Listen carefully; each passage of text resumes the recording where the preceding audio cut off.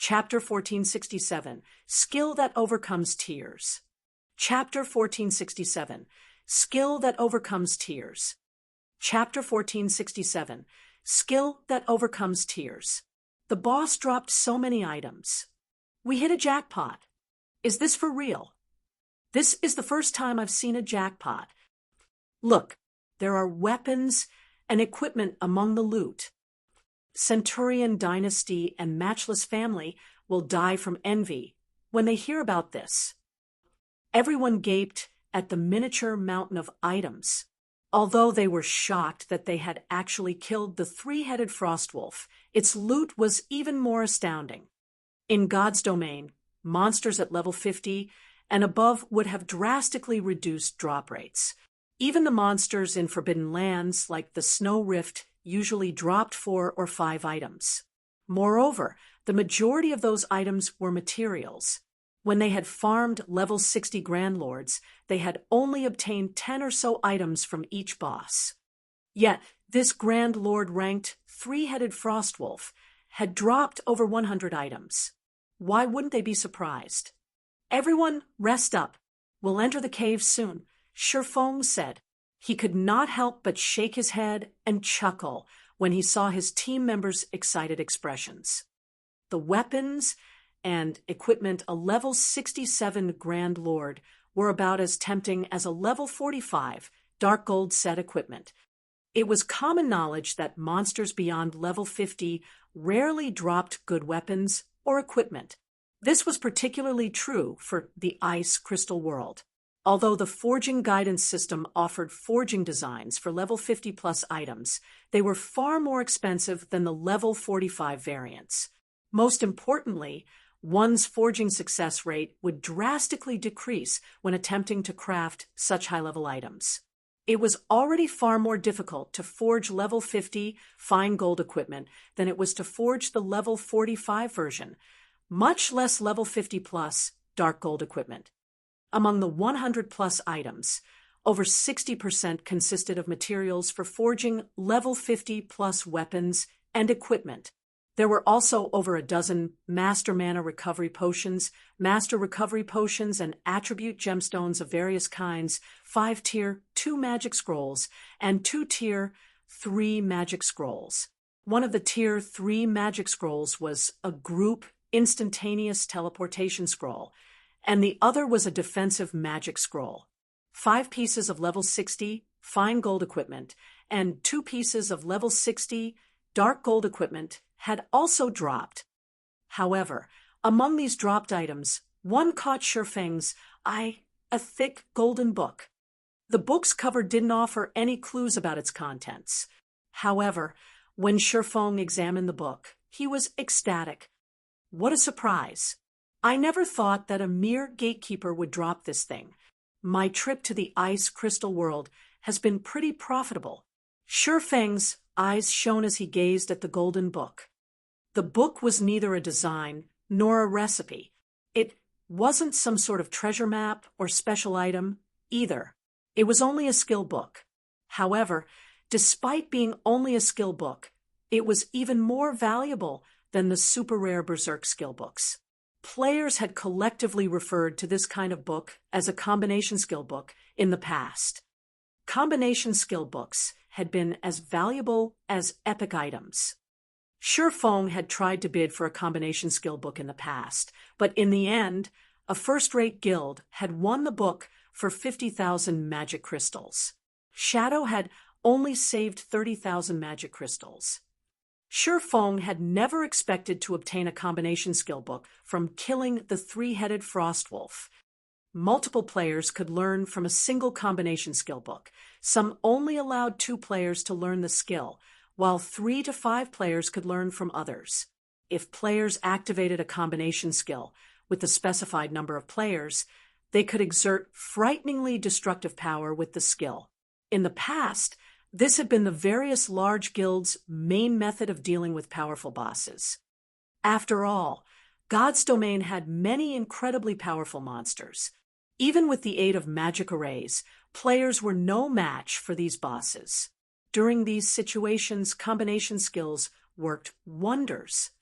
However, combination skill strength and effects varied. For example, combination skill books that could sell for tens of thousands of magic crystals generally contained skills that required 4 or 5 players to activate. With such combination skills, even Tier 1 players could severely injure mythic monsters, becoming far more powerful than Tier 3 magic scrolls. Generally, one could only obtain combination skill books from mythic monsters or dark gold treasures found in level 60 maps and above. He never thought that he would actually get one from a Grand Lord. Following which, Shifeng inspected the skill book. Triple Frost Moon combination skill requires 3 melee classes to activate. A single target attack skill that requires 3 players. Shifeng's excitement grew after reading the introduction. Normally, 2-man combination skills only allowed players the power to overcome a single tier. Meanwhile, Tier 1 players could even injure Grand Lords with a 3-man combination skill. Based on the market prices in Shifeng's previous life, the Triple Frost Moon skill book could easily sell for over 20,000 magic crystals. Combination skills were different from magic scrolls in that they were not one-time use items. They could be used indefinitely, although they did have a cooldown. 3 Tier 1 players using a combination skill were as powerful as a Tier 3 spell. The skill could even be used multiple times during a boss battle. A skill like this could significantly increase a team's overall combat power. However, Shifeng had no intention of learning this combination skill himself. Instead, he gave it to Lifeless Thorn, Solitary 9, and Dark Madness. "Commander, if we learn this skill, what about you?" After Solitary 9 read the Triple Frostmoon's introduction, he realized how powerful the skill was. It was the equivalent of Tier 1 players being able to use Tier 3 skills limitlessly. If Shifeng took the lead during the activation process, he could exert even more power with the skill. "I have a Tier 3 demon. Moreover, I can't always accompany you in dungeon and boss raids. If you 3 learn the skill, the team will be even stronger. So it's better if you learn it," Shifeng explained. The Triple Frost Moon needed 3 people to activate.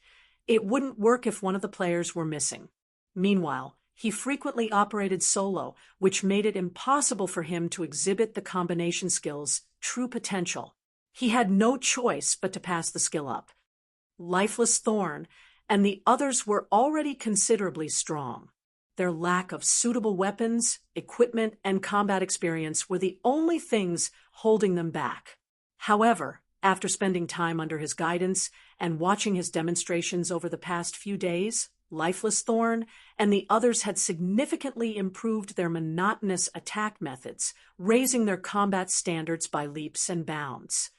Right now, Lifeless Thorn's combat standards were nearly on par with Aqua Rose and Gentle Snows. With a combination skill, his ability in dungeon raids might surpass the 2 women's. Hearing Shifeng's explanation, Solitary 9 and the others finally agreed. To someone who could summon a Tier 3 demon, a 3-man combination skill was superfluous. After everyone in the team had rested, Shifeng led them into the cave and followed the map towards the ancient shrine. The shrine's exact location was hidden. Although the map indicated that it was within the cave's interior was complex. The cave system was like a natural maze. If not for the map, Shifeng might not have found the ancient shrine's cave in the first place, much less locating the shrine itself. The team frequently ran into frenzied monsters that attacked without hesitation after they entered the cave. They even ran into the occasional Grand Lord. Although these Grand Lords weren't as strong as the 3-headed Frost Wolf, they weren't easy to deal with. The team had to bide their time as they slowly whittled down the boss's HPs.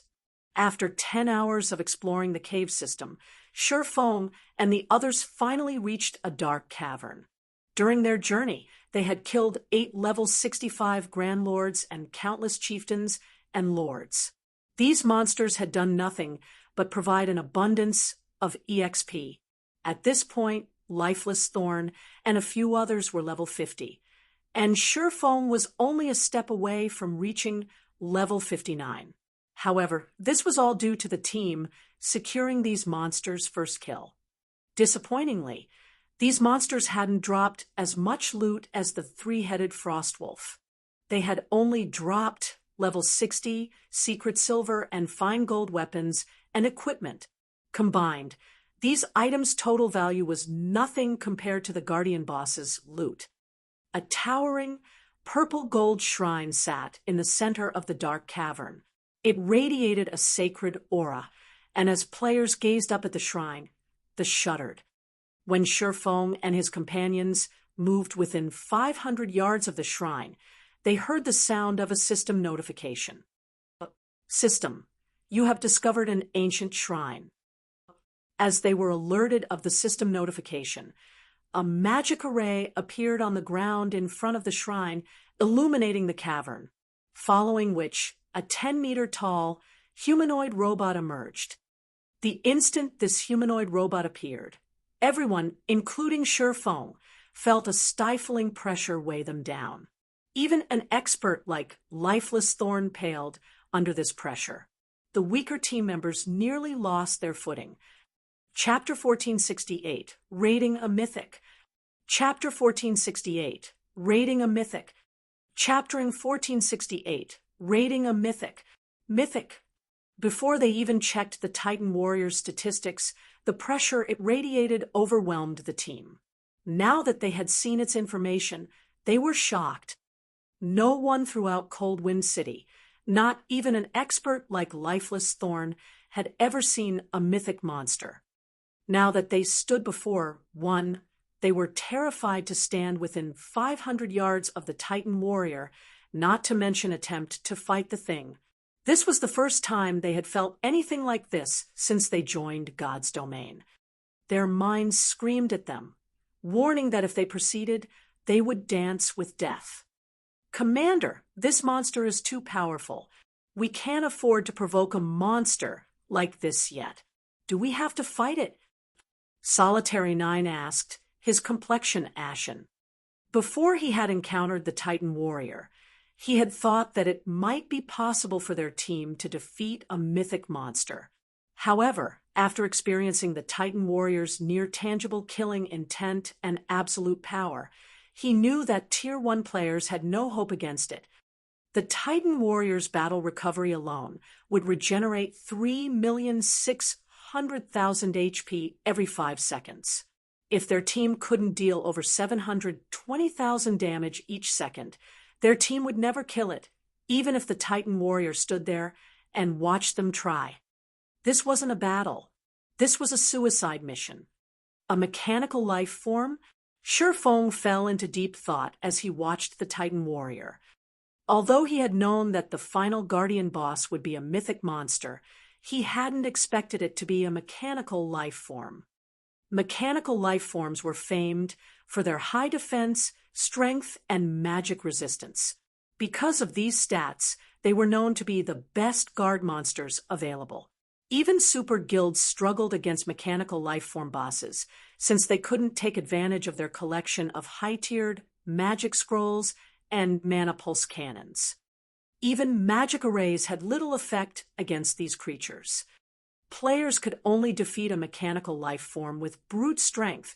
There simply weren't any loopholes. Commander, are we still going to fight that thing? Lifeless Thorn asked hesitantly.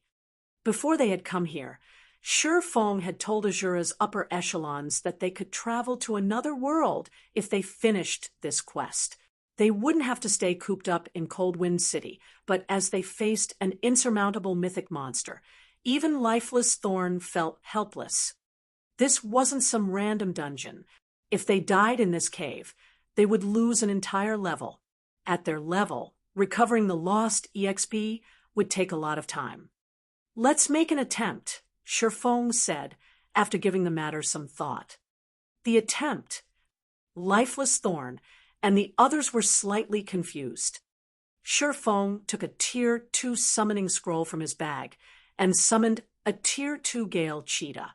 He then used Phantom Kill, sending his doppelganger forward while he directed the Gale Cheetah to circle the boss. He wanted to test the Titan Warrior's reaction and turning speed. Although mechanical life forms had high defense and strength, they also had a glaring weakness: slow reaction and turning speed. Of course, this was only compared to monsters of the same rank. A mythic-ranked mechanical life form's reaction and turning speed should be higher than a Grand Lord's of the same level. As his doppelganger approached the Titan Warrior, Feng sat down and focused on controlling his summoned twin. 400 yards. 300 yards. When the doppelganger moved within 200 yards of the guardian boss, the previously immobile mythic monster abruptly opened its eyes, revealing two dazzling crimson orbs. It advanced on the doppelganger so quickly that by the time the watching crowd reacted, the boss had crossed 40 yards. When the boss had moved, it had created a massive crater where it had originally stood. It looked like a cannon had bombarded the area. So fast. Upon seeing the Titan Warrior approach, Feng immediately had his doppelganger activate Defensive Blade. In the blink of an eye, the boss reached the doppelganger, swinging its colossal greatsword down at the invader. The moment the greatsword began to descend, the doppelganger jumped out from the weapon's path. However, the Titan Warrior nimbly adjusted its attack trajectory halfway through the swing, slicing at the doppelganger, who had yet to land. Boom! Immediately, a deep gash over 30 yards long tore through the ground. Although Feng's doppelganger had nullified the attack with Defensive Blade, the boss's strength was overwhelming. The impact threw the doppelganger over 20 yards away. Azura's members gasped. Even lifeless Thorn wore a grim expression. It was just too fast. His eyes couldn't keep up with the Titan Warrior's speed. Even against the three-headed Frostwolf, lifeless Thorn had been able to keep up with the Grand Lord's attacks, but he couldn't even see the Titan Warrior's afterimages. He had no doubt that he wasn't capable of dodging an attack if he were on the receiving end of that mythic monster's greatsword. Its reaction speed is quite impressive. At the very least, our reaction speed will have to be on par with a Grand Lord to block and dodge its attacks. The outcome hadn't particularly surprised Feng, and he continued to analyze the Titan Warrior. After he tested the boss's reaction speed, he controlled the Gale Cheetah to attack the mythic monster from behind with the Tier 2 skill, Gale Blade. Numerous blades of wind assaulted the Titan Warrior's backside, each dealing over minus 10,000 damage. The Guardian boss instantly shifted its attention to the Gale Cheetah. The Titan Warrior spun around in less than half a second. It raised its weapon, cleaving down at the summoned creature. Although Feng had tried to direct the Gale Cheetah to circle the Titan Warrior, as soon as it finished its attack, he was too late. He couldn't even control the feline to defend itself in time. In the next moment, a streak of white light struck the Gale Cheetah, throwing it and devouring several millions of HP. Feng's doppelganger then appeared behind the Titan Warrior, activating Shadow Blade. After landing a barrage of attacks, the doppelganger reclaimed the boss's aggro. After a split second, the boss tossed the doppelganger again. After repeating this process several times, the Titan Warrior killed both the doppelganger and the summoned creature. After killing the trespassers, the Titan Warrior calmed and returned to its original position. Everyone was stunned, speechless. The Titan Warrior was too fast and too powerful. Even with their life-saving skills active, this Guardian boss would likely kill Solitary 9 and Dark Madness instantly. We'll need to be roughly as fast as a Grand Lord to avoid its counterattacks. After watching the monster for some time, Feng had analyzed all of the Titan Warrior's aspects. He then turned to his team. Although raiding this Titan Warrior will be dangerous, Our chances of defeating it aren't non-existent. He then pulled 10 miniature ballistas from his bag. Unfortunately, since the war weapons were precious to his guilds, he hadn't brought too many with him. War weapons! The Azura team members were dumbfounded to see the miniature ballistas. Guilds generally reserve these weapons for guild wars, yet Feng intended to use them to kill a monster. He had even brought 10 of these war weapons with him. Let my demon tank the Titan warrior. The rest of you will attack from 500 yards away. Try to move around and attack from behind it as much as possible, Feng said. He then pointed to a group of magical class players and instructed, "You 9, come to me. Each of you will take one of these scrolls and stand in these locations. When the fight begins, move within 100 yards of the boss and activate the magic array." Following which, each player began to prepare for the battle. As for Feng, he used the Bible of Darkness to summon a second demon. The mutated 9-star polar domain magic array should significantly lower the Titan warrior's attributes. With 2 tier 3 demons keeping it busy, they might just be able to kill the mythic monster. Of course, it was only a theory. Whether or not they actually succeeded would depend on the magic array's effect. If the Titan warrior were still too powerful, he'd have no choice but to give up and wait until his team members completed their tier 2 promotions. A moment later, everyone moved into position. Taking a deep breath, Feng controlled the 2 tier 3 demons to charge at the Titan warrior from different directions. In response, the Titan warrior charged towards the first demon that entered its perception range as quickly as a violent gale. "Move out," Feng commanded. Following his commands, the 9 magical class players closed in on the Titan warrior. Chapter 1469, Godly Control. Chapter 1469, Godly Control. Chapter 1469, Godly Control. As soon as the summoned tomahawk demon moved within the Titan warrior's perception range, the mythic monster rushed up to meet the demon, its greatsword rapidly descending. Even though Feng saw the weapon through the tomahawk demon's vision, it was too fast to evade. He could only direct the demon to lift its battle axe to block the greatsword. Pung! The impact instantly threw the tomahawk demon over 30 yards away, and although it had blocked the attack, it still lost tens of thousands of HP. Before the demon could land, the Titan warrior had appeared behind it, swinging its greatsword once again. Although Feng had tried to maneuver the demon to defend itself, it suffered a brief numbness from the first impact. As a result, its reaction speed had fallen considerably, and it couldn't keep up with the Titan warrior. As the greatsword descended, the weapon tore through space itself. Tier 4 skill, Spatial Rend. This time, the Titan warrior's attack struck the tomahawk demon squarely. In a single attack, the tomahawk demon, which had over 25 million HP, lost nearly 1/5 of that total. The watching players were stupefied to see such destructive power. Even a tier 3 demon was powerless against the Titan warrior. If they fought the mythic monster, the consequences would be unimaginable. Only Feng remained unfazed. A battle between monsters wasn't like one between monsters and players. When monsters fought players, their attacks would deal less damage to make up for the difference in HP. However, there was no such dampening effect during a battle between monsters. Naturally, the Titan warrior dealt horrific damage to the summoned demon. It was a system mechanic that prevented players from using summoned creatures or NPC guards to toy with powerful bosses. Moreover, the tomahawk demon was only tier 3, whereas the Titan warrior was a tier 4 mythic. Due to the tier suppression, the Titan warrior's attacks were enhanced to a certain degree.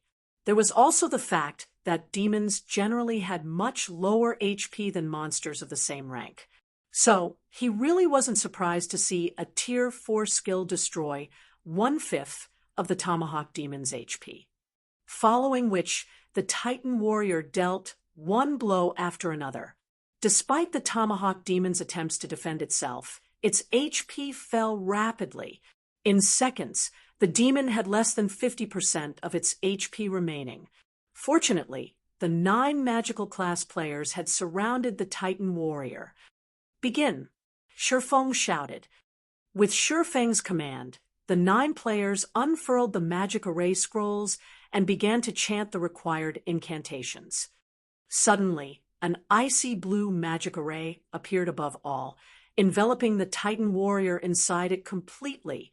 The cavern's mana rampaged as it surged towards the array's core, following which a blue magic barrier manifested, enclosing the Titan Warrior within.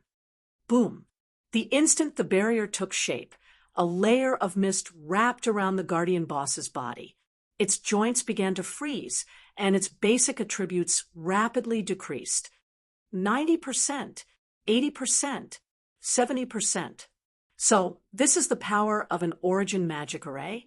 Shifeng could not help his surprise at seeing how much the barrier weakened the mythic monster. In the blink of an eye, the Titan Warrior's basic attributes had fallen to 60%. Although it wasn't as high as the stated 50%, it was impressive. After all, mechanical life forms had very high magic resistance. In fact, Shifeng hadn't expected to reduce the Titan Warrior's attributes by as much as 40%. Even better, the magic array's freezing effect had slowed the boss's movements. Unfortunately, despite the suppression, the Titan Warrior still overwhelmed the Tomahawk Demon. Only, its HP didn't fall as fast. That didn't even do much. Lifeless Thorn and the others stared at the boss, dumbfounded. At this rate, it was only a matter of time before the Tomahawk Demon died.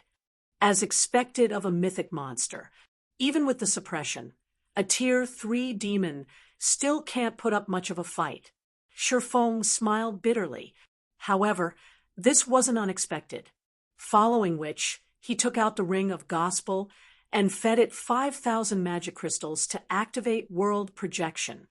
The Ring of Gospel skills were not considered magic arrays and could stack with the 9-star polar domain. The Titan Warrior's attributes fell further. However, the decrease wasn't as significant as the first. In the end, the Titan Warrior still had 50% of its original attributes. Titan Warrior, Ancient Shrine Protector, Mechanical Life Form, Mythic. Level 70, HP 180 000 000/180 000 000. Continuing its assault, the Titan Warrior brandished its greatsword, sending several sword lights at the Tomahawk Demon. Suddenly, the Fear Demon flew into the fray, meeting the Titan Warrior's greatsword with its own. Dang! Dang! Dang! A series of clangs shook the cavern.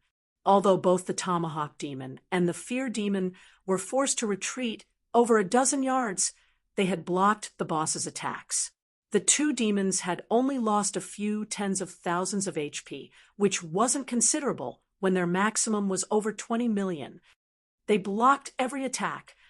Shocked gripped Solitary 9 as he watched the battle between the demons and the mechanical life form.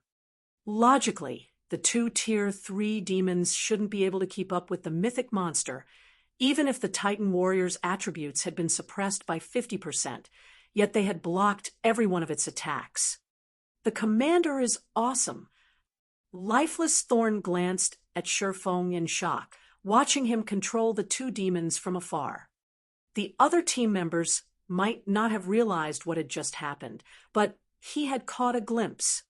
Although the Tier 3 demons weren't a match for the Titan Warrior, and even began to show signs of momentary paralysis after blocking the attacks, Shifeng had controlled them to alternate. Doing so had allowed the paralyzed demon a split second to recover. Although the technique sounded simple, Without a precise grasp of the Titan warrior's timing and perfect control of the two demons, it was impossible to perform. Shifeng's control was godly. Lifeless Thorn had neither seen nor heard of such a combat technique. After training under Shifeng and improving drastically, he had thought he was close to reaching the swordsman's standards, but seeing the man in this fight, he realized that the gap between them was much larger than he had expected. What he didn't know was that blocking the Titan warrior's attacks was impossible for the demons if they simply alternated. Their performance had only been possible due to world projection weakening the mythic monster's physique, slowing its reaction speed. If not for world projection, the demons would have been defeated despite working together. Once the demons secured the Titan warrior's aggro, Shifeng commanded, "Everyone attack!" Immediately, Lifeless Thorn and the others, who operated the miniature ballistas, fired one exploding arrow after another at the guardian boss. Xiao! Xiao! Xiao! The arrows crossed the 500 yards between the miniature ballistas and the boss in a breath. In the end, all 10 exploding arrows pierced the Titan warrior's back and sides. Damages of over -100,000 appeared above the Titan warrior's head, significantly reducing the mythic monster's HP. Although the sight overjoyed Azura's members, Shifeng couldn't bring himself to celebrate the outcome. Even after losing 50% of its attributes, the Titan warrior's battle recovery restored 1,800,000 HP every 5 seconds. Although the miniature ballista attacks had dealt more damage than that, it hadn't been by much. At this rate, it would take the team hours to whittle down the Titan warrior's HP. Meanwhile, world projection only lasted 10 minutes. While Shifeng tried to think of a solution, the Titan warrior didn't wait around. Abruptly, it thrust its great sword into the ground. 4-meter-tall figures then began to rise, one after another. Earthen Spirit, Elemental Creature, Grand Lord. Level 70, HP 10, 000, 000, /10, 000, 000. In seconds, 4 Earthen Spirits stood before the team. Crap! How is this even fair? Is this a joke? We're doomed! Azura's members gaped when, as the boss summoned reinforcements. The Titan warrior was already terrifying on its own, yet it could summon 4 Grand Lords. Suddenly, the 4 Earthen Spirits dashed for the miniature ballistas 500 yards away. Sure enough, the main god system won't let players easily exploit a loophole. Shifeng frowned at the Earthen Spirits. Gritting his teeth, he took 2 summoned guard scrolls from his bag. Chapter 1470, Slaying a Mythic Monster. Chapter 1470, Slaying a Mythic Monster. Chapter 1470, Slaying a Mythic Monster. Anna and Kite appeared shortly after Shifeng activated the summoned guard scrolls. Although it had been some time since Shifeng had last summoned the NPCs, neither personal guard had leveled up much. Anna was only level 76, whereas Kite was level 75. Kill those Earthen Spirits. Shifeng commanded. Although Anna and Kite were only Tier 2 NPCs, one was an epic guard, and the other was Dark Gold rank. On their own, they were more than capable of soloing a great lord of the same level. Although the Earthen Spirits were Grand Lords with the 9-star polar domain and world projection suppression, they were only as strong as ordinary Great Lords. Neither of his personal guards should have any issues dealing with the Earthen Spirits. Following their master's command, Anna began to chant an incantation while Kite dashed towards the closest Earthen Spirit. While inside the 9-star polar domain, the Earthen Spirits were trapped. They could only bombard the magic barrier, but even the Titan warrior would struggle to destroy the strengthened 9-star polar domain, much less these weakened elementals. When he arrived before an Earthen Spirit, Kite swung one of his longswords. Dozens of wind blades bombarded the Earthen Spirit. each dealing minus 40,000 damage. By the time Kite's attack ended, the elemental had lost 1/10 of its HP. As a result of this attack, all 4 earthen spirits shifted their attention to the NPC. Although Kite's combat standards were superior to the earthen spirits, the latter had the advantages of higher attributes and numbers. Kite had no choice but to focus on defense. As he was forced to retreat, one step after another, Anna finished her chant. Suddenly, a Tier 3 golden giant and 10 Tier 2 rock guardians appeared around Kite. These summoned creatures easily pulled 2 of the earthen spirits' aggro, alleviating the pressure on the NPCs. With both guards working together, they quickly got the upper hand in the fight. It was only a matter of time before the 4 earthen spirits died. Just what rank are those personal guards? They can actually suppress 4 Grand Lords. How are those NPCs' levels so high? Just who is the commander? Azura's members, who had begun to despair, were dumbfounded. Although they had seen players with personal guards in Cold Wind City before, those NPCs had been very weak and of little use to players. They couldn't compare to Anna and Kite's strength. Everyone prioritize the earthen spirits. We'll deal with the Titan warrior afterward, Sherfong hurriedly instructed as he glanced at the elementals. Lifeless, move your group forward and use your combination skill from the side. Tier 1 skills and spells were almost no threat to the earthen spirits and the Titan warrior, but the combination skill was a different story. If Lifeless Thorn, Solitary 9, and Dark Madness used Triple Frost Moon, the skill would be as powerful as a Tier 3 spell. It should be able to deal a considerable amount of damage to the weakened mechanical life form, let alone the elementals. The players manning the miniature ballistas turned the weapons towards the earthen spirit Kite tanked, launching a volley of exploding arrows at the Great Lord. When the exploding arrows struck, the earthen spirit instantly lost 1/5 of its HP. Meanwhile, Lifeless Thorn, Solitary 9, and Dark Madness led 3 healers as they advanced. Unlike ordinary skills, a combination skill had an optimum formation. The closer the users were to that formation, the stronger the skill would be. Lifeless Thorn's group were among Cold Wind City's top experts. The trio quickly reached Kite's earthen spirit, forming a triangle around it. They then activated Triple Frost Moon simultaneously. Immediately, 3 crescent beams of light converged on the earthen spirit. Boom! The moment the 3 beams collided, they created a towering pillar of silver light that extended to the cavern's ceiling, devouring the elemental. The earthen spirit, which had less than a quarter of its HP remaining before the attack, transformed into particles of light and disappeared. Every player that saw the attack was stunned by its power. Lifeless Thorn's group was no exception. Only Sherfong remained unfazed. In fact, he had expected the result. Combination skills were extraordinarily rare. If a team had won, it would elevate the team's damage output to a whole new level. Needless to say, the effects of such a skill against the earthen spirit, which had been suppressed to a Great Lord standard, would be marvelous. However, although combination skills were very powerful, their cooldowns were long. These cooldowns generally lasted a minute or longer. The earthen spirit's death granted the team members a large amount of EXP. Unfortunately, the Grand Lord hadn't dropped any items. On the bright side, with 1 earthen spirit down, it became much easier to deal with the remaining 3.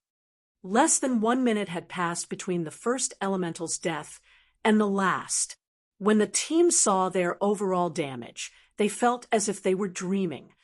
Everyone, focus your on fire the Titan warrior. Sherfong shouted once the earthen spirits were gone. Lifeless. Only jump in after Triple Frostman's cooldown has ended. Understood. The team turned towards their last and largest target. With Anna and Kite's help, the team's overall damage output increased by a large chunk. As a result, the Titan Warrior's HP steadily fell. 98%, 95%, 90%. Time passed quickly. Throughout the battle, Shi Feng focused on controlling the two demons, distracting the Titan Warrior. When the demon's HP fell below 30%, he moved forward and activated Life Domain, healing all allies within a 50-yard radius by 10% every second for 30 seconds. The rest of the team bombarded the mechanical life form with attacks. While Triple Frost Moon was on cooldown, Lifeless Thorn's group used Tier 2 magic scrolls to attack. By the time World Projection's duration ended, the Titan Warrior only had 63% of its HP remaining. Shi Feng then fed the Ring of Gospel another 5,000 magic crystals and activated the skill once more. However, with this investment, Shi Feng ran out of magic crystals. When the Titan Warrior's HP reached 30%, the mythic monster bellowed and tossed its greatsword away. It then retrieved the two crimson sabers from its back and changed its attack pattern. Although its attack power had declined, its attack rate had doubled. Shi Feng had already struggled with maneuvering the two demons to block the Titan Warrior's attacks, but the sudden change overwhelmed him. As a result, the demons' HPs began to plummet. Even when Kite and the Golden Giant tried to help, they only slowed the draining HP slightly. When one demon's HP fell below 50% and the other fell below 30%, the Titan Warrior merged its twin sabers. It pointed its weapon at the demon with less than 30% of its HP. Suddenly, a scorching red beam of light shot forward, tearing through the demon and only stopping after it crashed into the magic barrier. Even the magic barrier trembled when the beam struck. The fear demon died on the spot. The tomahawk demon received some damage from the resulting shockwave as well, its HP falling to 31%. With only one demon remaining, Shi Feng had a harder time blocking the Guardian Boss's attacks. The tomahawk lost 2% of its HP or more every second. Seeing this, Shi Feng realized that this fight had reached a critical moment. He immediately turned to Anna and commanded, "Activate Angel Summoning." The NPC didn't hesitate to start the incantation. When the tomahawk demon's HP fell below 10%, a white-winged Valkyrie descended onto the battlefield. Her wings shuddering slightly, she arrived before the Titan Warrior, her golden spear sweeping towards the mythic monster. A golden flash blinded the players, and the impact threw the incomparably powerful Titan Warrior over 30 yards away, a damage of over -1 million appearing above its head. Before the Titan Warrior could react, the Valkyrie stood before it again, thrusting her spear of thunder into the mythic monster's heart, devouring a large chunk of its HP. "Attack with everything you have," Shi Feng shouted in the team chat. Abandoning his control over the tomahawk demon, he activated Heavenly Dragon's power and Blade Liberation before dashing towards the Titan Warrior. Following suit, Lifeless Thorn, Solitary 9, and Dark Madness also activated their berserk skills and charged towards the boss. With the Valkyrie as the team's MT, they overwhelmed the Titan Warrior. The mythic monster couldn't even defend itself, much less retaliate. The Valkyrie could only join the fray for 10 seconds. Hence, holding nothing back, she used one powerful skill after another against the Guardian Boss. Shi Feng and the other Azure members used every skill and spell they had alongside her. The Titan Warrior's HP fell rapidly. 20%, 15%, 10%. By the time the Valkyrie disappeared, the Titan Warrior had 3% of its HP remaining. Lifeless Thorn's trio then executed Triple Frost Moon, destroying a little over 1% of the mythic monster's HP. following which Feng activated Divine Providence before he and his doppelganger activated Flame Burst and Shadow Blade. By the time Feng's attacks ended, the Titan Warrior had stopped moving, its HP gone. Chapter 1471, Mythic Monsters Loot. Chapter 1471, Mythic Monsters Loot.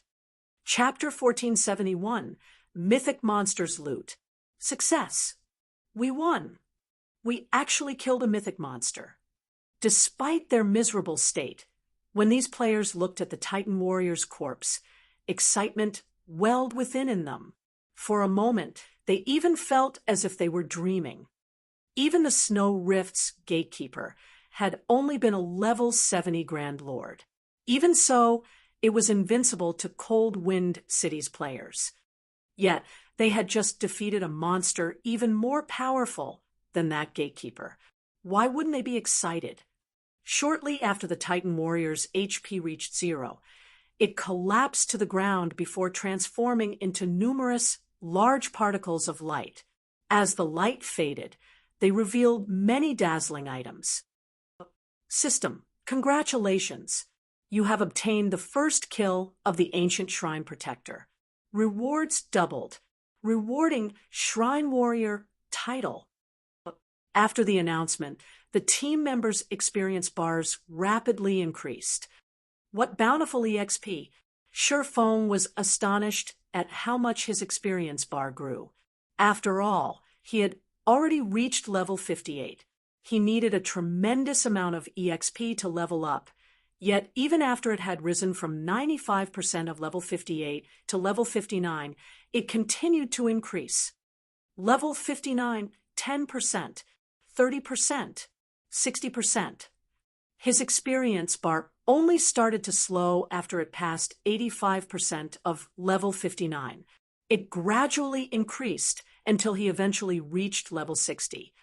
Feng wasn't the only one to experience the sensation. Everyone else had leveled up at least twice. Both Solitary 9 and Dark Madness had reached level 53, whereas Lifeless Thorn, who had a peak hidden class, had only reached level 52. After so many evolutions in God's domain, a team's EXP distribution had changed. If high-level players attempted to power-level low-level players, the newer players would receive a much smaller share of the EXP. Even with this new system in place, the Azura Adventurer team members, who were 10 levels lower than Feng, still received so much EXP. However, Feng was more interested in the Titan Warrior's loot and the title from securing the first kill than he was in the EXP. Shrine Warrior? Feng then clicked to inspect the title. Shrine Warrior grants wielder the ancient shrine's favor. Reputation gain increased by 20% and teleportation fees halved.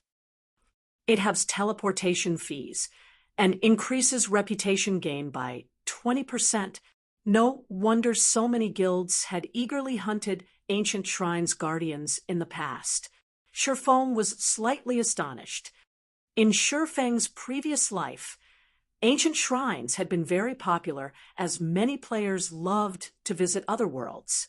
Other worlds had a lot of money-making potential since they all had their own unique resources. Unfortunately, ancient shrines' teleportation's fees had been quite high. Not even elite players could afford to teleport to and from other worlds frequently. However, traveling to an ancient shrine was typically more troublesome than the teleportation fees. Although ancient shrines had teleportation gates, these teleportation gates only allowed teleportation between a specific otherworld and the continent of God's domain. They wouldn't teleport players to specific locations like the local NPC cities. Players couldn't travel to the teleportation gates from the city's teleportation halls either. If players had wanted to visit or leave an otherworld, they had to travel to an ancient shrine by foot. However, these shrines were usually tucked away in remote locations, and players had to face many monsters on the way. As a result, getting to a shrine had been very time-consuming. But there was a solution. Players could increase their reputation with specific ancient shrines. When a player earned 1,000 reputation points with a particular ancient shrine, they could purchase its ancient shrine emblem. Players could then use this emblem to teleport directly to the shrine, saving a lot of time. Because of this, many players had tried to grind reputation with ancient shrines. Unfortunately, doing so was no easy feat. Most players had been lucky to earn 500 reputation points after 1 or 2 months of hard work. Meanwhile, the Shrine Warrior title could increase players' reputation gain by 20%. Closing off the title's attribute panel, Feng began to organize the loot. As a mythic monster, the Titan Warrior dropped far better items than a Grand Lord of the same level. Moreover, the loot was even more impressive since they had gotten the first kill. With a quick glance, Feng spotted over 150 items. Seeing the small mountain of treasure, passion burned in Lifeless Thorn and his companions' eyes. They all wanted to dive into the pile. How bountiful! Even a super guild would be tempted to trying robbing us. Feng's excitement grew as he looked at the items in his bag. Although he had killed a lot of mythic monsters in his previous life, the difference between their loot and that of the Titan Warrior was like heaven and earth. Generally, mythic monsters had a high chance of dropping epic items. Some special mythic monsters could even drop fragmented legendary items. For example, the final boss in the Dragon's Graveyard, a forbidden land in the Black Dragon Empire, had a chance of dropping a fragmented legendary item. Although the Titan Warrior wasn't as powerful as the Dragon's Graveyard's final boss, its loot was quite impressive. The majority of the 150-plus items were rare materials for crafting epic weapons and equipment, all of which could easily fetch over 100 gold on the market. Among them, a particular item was an important component for forging the epic-ranked broken steel set equipment. Nucleus of Life. Epic set equipment had been out of Feng's reach in the past. The best he had equipped were individual epic weapons and pieces of equipment. It was common knowledge that set equipment was half a rank stronger than individual pieces of the same rank. If he had worn an epic set equipment back then, he would have had an 80% chance of completing his Tier 4 promotion. If he could forge the broken steel set now, he would become invincible. Although he had thought of doing so, the materials required to forge the broken steel set were simply too rare. Aside from the required mana stones, he had no way to collect the Titan or the flame, water, wind, and earth source crystals. And then there was the Nucleus of Life. One could only obtain a Nucleus of Life if they were lucky. There was no set method to obtain it. One could say that it was the most difficult material to obtain among the various required materials. Feng had never expected a Nucleus of Life to drop. Although he knew where he could obtain the rest of the materials, he wasn't strong enough to reach them yet. The Titan Warrior had also dropped plenty of master-ranked potions and magic scrolls of various tiers. Among the most precious scrolls was a Tier 4 magic scroll, Titan's Wrath, a Tier 4 large-scale destruction magic scroll. In a guild war, it would be a nightmare for the enemy. There were also quite a few Tier 2 skill books for various classes. The system only allowed players to learn low-tiered skills from NPCs during the early stages of the game to help them adapt to the game's environment. Players could only learn Tier 2 and above skills or spells from loot or purchasing them with legacy skill points. Skill books containing Tier 2 skills were incredibly rare, and many players in the past had only found a handful after reaching Tier 2, obtaining most from completing their promotion quest. As a result, those players hadn't been able to exhibit the true strength of their Tier 2 classes. The Titan Warrior had dropped over a dozen Tier 2 skill books. It had even dropped the popular Tier 2 spell for healers, Combat Resurrection. With this skill, Healers could resurrect a fallen companion even while still in combat. It also reduced the normal death penalty by 40%. The only downside was the spell's 12-hour-long cooldown. There were also 2 combination skill books. However, one particular item had caught Shifeng's attention. A shield radiating a faint trace of divine might. It was the most eye-catching item among the loot. A shield? Shifeng activated omniscient eyes and began to appraise the item. Chapter 1472, Titan Guard. Chapter 1472, Titan Guard. Chapter 1472, Titan Guard. In God's domain. Any item that radiated divine might was extraordinary. Even more so were the weapons and equipment pieces that emitted the energy.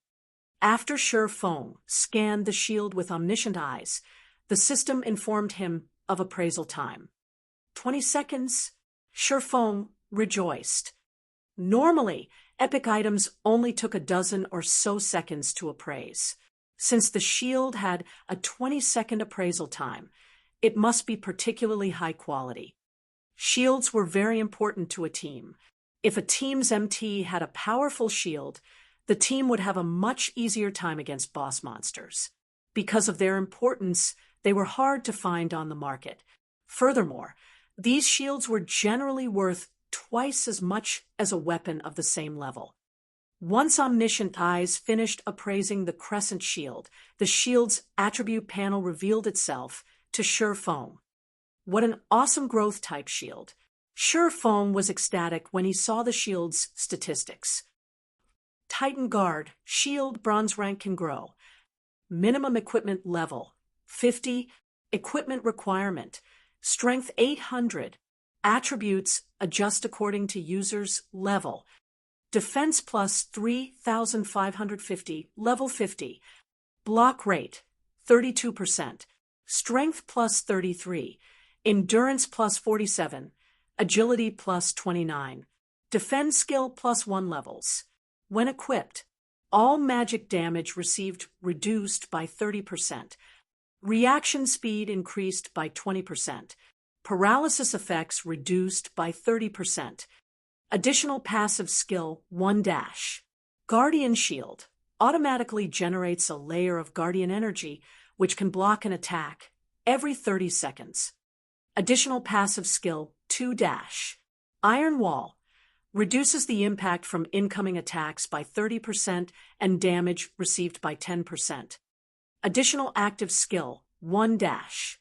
Titan's Heart generates a layer of protective energy that absorbs damage equivalent to 5 times a wielder's maximum HP for 30 seconds. During this time, players' battle recovery improved by 500% and healing received increased by 50%. Cooldown 5 minutes. Additional active skill 2 dash. Titan's Will becomes immune to all control effects. Reduces all damage received by 80%. Increases attack speed by 50% and movement speed by 20%. Starting movement speed set at 70% of maximum movement speed. Duration 15 seconds. Cooldown 3 minutes. Cannot stack with other defensive skills. Additional active skill 3 dash. Titan's Domain. Every non-friendly target within a 30-yard radius will increase wielder's basic attributes by 1%, reduces damage received by 1%, and heals wielder by 0. 1% HP every second. Duration 1 minute. Cooldown 2 hours. Maximum number of targets 50. This shield can grow to fragmented legendary rank. Currently at bronze rank. Growing to mysterious iron rank requires 1,000 magic crystals.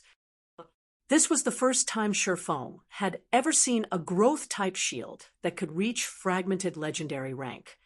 Although the Titan Guard was a bronze rank shield right now, its skills were even more powerful than a dark gold shield of the same level.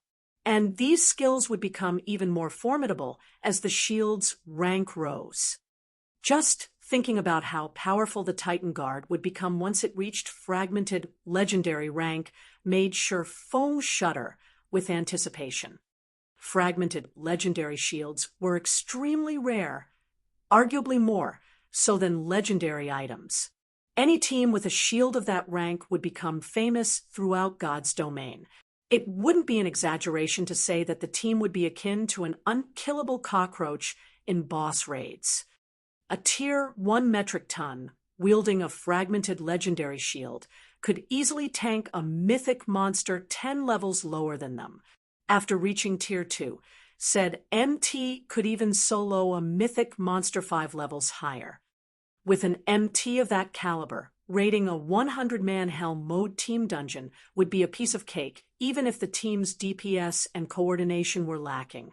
It might even have a chance of raiding high-difficulty, super large-scale team dungeons.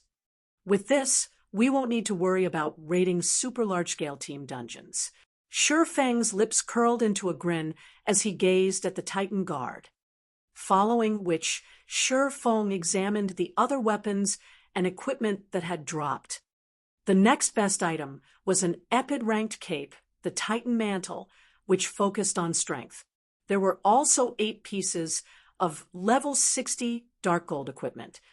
Since Sure Feng already had the Nightwalker's cape, he gave the Titan Mantle to Lifeless Thorn. Now, the Berserker's equipment could rival that of peak experts in God's domain. "Commander, what about you?" Lifeless Thorn asked, giving Sure Feng a concerned look. If he had claimed not to be excited about obtaining the cape, he would have been lying. Every expert dreamed of epic items. After all, mine's even better. Besides, this is a loan. It'll only truly be yours after you've accumulated enough ACPs. Sure Feng said, chuckling. Nurturing powerful experts was more important than some epic cape right now. Had Solitary 9 or Dark Madness reached the refinement realm, he might have given them the item. "I understand. I won't disappoint you." Lifeless Thorn nodded, not arguing. Sure Feng then awarded the rest of his team with the corresponding contribution points, which they could use to purchase various weapons and equipment from the Azura adventuring team. Now that the Titan warrior was dead, Sure Feng could finally breathe. Once the team had rested, they proceeded to the ancient shrine itself. When the team entered the shrine, they felt as if they had just stepped into another world. The shrine's interior was resplendent, a stark contrast to the bleak cavern. They spotted elves and mechanical NPCs going about their business. The place looked nothing like a desolate location. Aside from NPCs, the ancient shrine had various shops selling all sorts of items. There were even places for players to rest and repair their weapons and equipment. Azura's members excitedly looked around, but Sure Feng didn't give his team time to digest their new environment. Instead, he led them to the teleportation hall on the shrine's second floor. When the team reached the teleportation hall, they were greeted by rows of mechanical NPCs guarding the space-time teleportation gate. These NPCs were all level 200, and the weakest among them was tier 3. Anybody that dared to cause trouble here would die instantly. "Hello, sir. If you wish to leave the ice crystal world, each member of your party must pay 1 mana stone or 100 magic crystals," the NPC elf standing before the teleportation gate explained, smiling when he saw Sure Feng's group. "However, since you are one of our ancient shrine's shrine warriors, your travel will only cost 50 magic crystals." "How expensive?" Sure Feng frowned slightly.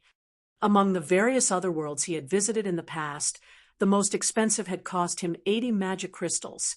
Yet leaving the ice crystal world cost 50 after his 50% discount.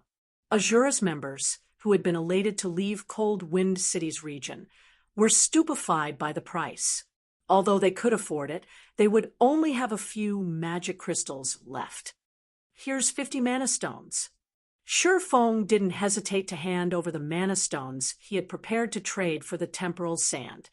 As for the Countess's quest, he could send the Azura adventurer team to grind for the remaining ice crystal fragments. He still had enough time before the deadline. After Shifeng paid the teleportation fees for 100 people, the space-time teleportation gate slowly opened. Under Shifeng's lead, the team entered the gate and vanished from the ancient shrine's teleportation hall. Chapter 1473, Shocking Wealth. Chapter 1473, Shocking Wealth. Chapter 1473, Shocking Wealth. Black Dragon Empire, Black Dragon City. Inside the congested teleportation hall, a constant stream of players appeared and vanished via the teleportation arrays. With every passing moment, new players arrived in Black Dragon City. The city's population grew by the day. As one of the teleportation arrays lit up, a 100-man team emerged. Why are so many people here? So, this is Black Dragon City. The players here really are well-equipped. Cold Wind City is no match for this place. These new arrivals stared at the gorgeous and spectacular teleportation hall as if they had just arrived in a new world. These people were none other than the Azura Adventurer Team's members, who had just crossed over from the Ice Crystal world. You must be tired after grinding for so long. We'll disband for now, so get some rest. You can also use this opportunity to explore. I'll notify you through the team chat when it's time to meet back up, Shifeng said, chuckling as he watched his curious teammates. After leaving the Ice Crystal World's ancient shrine, their group teleported to an ancient shrine in the Great Thorn Forest, a neutral map not far from the Black Dragon Empire. Although that shrine had lacked a guardian boss, players couldn't teleport while in the Great Thorn Forest. They had no choice but to fight their way out of the map. Fortunately, the Great Thorn Forest was only a level 60 to level 80 map, so the enemies they encountered hadn't been ridiculously powerful. Even so, they had fought for over 10 hours before they reached the Empire. The team then arrived in a border town in the Black Dragon Empire with the help of Shifeng's space movement. From the border town, they teleported to Black Dragon City. After such a long fight, every team member was mentally exhausted. Since there was still some time before his agreement with Phoenix Rain, Shifeng let his adventurer team get some rest. Besides, he still had a few matters to see to, and moving as a group was too troublesome. All right, we'll do that. I wonder how many experts are here. I'm going to the Divine Colosseum to take a look. After Shifeng's dismissal, the team members excitedly left the teleportation hall. Lifeless Thorn, in particular, dashed straight towards Black Dragon City's Divine Colosseum. After the team split up, Shifeng hailed an advanced carriage and made his way to the city's auction house. During his time in the Ice Crystal world, he had purchased many of the other world's unique, rare materials, including the items his Azura Adventurer team had gathered. His bag space and epic-ranked spatial bag were full to the brim. Although he had been absent from God's Domain's continent for some time, Gentle Snow and Aqua Rose had sent him regular reports. The various large guilds had been busy trying to equip their members with mounts by offering their elite and expert members subsidies. Mounted players could explore distant resource maps, gathering more resources for their guilds. They could also level up faster due to fewer competitors. Naturally, Zero Wing couldn't fall behind. Although Zero Wing earned a lot from Stone Forest Town's battle arena, an auction house, and White River City's candlelight trading firm and teleportation house, it didn't have much to spare to purchase mounts for its elites due to its expansion on two fronts. Hence, this was a good opportunity to earn a quick buck from selling the Ice Crystal World's rare materials and set some aside for guild mounts. Many of the materials he had gathered during his trip were ice-type items. Not only could they be used to craft weapons and equipment, but they would also be useful in brewing potions that increased ice resistance and ice-type damage, both of which God's Domain's continent sorely lacked. Mainstream players had already begun to encounter leveling maps with various environments, and, as a result, increasing one's resistances had become a necessity. Without those resistances, players' leveling speed and combat power would suffer. Frost steel, or, in particular, was the main material to produce ice-resistance armor kits and mysterious iron and secret silver with ice resistance. In the ice crystal world, a stack of 100 frost steel or only sold for 1 gold. In God's domain, a stack could go for more than 5 gold. Shi Feng had intentionally collected a large stock of the material. He had planned to sell the materials in Zero Wings auction house, but at the end of the day, Stone Forest Town didn't see enough traffic. It was no match for Black Dragon City. Moreover, only a high-population city like Black Dragon City could exhaust his stock. If he tried to sell the materials in Starmoon Kingdom, he'd saturate the market, and the prices would eventually fall. Half an hour later, Shi Feng arrived before the Black Dragon auction house. He saw far more players than his visit a few days ago. There were several times more merchant players from other kingdoms and empires specifically.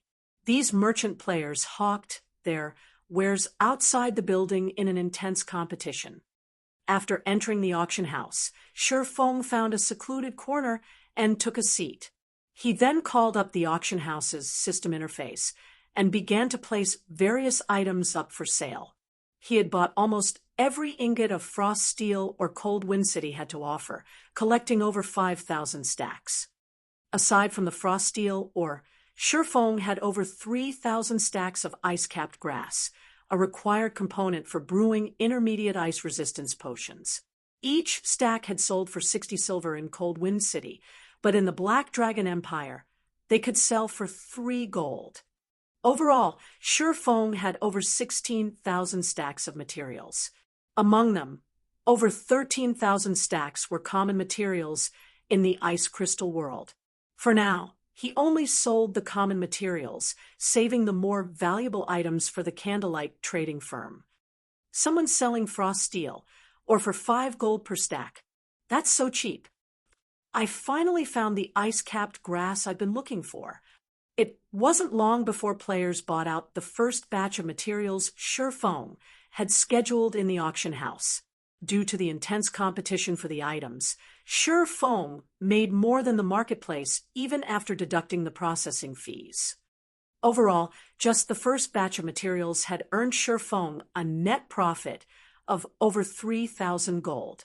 At this rate, he should be able to earn over 30,000 gold. And this was his profit after a single visit to the ice crystal world. If the various super guilds learned his secret, they'd pop a blood vessel in envy.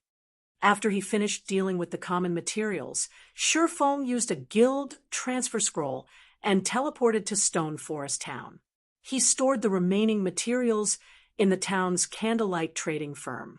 He also collected the magic crystals the town had stockpiled while he had been gone to upgrade the Titan Guard. He had spent most of his magic crystals during the battle with the Titan Warrior, so he only had a few hundred crystals on hand. It wasn't enough to upgrade the Titan Guard. The number of magic crystals Stone Forest Town's Advanced Auction House and Battle Arena had earned stunned Shi Feng. Even after deducting the town's expenses, Stone Forest Town had earned over 60,000 magic crystals in just 3 days. However, upgrading the Titan Guard wouldn't be cheap. After spending 1,000 magic crystals to upgrade the shield from bronze to mysterious iron rank, he spent another 3,000 crystals upgrading it to secret silver rank, 6,000 to fine gold rank, 10,000 to dark gold rank, and 18,000 to epic rank. Unfortunately, upgrading the shield to fragmented legendary rank would cost 100,000 magic crystals. In the end, Shi Feng could only afford to upgrade the Titan Guard to epic rank. He'd have to save the last upgrade for the future. Guild leader, you're finally back. I bought a large stock of flame potions, as you asked. Do you want me to send them over? Aqua Rose asked, smiling. Aqua Rose and her team had grinded for flame potions in the Flaming Rain Mountains while Shi Feng had been gone. Since it was a neutral map it had an abundance of extremely powerful monsters. If not for her leadership, they might not have completed their task. Furthermore, due to the map's difficulty, she had leveled up, reaching level 51. Good. Shifeng nodded and glanced at the time. It was almost time for his appointment with Phoenix Rain, and he said, "Let's meet up in Black Dragon City. And notify Snow to pick a team of experts. We're going on a trip to Apocalypse City. We're heading out on another excursion? All right." Aqua Rose was instantly overjoyed. She then disconnected the call and contacted Gentle Snow. Chapter 1474, Zero Wings Auction. Chapter 1474, Zero Wings Auction. Chapter 1474, Zero Wings Auction.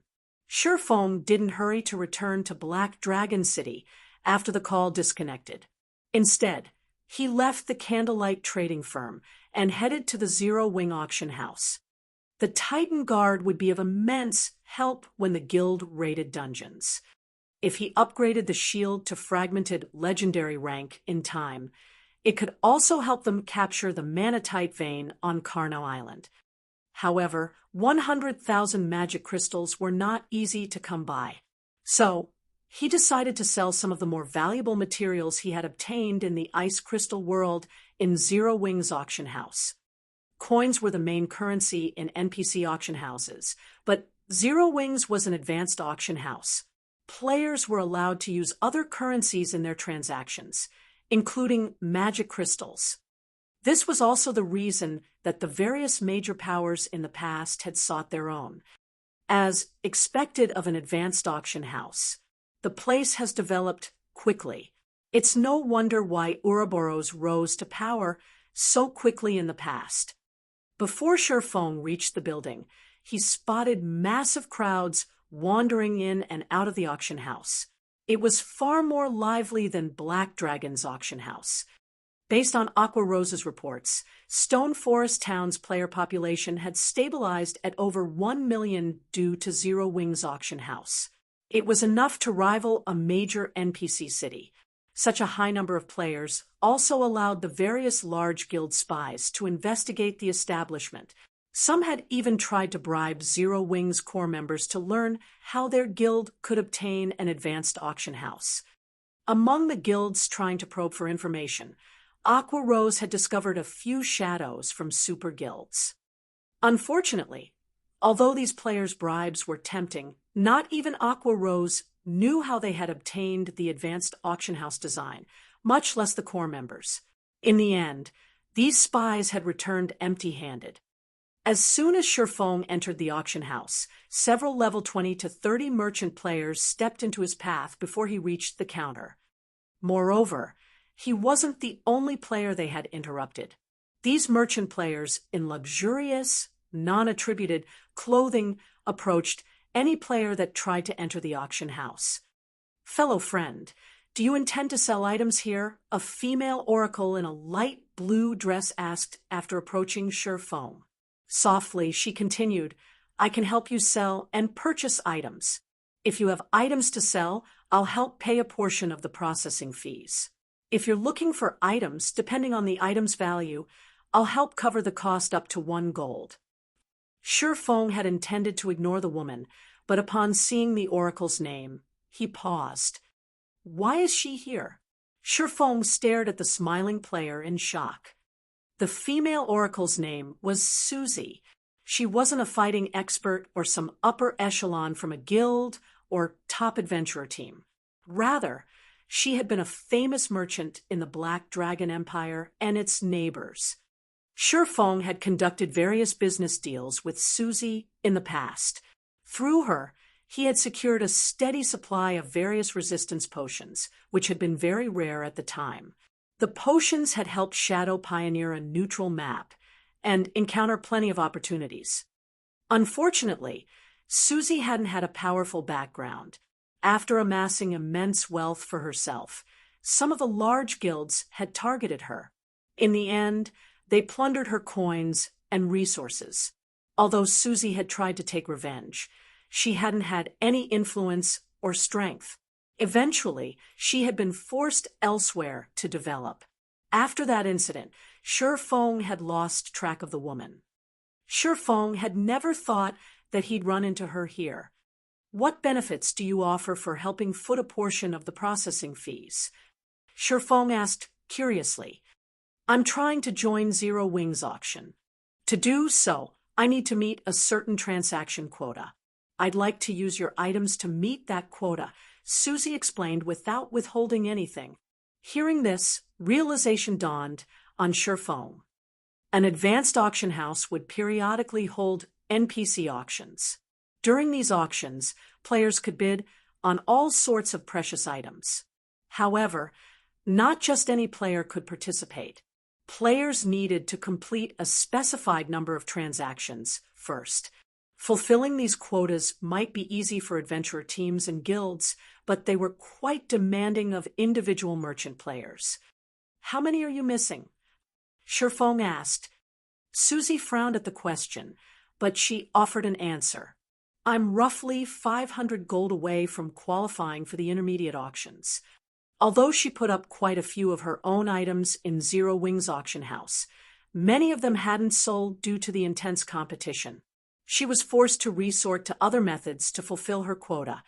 All right, help me sell these items, then. But I'll only accept magic crystals. Shi Feng handed the woman 10 ingots of the absurdly rare Arctic manatite. The market price for Arctic manatite was over 50 gold per piece, and even then, no one willing sold theirs. Arctic manatite. Susie's jaw nearly hit the ground when she saw the material this swordsman intended to sell. Ordinary players might not recognize Arctic manatite, but merchant players were very familiar with the material. Many of the various large guilds were preparing to pioneer neutral maps, and they all needed various materials to craft resistance items. Arctic manatite was one such example. 1 ingot could easily sell for 180 magic crystals or more.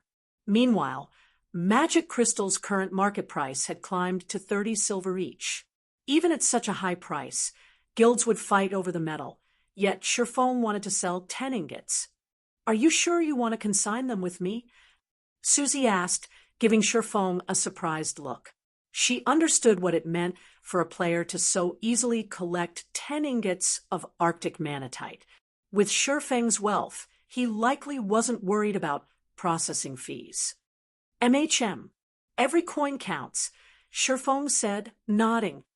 Susie had, more or less, helped in him the past. Since he had encountered her in this life, he didn't mind returning the favor. Upon hearing the swordsman's agreement, Susie stopped wasting time talking with the man. She pulled a pre-prepared contract from her bag and began to fill in some of the blank areas. Since this was a consignment, the consignor would have to receive the materials to put them up for sale in the auction house. To protect both parties, they'd sign a contract. Within minutes, both players signed the contract. Once the arrangement was complete, Shi Feng turned and headed up to the second floor. Meanwhile, Susie was ecstatic as she looked at the 2 copies of the contract. Once she sold the Arctic manatite, she would complete her quota. All she would need to do, then, was prepare for the intermediate auction. However, when Susie read the consignee's name, she was dumbfounded. How is this possible? He's Zero Wings Yi Feng? Susie spun around, spotting Shi Feng as he walked toward the staircase leading to the second floor. Everyone in Starmoon Kingdom knew about Zero Wing. It was, without a doubt, the kingdom's #1 guild and overlord. The names of the guild's upper echelons was engraved on every player's mind. Although Yi Feng wasn't as famous as Aqua Rose and Fire Dance, everybody knew that he was one of Zero Wing's core upper echelons. It was rumored that even Aqua Rose, one of the guild's vice leaders, had to follow the man's commands from time to time. To an insignificant player like her, Yi Feng was far out of her reach. She could only ever gaze up at someone like him. When she thought about how she had engaged such a man for a business transaction, she was speechless. Chapter 1475, Gathering of Experts. Chapter 1475, Gathering of Experts. Chapter 1475, Gathering of Experts. On the auction house's second floor, Shifeng followed an NPC to a VIP reception room. He had treated his transaction with Susie as an investment. Aside from her keen business sense, Susie had made a name for herself in the Black Dragon Empire as a merchant due to her resource channels. The various first-rate guilds in the past had struggled to secure a steady supply of various resistance potions, yet she had succeeded where they had failed. It was hard to imagine a merchant player with no background obtaining so many resistance potions. Moreover, she had also sold various rare items that had tempted the large guilds. Hence, forming a connection with this merchant player was a wise move. "Boss, do you wish to sell all of these items?" the advanced manager NPC asked as he examined the large pile of materials on the table. "Yes, sell them in batches. Only accept magic crystals as payment." Shifeng nodded. An advanced auction house offered two methods for selling items. With the first, players could manually decide when their items went up for sale, while the second option allowed them to leave that up to NPCs. NPCs would then sell the items based on the player's requirements and the current demand, putting them up for sale when they could generate the most profit. However, only the auction house's advanced members had access to the second method. Every player dreamed of accessing this option. Not only would it save them the hassle, but their items would also sell at an appropriate time. Usually, players increase their profits by at least 10% with this method. 10% might not make a difference for a transaction worth dozens of silver coins, but it was a different story for those worth hundreds or thousands of gold. This was one of the advanced auction house's trump cards. However, Shifeng had no intention of offering this function to the public just yet. Otherwise, the various superpowers would become even more eager to obtain their own establishment. They might even attempt to steal the building. After all, God's domain had certain tools that could return a building to its design even after its construction, but doing so was difficult and costly. Although the rare materials he wanted to sell wouldn't earn 100,000 magic crystals, he should be able to earn around 60,000. Including the income from the auction house fees and the battle arena, he should have enough to upgrade the Titan Guard. Once he finished in the auction house, Shifeng glanced at the time. He then used a return scroll to travel to White River City before making his way to Black Dragon City. Black Dragon Empire, Black Dragon City. The teleportation hall had fallen silent due to the arrival of a particular player group. What? They're actually from Zero Wing. They're so strong. Aren't they Gentle Snow and Aqua Rose? Why are Zero Wing's vice guild leaders here? Is that the Flame Witch? I've heard that she recently taught the dark guilds lurking around Lake, Heart City another lesson. With no way to deal with her, they had been forced out of the city. Why are so many people from Zero Wing here? Are they going to declare war on some guild?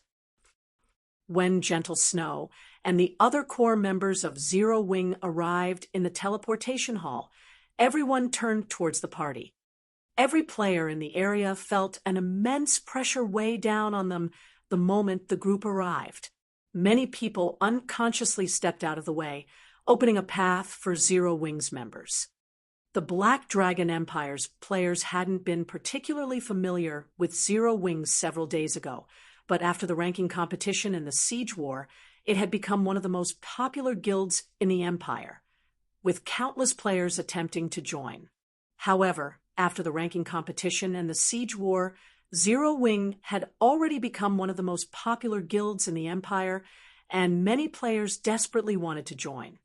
With such a large group of the guild's experts before them, why wouldn't they be surprised?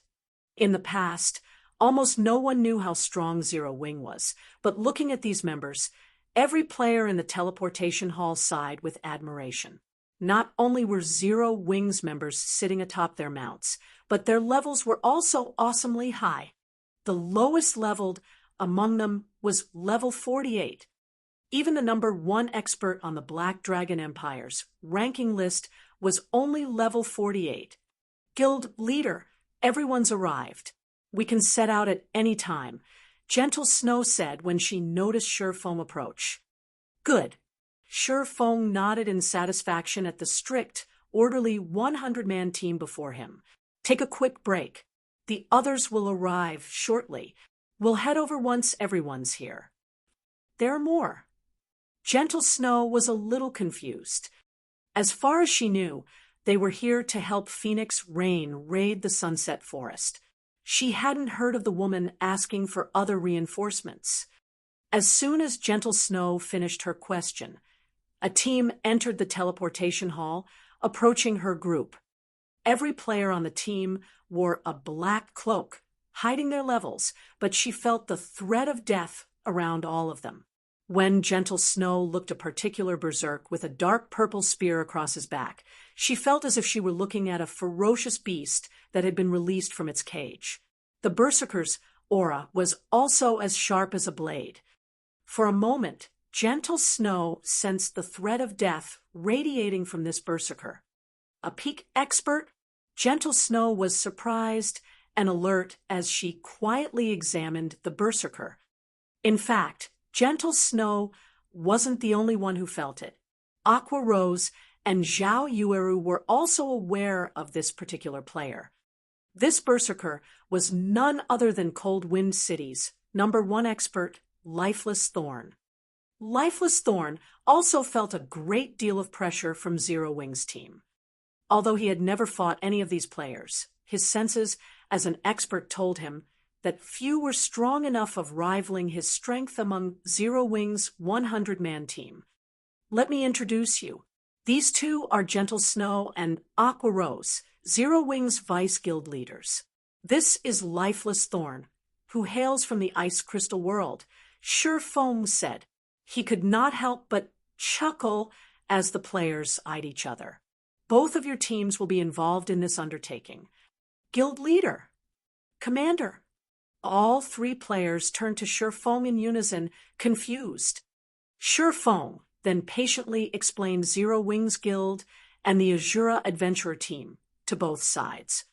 The news shocked all of them, and both teams struggled to digest the information. Guild leader, just how many secrets are you hiding? Shock overwhelmed Gentle Snow as she watched Azura's members. Although the black cloaks prevented her from gauging the adventurers' strength based on their movements, she could tell that every member of the team was an expert. The various large guilds would offer insane prices to recruit such experts, and even then, they had only succeeded in convincing a small number to join them. Yet, Shurfong revealed one ally after another. Now, he even had a top-tier adventurer team. For a moment, Gentle Snow wondered if the man was backed by some super guild. What other explanation was there for the continued emergence of so many experts in Zero Wing? Once Shurfong confirmed that everyone had arrived, he smiled and announced, "Since we're all here, let's head out to Apocalypse City." Chapter 1476, Zero Wing Arrives. Chapter 1476, Zero Wing Arrives. Chapter 1476, Zero Wing Arrives. Apocalypse Empire, Apocalypse City, Dragon Phoenix Pavilion's residence. As the Dragon Phoenix Pavilion's main headquarters, the residence was lively as members often came and left. At this moment, however, tension gripped the residence's front courtyard. Both pavilion masters and their respective forces stood in the courtyard, each occupying one side with a clear divide between the two. The smell of gunpowder wafted between the forces. Most of the uninvolved guild members were too afraid to enter the residence. It was common knowledge in the Dragon Phoenix Pavilion that Phoenix Rain and 9 Dragons Emperor were in a constant struggle for the great pavilion master's position. At this point, neither side held anything back. If players weren't careful, they could get caught in the crossfire and die without know what killed them. What's going on? Why are both pavilion masters here? Don't you know?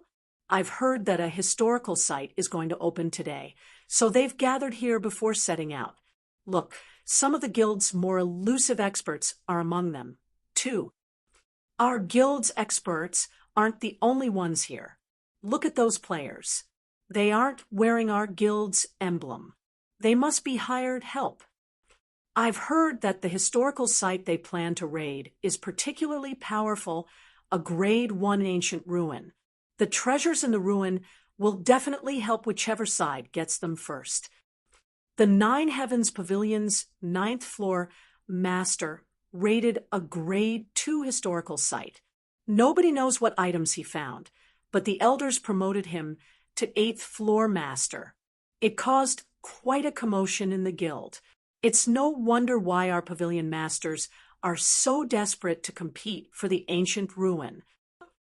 The Dragon Phoenix Pavilion members chatted quietly as they watched the guild's two major factions stare each other down. The requirements to become the next great pavilion master had already been announced to the guild as a whole.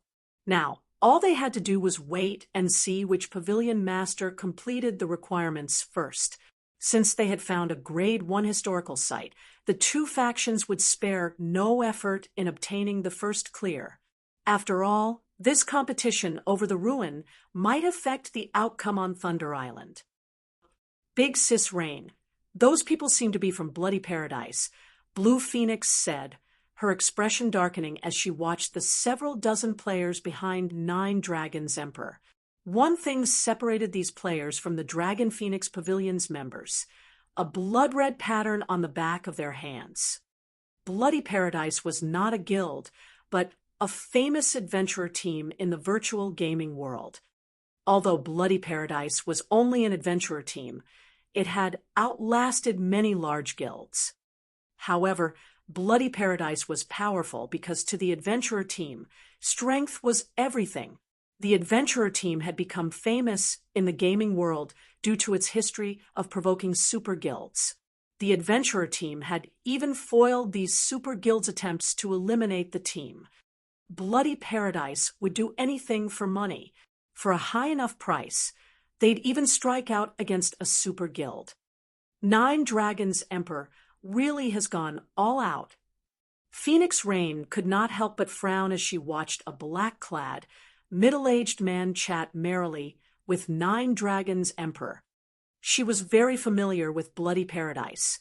Although it wasn't a super guild, its experts were no less powerful than many of those in the various superpowers. This was especially true for the adventurer team's current commander, Undead. Undead had ranked 18th on the God's Domain experts list, but he had recently risen to rank 11. Even the Dragon Phoenix Pavilion's old monsters were afraid of the man. The black-clad man beside Nine Dragons Emperor was none other than the monster known as Undead. Phoenix Rain also noticed quite a few familiar experts among her competitors' team. Only, these great experts were not as famous as Undead. Although she had recruited quite a few experts herself, even inviting Quiet Melody, the Vice Temple Master of the Super Guild, Sacred Temple, they were insignificant compared to Nine Dragons Emperor's recruits. Furthermore, Quiet Melody was only helping as a good friend. Phoenix Rain hadn't been able to borrow the Sacred Temple's true strength.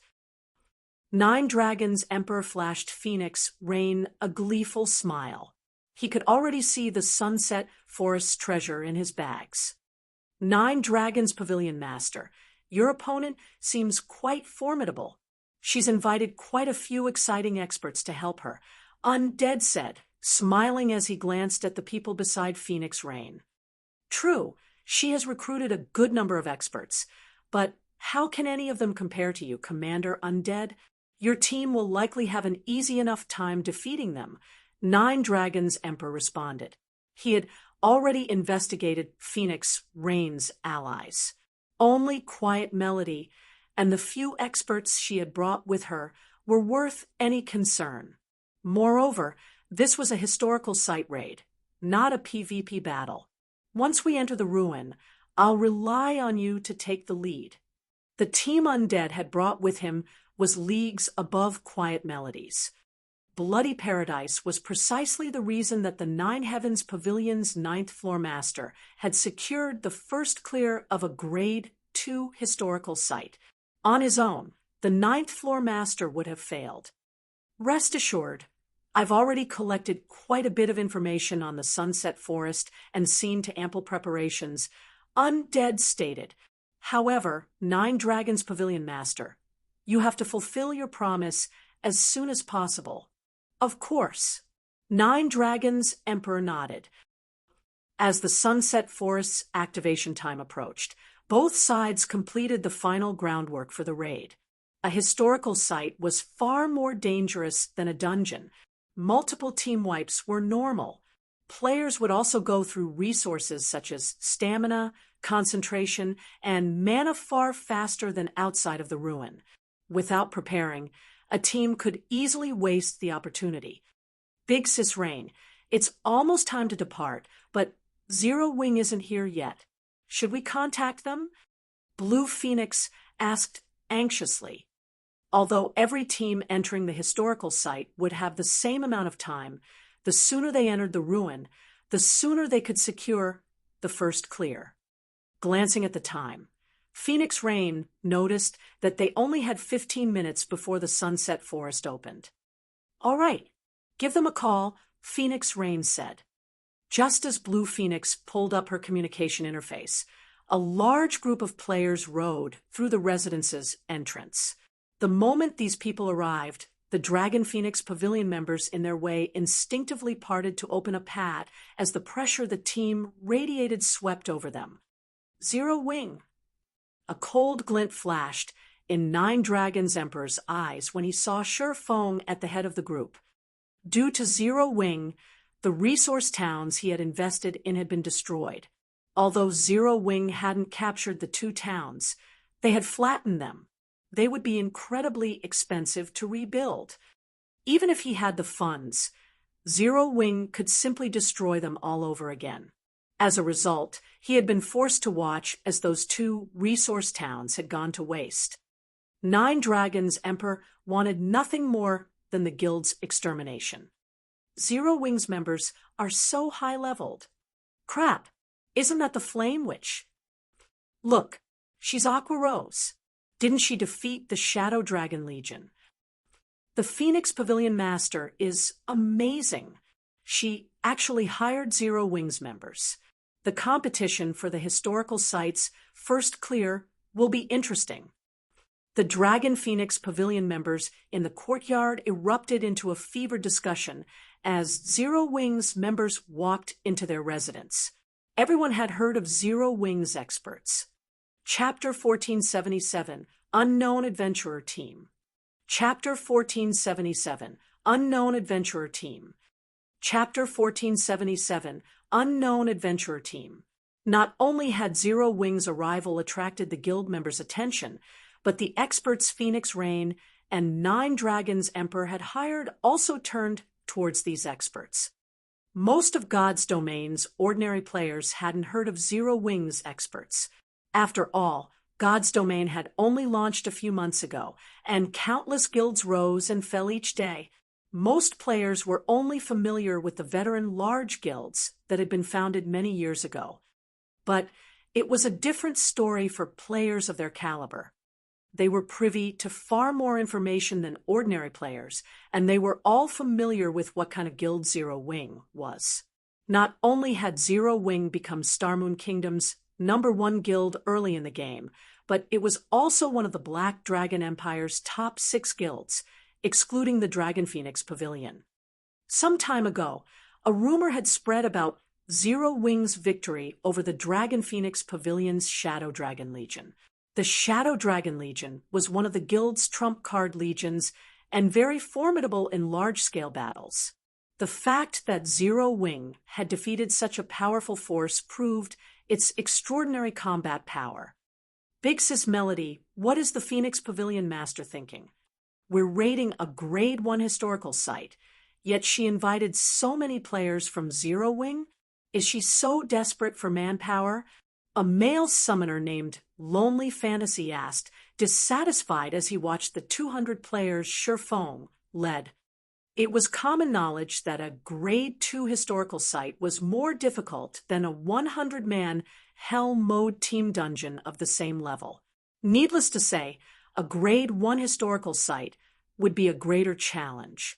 If that hadn't been the case, Phoenix Rain wouldn't have recruited so many experts. Meanwhile, the Sunset Forest only allowed each team 1,000 members per raid, yet Zero Wing had dispatched 200 members, taking 1/5 of the available slots. I doubt that. Rain might have her own ideas on the matter. Quiet Melody could not help but reveal a playful smile when she saw Zero Wing's members. But the guild is interesting. Despite knowing how important this is, it didn't dispatch most of its main force members.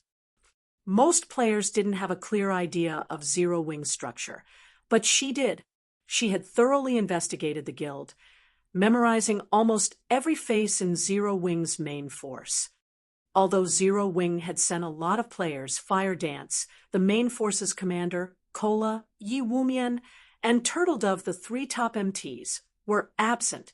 Other important individuals, such as Violet Cloud, Flying Shadow, Shadow Sword, Rampant Blade, Black Cloud, Minor Wind, and Alluring Summer weren't here either.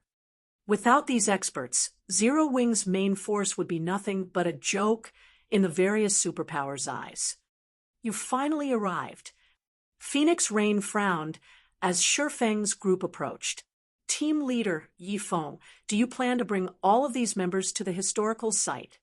She could ignore the fact that Zero Wing hadn't mobilized all of its top experts, but the guild had gone a little too far if they expected to bring all 200 players to the Sunset Forest. It was not that she doubted Zero Wing's strength. Rather, it was impossible for the guild to gather so many players who qualified to challenge a Grade 1 historical site with its current capabilities. All of the players participating in this operation were top experts in their guilds or adventurer teams. In her opinion, only Zero Wing's main force members were qualified to stand beside them. This operation was of utmost importance. She couldn't afford to lose because of such a minor issue. Moreover, she had long since prepared the 1,000 members required for the raid. Zero Wing's members were nothing more than reinforcements. Of course, I wouldn't have brought them otherwise. Shifeng could hear the ire in Phoenix Rain's tone. Immediately, he explained, "Let me introduce you. This is Lifeless Thorn, the vice commander of the Azura Adventurer team. I specifically invited Azura to help us." "Hello." Lifeless Thorn nodded in greeting, confusion gripping his heart. Since when was he Azura's vice commander? Lifeless Thorn wasn't the only confused player. Gentle Snow and Aqua Rose shot Shifeng disdainful looks. The Azura Adventurer team. Phoenix Rain examined Lifeless Thorn before glancing at the cloaked players behind him. She had assumed they were from Zero Wing, but upon closer inspection, she realized that their appearances were foreign to her. She had never heard of an adventurer team called Azura. Yet, Shifeng had invited this unknown adventurer team to join such a crucial operation. For a moment, she was at a loss for words. "Relax. I can vouch for their strength." Shifeng was fully aware of the questions plaguing Phoenix Rain's mind. He chuckled and said, "Moreover, Azura will be absolutely necessary if we want to raid Sunset Forest." When he had established the Azura Adventurer team, his goal had been to recruit the various independent experts that detested guild restrictions. Since he didn't want others to realize how closely tied the team was to Zero Wing, he had named it Azura. After all, any adventurer team that had a guild behind it would struggle to recruit members. In addition, Zero Wing's enemies might target Azura, which would be a detriment to the adventurer team's development. He intended to develop Azura separate from Zero Wing. The Dragon Phoenix Pavilion's operation was a good opportunity for Azura to make a name for itself in God's domain, creating a foundation for the adventurer team to grow. With this, he could save himself the trouble of trying to promote the team secretly. Since they had Shurfeng's vote of confidence, Phoenix Rain sized up the Berserker before her. Although the black cloak hid Lifeless Thorn's name and level, it did nothing to conceal his killing intent. Even she felt slightly threatened when subjected to this stranger's aura. As for the purple spear on Lifeless Thorn's back, although he had hidden the weapon's glow effect, she guessed that it was at least dark gold rank based on the design on the shaft and the small arcs of electricity dancing around it. It was very likely that the spear was, in fact, an epic weapon. The black cloak hid most of the Berserker's equipment as well, but after a close look, she noticed that every piece had a unified theme. In addition, a distinct pattern flowed from one piece to the next. Its glow proved that it was dark gold rank, proving that Lifeless Thorn wore a dark gold set equipment. Moreover, it was an 8-piece set. The level 40 8-piece Barbarian set. Phoenix Rain guessed. No, the Barbarian set is silver. This one is crimson. Could it be a level 45 dark gold set equipment? When Phoenix Rain considered the possibility of this man wearing an 8-piece level 45 dark gold set equipment, the gaze she gave the Berserker changed. Although the Dragon Phoenix Pavilion had level 45 dark gold set equipment as well, the guild had only collected a dozen or so 6-piece sets. Naturally, they weren't as strong as an 8-piece set. The fact that an adventurer team had obtained such a set, in addition to an epic weapon, proved Azura's prowess. Fine, have it your way. We'll enter the Sunset Forest together. Phoenix Rain still questioned Shurfeng's claim, but when she thought about her agreement with the man, she gave in. However, we need to finish the raid as soon as possible. 9 Dragons Emperor has invited Bloody Paradise. I've heard that they helped the 9 Heavens Pavilion raid, a grade 2 historical site. They should know what they're doing. Bloody Paradise. Hearing this, Shurfeng could not help but turn towards 9 Dragons Emperor's group. He quickly spotted undead Bloody Paradise's commander. Bloody Paradise had been a top adventurer team in his previous life. Although it hadn't achieved as much as the Midnight Tea Party had, the adventurer team had been absurdly powerful. This was especially true for the adventurer team's commander, Undead. He had been a madman who had dared to kill a super guild's leader and countless players from the Midnight Tea Party. Eventually, however, the various super guilds and Midnight Tea Party had hunted the man down, removing him from God's domain entirely. In any case, we need to raid the Sunset Forest as fast as possible. If you need recovery items, let me know, Phoenix Rain offered, as she glanced at the time. Only a few minutes were left before the Sunset Forest opened, and even though Shurfeng now knew about Bloody Paradise's participation, nothing had changed. All they could do was rest up and prepare for the raid. When 9 Dragons Emperor's players saw Zero Wings members join Phoenix Rain's forces, they laughed. Phoenix Rain has lost her mind. She actually let Zero Wing bring 200 members. Blood Dragon, the guild leader of the Dragon Phoenix Pavilion's branch guild in the Black Dragon Empire, could not help but laugh when he looked at the opponent's team composition. Have you looked into these 200 members yet? 9 Dragons Emperor asked as he glanced at Shurfeng's group. Although he didn't think that Zero Wing could make much of a difference, there was no harm in being cautious. After all, this raid was incredibly important. I sent someone to probe for information. Among those 200 players, 100 belong to Zero Wing, while the other 100 are from an adventurer team called Azura. Unfortunately, we don't know anything about this adventurer team. My guess is that they've only recently established. Many of Phoenix Rain's experts aren't happy about the situation, Blood Dragon reported, chuckling. a new adventurer team. The news stunned Nine Dragons' emperor, but after a moment, he laughed uncontrollably. Phoenix Rain is trying her best to sabotage herself. Have someone leak the information to those obstinate elders. Let them know who they should truly support. Understood. Blood Dragon began to compile the information and sent his subordinates to spread rumors. The last few minutes passed quickly. When the Sunset Forest activated, both Phoenix Rain and Nine Dragons' emperor retrieved a silver crystal ball from their bags at almost the same time, shattering it. The crystal balls then opened a spatial tunnel that allowed Phoenix Rain and Nine Dragon Emperor's teams to enter. Very quickly, 2,000 players entered their respective spatial tunnels, vanishing from the Dragon Phoenix Pavilion's residence. A breath later, the spatial tunnels also disappeared. Chapter 1478, Azura's Edge. Chapter 1478, Azura's Edge.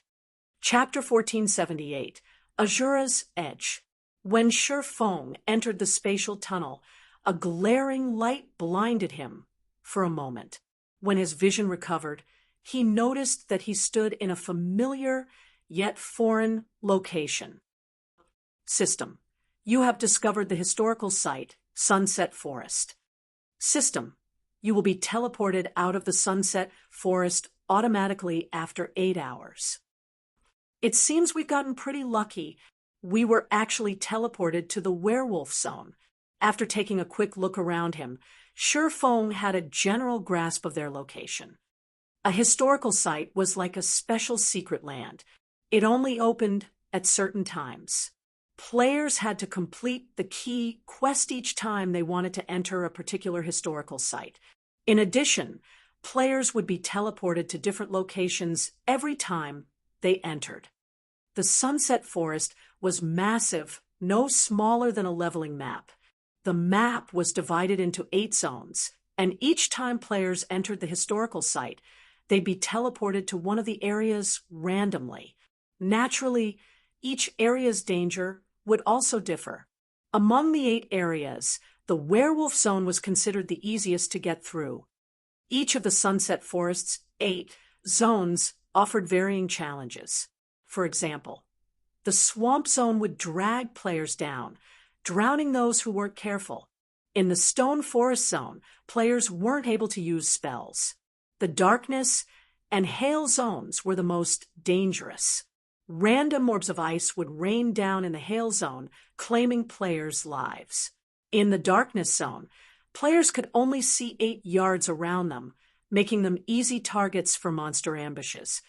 The reason the werewolf zone was considered the easiest was that its main threat came in the form of a larger monster population. The zone's monsters were also quite organized. All 8 zones had one thing in common. They eventually led to the Sunset Forest Center. However, players didn't often get that far. Once the team was accounted for, they adjusted the team's formation.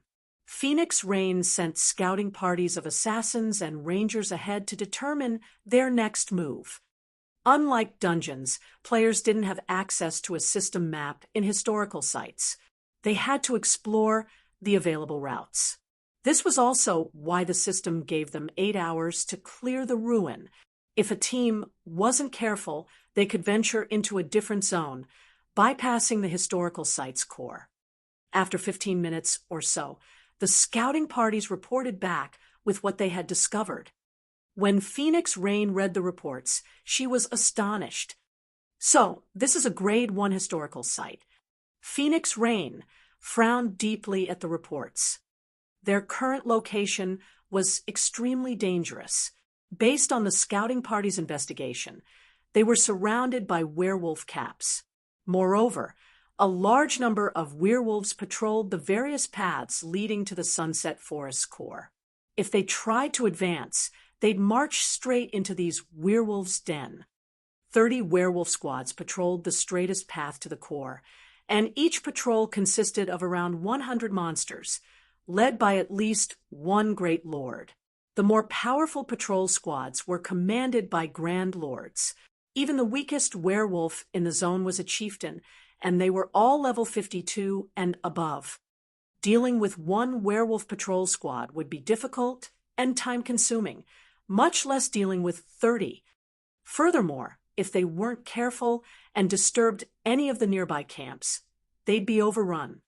Each werewolf camp had at least 11 Grand Lords, including a specialized Grand Lord.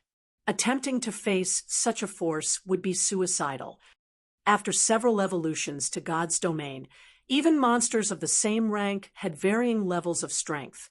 Monsters that failed to evolve properly tended to upgrade a portion of their basic attributes first, such as their strength, agility, and defense. These monsters were known as specialized bosses. They were much stronger than bosses of the same rank and level, but they were extremely rare. Once they knew what they were up against, even Quiet Melody was shocked. She had raided a Grade 2 historical site in the past, but compared to this Grade 1 ruin, that experience had been child's play. Even extremely rare specialized bosses were common here. Although players would only lose 20% of their EXP if they died in the ruin, it would add up after multiple deaths. I see why they say that historical sites are even more difficult than 100-man Hell Mode team dungeons. This Grade 1 historical site really knows how to render players powerless. Phoenix Rain smiled bitterly. She then turned to Shifeng and asked, "Team Leader Yifeng, do you have a way to break through?" "I don't have any ideas, either. We'll have to fight our way through," Shifeng stated. Players in other areas might be able to rely on their wit to overcome the zone's challenges, but the werewolf zone didn't offer that option. The only way to the core was to kill their way there. Fight our way through? Phoenix Rain rolled her eyes at Shifeng. She had asked him precisely, because that wasn't possible. Since we don't have other options, I guess we have no choice but to use the 4 Tier 3 summoning scrolls earlier than expected. To raid the Sunset Forest, she had prepared plenty of trump cards. However, she hadn't expected to use them so soon after entering the historical site. No one else on the team voiced an opinion either. With their team's strength, fighting 30 werewolf patrol squads was pushing it. They'd have to face over 20 level 55 Great Lords and several level 55 Grand Lords. There were thousands of weaker monsters as well. If they had 4 Tier 3 summon creatures to hold off the Grand Lords while they defeated the rest of the monsters, they might have a chance of making it through. "It's too wasteful to use Tier 3 summoning scrolls right now," Shifeng commented as he stopped Phoenix Rain. "That's easy for you to say. How are we supposed to get past the Grand Lords if we don't use the Tier 3 summon creatures to distract them?" Lonely Fantasy snapped, clicking his tongue when he heard Shifeng. However, Quiet Melody quickly silenced Lonely Fantasy, turning to Shifeng. "May I know if Elder Yifeng has a different plan?" "We'll just force our way through," Shifeng stated. For a moment, the team fell silent. If they could force their way through, they wouldn't need to use the Tier 3 summoning scrolls. Yet when they saw the look in Shifeng's eyes, they knew he was serious. They were stunned. "Team Leader Yifeng, what about the Grand Lords?" Phoenix Rain asked when she saw the man's expression. "The Azura Adventurer team will distract the Grand Lords in our path. Everyone else can worry about the other monsters as we advance," Shifeng explained. "Leave them to Azura?" Phoenix Rain shot Lifeless Thorn a glance. Based on the scouts' reports, for Grand Lords guarded the easiest path. A measly 100-man team could never deal with 4 Grand Lords at once. Besides, other monsters littered the area. "We don't have any problems with it," Lifeless Thorn declared. Initially, he had wanted to veto the idea, but Shifeng had sent him a whisper, instructing him to agree. With no other choice, he did as he was told. Hearing Lifeless Thorn's lack of hesitation, Quiet Melody, and the others were stunned. None of them had ever heard of the Azura Adventurer team before today, yet the team claimed that they could distract 4 level 55 Grand Lords. This was simply inconceivable. After some reluctance, Phoenix Rain eventually agreed and said, "All right, then, let's try it. If we fail, I'll use the Tier 3 summoning scrolls to assist you." Following which, the team prepared to move out. Meanwhile, Shifeng made his own secret arrangements. 9. You'll tank 2 Grand Lords. Madness. You'll tank one of the remaining 2, and I'll take the last. Healers, focus on the 2 MTs, Shifeng whispered to Azura's members. "I'm dealing with 2. Solitary 9 was beginning to grow nervous. "Relax," Shifeng said, chuckling. After all, he had lent Solitary 9 the epic ranked Titan Guard. The man was also a level 53 shield warrior, wearing an 8-piece, level 45 dark gold set equipment. If he couldn't hold his ground against 2 Grand Lords, he didn't deserve the equipment. A moment later, the 1,000-man team moved out under Shifeng's command. First, he sent the scouting parties to lure Grand Lords' werewolf patrol squads to Azura's members. He instructed the rest of the team to focus on moving towards Sunset Forest Core. Every player in this raid was an expert. They had long since grown used to luring powerful bosses. It wasn't long before the scouts ran back with 4 werewolf patrol squads behind them. "Go," Shifeng commanded when he saw the oncoming monsters. Taking the lead, Solitary 9 ran up to one of the Grand Lord-ranked werewolf captains and executed a shield bash.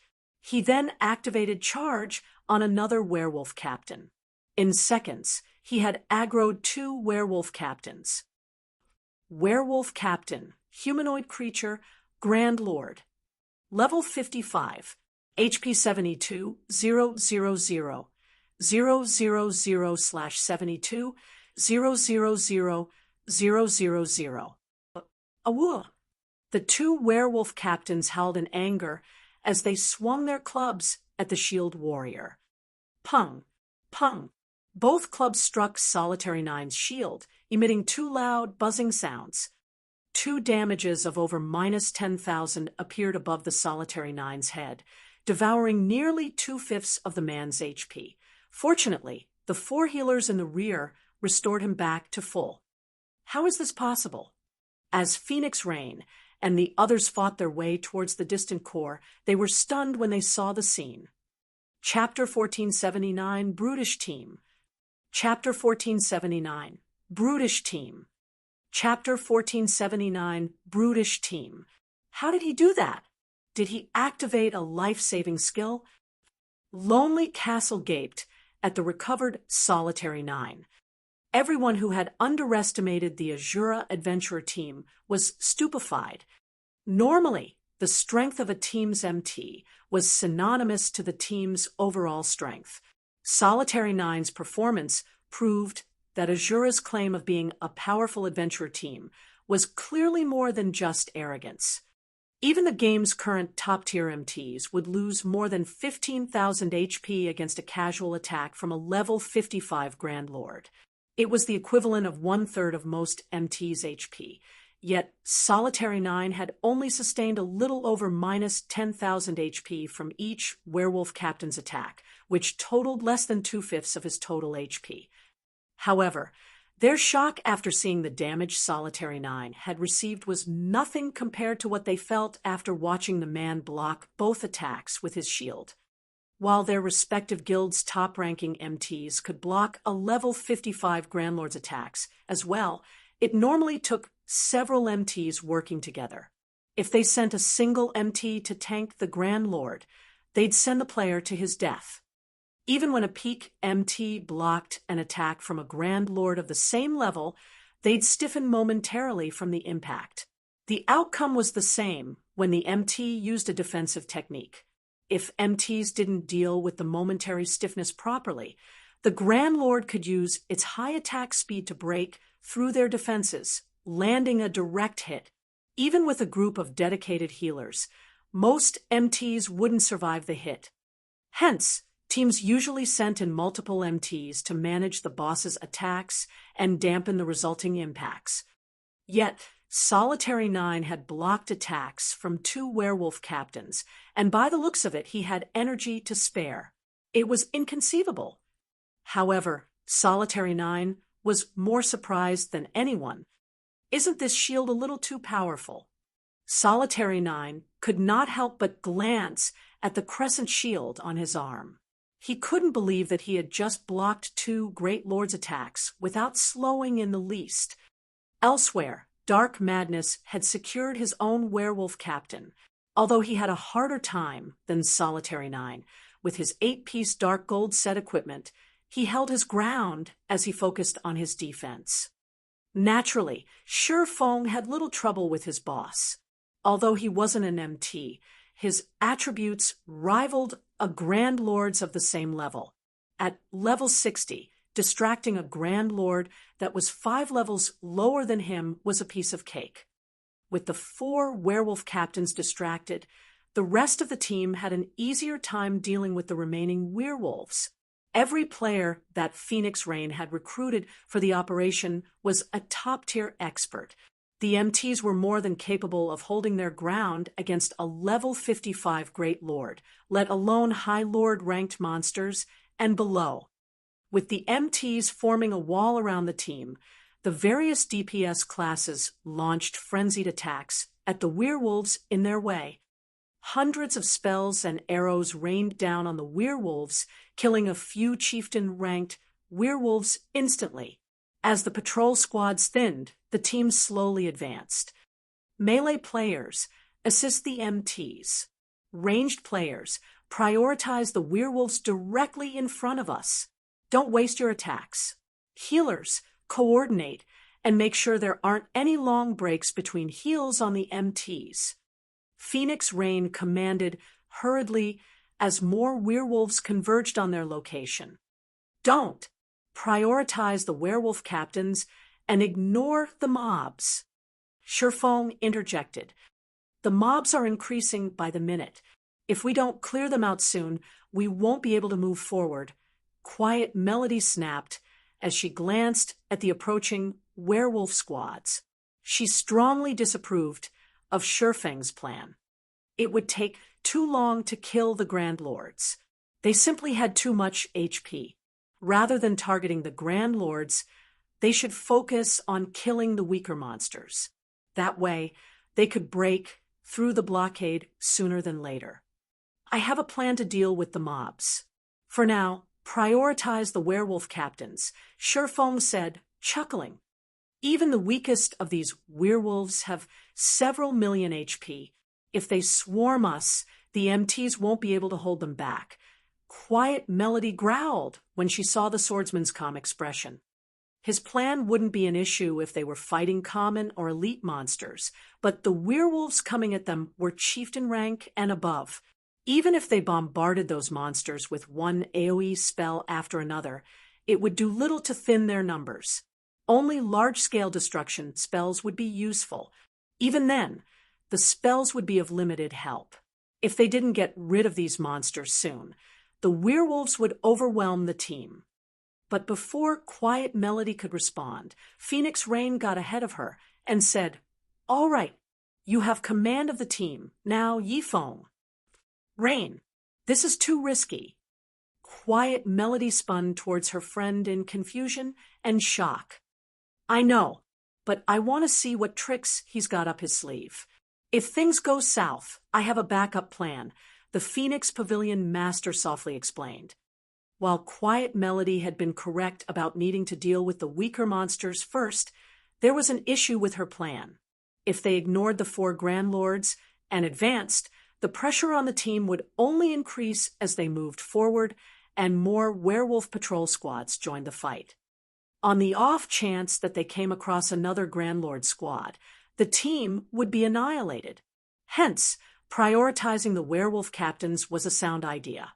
In addition, she could use the opportunity to gauge Zero Wing's strength. Once Phoenix Rain handed Shifeng the leadership rights, he instructed the team to focus their fire on the werewolf captain in front of him. Although the werewolf captain had 72 million HP, its HP steadily decreased as hundreds of players bombarded the monster. Most of the team members dealt around minus 5,000 damage, occasionally dealing double that due to critical hits. Gentle Snow, Aqua Rose, Zhao Yueru, and Lifeless Thorn, however, dealt over minus 10,000 damage on average. They even dealt several times that every now and again. Aqua Rose's damage was particularly frightening. She was already a Tier 2 player, and after she gained the Sea Dragon Staff, her Tier 2 spells had gained the power of Tier 3, each capable of dealing several 100,000 damage. Zhao Yueru had a similar benefit with her staff. Despite only being a Tier 1 player, her spells were on par with Tier 2 spells. With Shi Feng distracting the werewolf captain, both women could attack freely, dominating the team's damage output ranking and leaving the rest of the players in their dust. Crap, this is insane. Their combined damage is more than the next 7 players combined. So this is Zero Wing. Aqua Rose and Zhao Yueru's damage stupefied many of the team's experts. Even Lifeless Thorn and his companions from Azura were surprised. They had never dreamed that Zero Wing was this powerful. It wasn't long before one werewolf captain after another fell. However, a tremendous number of werewolves had converged on the team's location. The monsters had already blocked the path ahead, making advancement impossible. Good. Aqua, Yueru, you two can begin. Shi Feng shouted as he glanced at the clogged path ahead. He then switched the aura of wind for the aura of fire. Aqua Rose and Zhao Yueru exchanged smiles as they cast the Tier 2 spells, Rising Flow and Frost Flame, held simultaneously. Meanwhile, Shi Feng activated Flame Domain. Suddenly, the werewolves blocking the path screamed in pain as their HPs plummeted. In seconds, they turned to dust. When the spells dissipated, only a small portion of the werewolves remained. Every chieftain-ranked werewolf had been eliminated, and the lord-ranked werewolves had less than half of their HPs remaining. For a moment, both players and werewolves had fallen silent. Chapter 1480, Historical Sites Treasure. Chapter 1480, Historical Sites Treasure. Chapter 1480, Historical Sites Treasure. What destructive power! Am I seeing things? All of the chieftains are dead. An indescribable shock overwhelmed the team members as they stared at the clearing in the enemy lines. Moreover, after the deaths of so many werewolves, everyone's experience bars had risen by a significant chunk. They still have 3 large-scale destruction spells of such power despite so many of their main force members missing. Quiet Melody stared at Shi Feng on the front line in confusion. The various large guilds constantly searched for large-scale destruction spells, but such spells were extremely rare. Even a super guild like the Sacred Temple only had 30-plus players who could wield such power, and she was one of them. Players and guilds who didn't fully understand large-scale destruction spells treated them like war weapons or powerful tools to use when grinding monsters. Only players who had large-scale destruction spells knew that there were differences even among them. An ordinary large-scale destruction spell might be useful against players, but even 3 of such spells might not be enough to kill level 50-plus chieftain-ranked monsters and above. Only curse-grade large-scale destruction spells could achieve the feat, however. Such curses were even harder to find. In the Sacred Temple, only 6 players possessed such curses, and the guild's upper echelons fought over every one of them. Quiet Melody found it hard to believe that, despite the majority of Zero Wing's main force missing, the guild could still employ 3 curse-grade, large-scale destruction spells. It's no wonder why Yifeng claimed that we can clear the Sunset Forest. It seems he had hidden his guild's true power. Phoenix Rain shook her head and smiled bitterly at the empty plot of land before her. Curse-grade large-scale destruction spells were extremely useful when raiding a dungeon. It was especially true as players took on the dungeon bosses. Although she had prepared her own curse, that was it. None of her subordinates wielded such a spell. She had never expected to see 3 players from Zero Wing use one. The path ahead is clear. Everyone, charge. Range players, use your control skills on the monsters. Don't let them fill the gap. Shifeng shouted in the team chat. If Tier 1 players tried to grind all of the Werewolf Zone's monsters until they reached the Sunset Forest core, they'd never reach it. The only way through this zone was to run, avoid as many battles as possible, and only stop when they came across a Grand Lord. The Werewolf Patrol Squad respawned very quickly. Moreover, their hunting range extended throughout the zone. If they discovered players, the werewolves would chase them to the ends of the earth. Fortunately, Shifeng's command snapped everyone out of their daze, and the team began to advance. With the team's MTs on the front lines and everyone following closely behind, the team soon broke through the werewolves' blockade. Although the team had encountered plenty of werewolves as they moved, they hadn't run into any Grand Lords. Hence, the MTs had remained within their block limits. Including their mobile turrets, such as Zhao Yueru and Aqua Rose, the team knocked aside the Grand Lord-ranked werewolves that had stood in their path. This allowed everyone to approach the ruins' core relatively easily. After a little over 4 hours, Phoenix Rain's team reached the isolated area separating the Werewolf Zone and the center of the Sunset Forest. Some players had even leveled up during the past 4 hours. Those who hadn't had seen a 30% rise in their experience bars. These players were a little reluctant to leave the Werewolf Zone after realizing their leveling speed. Big Sis Melody, the Dragon Phoenix Pavilion, has pretty good luck. Although the Sunset Forest is a Grade 1 historical site, it's much easier than the Grade 2 historical site we previously raided. Even after gathering so many experts, the Sacred Temple had only reached the core after using all of our allotted time. Lonely Fantasy enviously commented as he gazed at the dense forest before them, which was currently protected by a magic barrier. Unfortunately, despite all of the EXP they had obtained, the historical site's monsters hadn't dropped any loot. To secure a historical site's treasure, they had to search its core. With over 3 hours remaining, they could recover some of the Sunset Forest's items, even if they failed to clear it. In contrast, when the Sacred Temple had raided the Grade 2 historical site, they hadn't returned with anything. To top it off, they had team wiped twice. Easy, quiet Melody glanced at the werewolf army standing near the edge of the isolation area before turning towards Shifeng, who had sat down to rest. It seems I'll need to report to the guild leader. Their journey might have seemed easy, so much so that Phoenix Rain hadn't had to use a single trump card she had prepared for this trip, but they had only come this far due to Shifeng's efficient command and Zero Wing's incredible DPS. If the Sacred Temple hired Zero Wing to raid historical sites in the future, their chances of success would increase tremendously. After the team rested for a bit, they marched towards the protected forest ahead of them.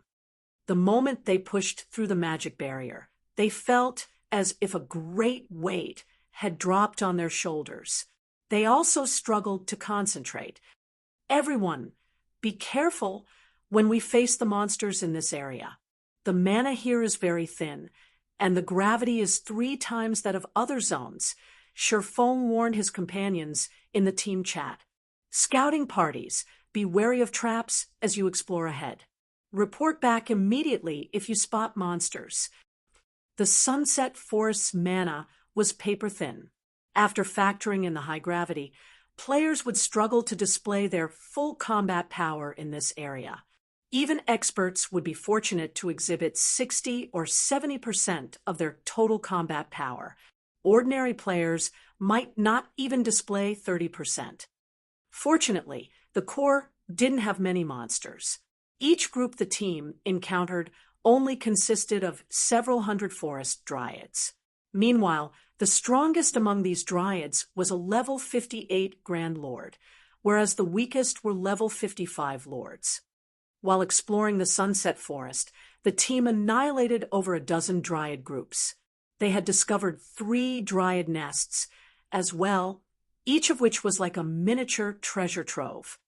Although numerous dryads protected these nests, the strongest fortified nest they had found only had 6 Grand Lords and a single specialized Grand Lord. Seeing the potential harvest she could obtain from these nests, Phoenix Rain used all 6-tier 3 summoning scrolls she had prepared. Each summoning scroll had a 3-hour duration, just long enough to last them until their time in the Sunset Forest came to an end. With the 6-tier 3 summoned creatures, Solitary 9, and Dark Madness tanking the Grand Lords, the team swiftly cleared out the dryad nests, taking roughly 30 minutes to do so. Meanwhile, each of the nests they found had contained over 30 treasure chests, the lowest rank of which was secret silver, while the best they had found thus far was a dark gold treasure chest. After raiding 3 dryad nests, the team had obtained 11 dark gold treasure chests and 43 fine gold treasure chests. In addition, the team had found various materials the dryads had collected. Among the materials, they had found precious ancient origin wood. Even Quiet Melody was a little jealous. The Sunset Forest was a level 50 to level 60 historical site. Needless to say, its treasure chests would drop level 50 to 60 weapons and equipment. At this stage of the game, level 50 plus fine gold equipment was still incredibly rare, much less dark gold rank. "Commander, we've discovered something," a scouting party suddenly reported. "It looks like a dryad nest, but there's a shrine inside it. A lot of dryads are patrolling the nest, too. I don't think we can investigate further without being detected." "Good. We'll make our way there right away." Sherfong was ecstatic. The scouting party had found the Sunset Shrine. The Sunset Shrine hid most of the Sunset Forest treasure, but its location wasn't static. The shrine's location would differ each time the Sunset Forest activated. Every time players teleported to the historical site, they'd have to search for the Sunset Shrine all over again. Sherfong quickly led the team to the Sunset Shrine, but when they arrived, they gasped at what they saw. How is this possible? Didn't the records say that Grade 1 historical site's final boss is supposed to be a Grand Lord ranked archaic species? Phoenix Rain unconsciously balled her fists when she saw at the gigantic living tree blocking the distant shrine. When everyone saw this massive treant, they could not help but shudder. The giant tree was the Sunset Forest's final boss, but its rank wasn't what they had expected. Rather than a Grand Lord, the treant was a mythic monster. The King of Trees. Chapter 1481, Challenging the King of Trees. Chapter 1481, Challenging the King of Trees. Chapter 1481, Challenging the King of Trees. Why is it a mythic monster? Is the system toying with us? When everyone saw the colossal tree looming over 100 meters above them, their relaxed, confident expressions vanished. Even Quiet Melody, a vice temple master from the Super Guild Sacred Temple, could not help her grim expression. King of Trees, plant life form, mythic, level 60, HP 600, 000, 000, 600, 000, 000. Just looking at the King of Trees sent shivers down her spine. Even before the fight began, the pressure of King of Trees' intense aura weighed down on her. This was only the tip of the iceberg. What truly made her feel powerless was the thick tendrils extending from the Trent's body. The Grand Lord-ranked dryad they had previously faced had only wielded 4 tendrils, each possessing 60% of the Dryad's strength, yet the King of Trees has 12 tendrils. She wouldn't have worried if the tendrils had 60% of a Grand Lord's strength, but against 60% of a level 60 mythic monsters, even tier 3 summon creatures would be defenseless, much less players. Moreover, a large number of Dryads accompanied the King of Trees. At a glance, Quiet Melody counted over 200 Dryads, including 6 Grand Lords and 60 Great Lords. All of the Dryads were clustered together, so attacking one might lure the whole group. Even Phoenix Rain and Quiet Melody, who had survived countless raids and battles, couldn't help their despair. Rain, let's give up on the King of Trees. It's simply too powerful. We can't raid that boss right now, Quiet Melody advised her friend, who had been silent all this time. We still have plenty of time left. We can raid other Dryad nests. We don't need to waste our time here. The best part about historical sites was their plethora of treasure-laden locations. Although the quantity and quality of treasures they would find in other Dryad nests couldn't compare to those in the Sunset Shrine, they'd walk away with far more than what they'd find in a 100-man Hell Mode team dungeon. I understand, Phoenix Rain responded, reluctance filling her eyes as she watched the King of Trees. She knew that trying to fight that thing would be suicidal. Not even the numerous trump cards she had prepared would help her against the mythic-ranked King of Trees. Immediately, she issued a command in the team chat. Everyone rest up. Scouting parties, continue your search for other Dryad nest. Just as the scouting parties prepared to head out in search, Shifeng shouted, "Hold on a minute. Does he have a plan?" Phoenix Rain could not help but turn towards the swordsman. How can he? The surrounding, high-tiered Dryads will be difficult enough to clear out, not to mention the King of Trees. Not even 6 tier 3 summon creatures can hold up against the boss's tendrils. Without anyone tanking the tendrils, it'll only be a matter of time before we're annihilated, Quiet Melody argued. While she acknowledged that they had only made it this far so easily thanks to Shifeng's leadership and ingenuity, she couldn't bring herself to believe that they had a chance against the King of Trees. Compared to the 3 Dryad nests they had already exterminated, raiding the King of Trees would be a nightmare. The boss wasn't a foe that they could defeat with good leadership and strategy. They also needed to be strong enough, and it was obvious that their team wasn't. I'll admit, I didn't expect the King of Trees to be a mythic monster. However, it isn't exactly impossible to defeat. I just need to adjust my original plan, Shifeng explained. He, too, was surprised to see the boss's mythic rank. When he had come here in his previous life, the King of Trees had only been a Grand Lord-ranked archaic species with a unique bloodline. This time, however, the raid would be twice as difficult. The King of Trees was also set to face a team of 1,000 players. Although its strength was no match for the Titan warriors, it had far more HP.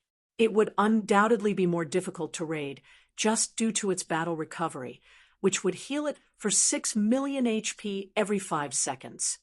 The boss is a mythic monster, yet he only needs to adjust his plan to defeat it. For a moment, Quiet Melody wondered if she had heard wrong. She had encountered mythic-ranked bosses before, and she was certain that they were invincible to current players. Without siege weapons and disregarding all cost, the team had 0 chances of defeating a mythic boss. Unfortunately, historical sites were similar to dungeons in that siege weapons were prohibited.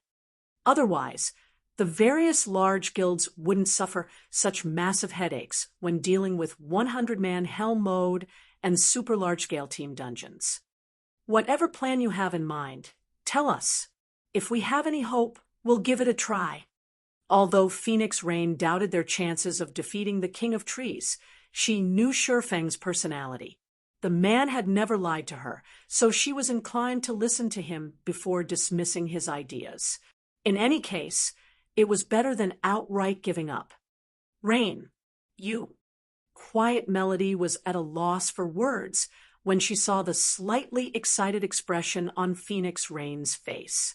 "Fine, do whatever you want, but we're only giving it one try. If we fail, we'll search for other dryad nests." How could a mythic monster possibly be an easy foe? Even the various superpowers in God's domain were utterly helpless against these monsters. They were all forced to take the long way around when they found one. If it were possible to raid mythic monsters, they would have started their raids on the super large-scale team dungeons already. "MHM, thank you," Phoenix Rain offered. Quiet Melody was only helping her as a good friend and hadn't asked for any payment for the work. If the woman didn't want to do something, she wouldn't force her. Unfortunately, if Quiet Melody decided not to participate in the fight against the King of Trees, the team would lose a large fraction of its firepower. "Before this, I'd like to sign a new contract, Phoenix Pavilion Master. Our previous agreement didn't include a mythic-ranked final boss," Shifeng said as he handed Phoenix Rain a new contract. Most of the contents hadn't changed. Zero Wing would still obtain 20% of the harvest. The only difference was that after the raid, Zero Wing would have priority when choosing 5 items from the Sunset Shrine.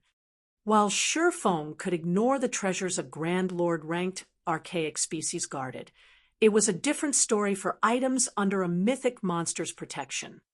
"Renew our contract." Phoenix Rain read through the new contract. Shortly after, she said, "I don't have any problems with this as long as we clear the Sunset Shrine." Although Shifeng's demands were high, it was much better than leaving empty-handed. Each of the 3 dryad nests they had already raided had contained over 100 precious items, excluding the material stashes in each nest. Needless to say, the Sunset Shrine hid far more items of even higher quality. Following which, the 2 players signed the contract. Once Shifeng ensured that everything was in order, he began to pull flame potions from his bag. Normally, players had very little use for these potions. Moreover, they weren't meant to be consumed. Rather, they acted as a type of chemical bomb. The flame potions only had one purpose: weakening plant life forms. The effects could also stack up to 100 times, reducing the targeted plant life form's attributes, defense, and resistances by 30%, and increasing the damage from fire-type attacks by 100%. After 2 days of grinding, Aqua Rose and the others had gathered 100 flame potions. The flame potions hadn't been particularly valuable in the past, but once the public had discovered the Sunset Forest, their prices had skyrocketed. They had become a priceless tool for dealing with plant life forms. After distributing the potions, Shifeng had everyone lure the dryads around the King of Trees, quickly eliminating the mobs. Without the threats around the boss, Shifeng delegated tasks. "Assassins, when the raid begins, toss these flame potions at the boss. For those controlling the 6 summoned creatures, try to block as many of the boss's tendrils as possible. Ranged players, use your spells and skills instead of normal attacks as much as possible. Melee players, stay away from the summoned creatures and find opportunities to strike. MTs, split into 6-man groups.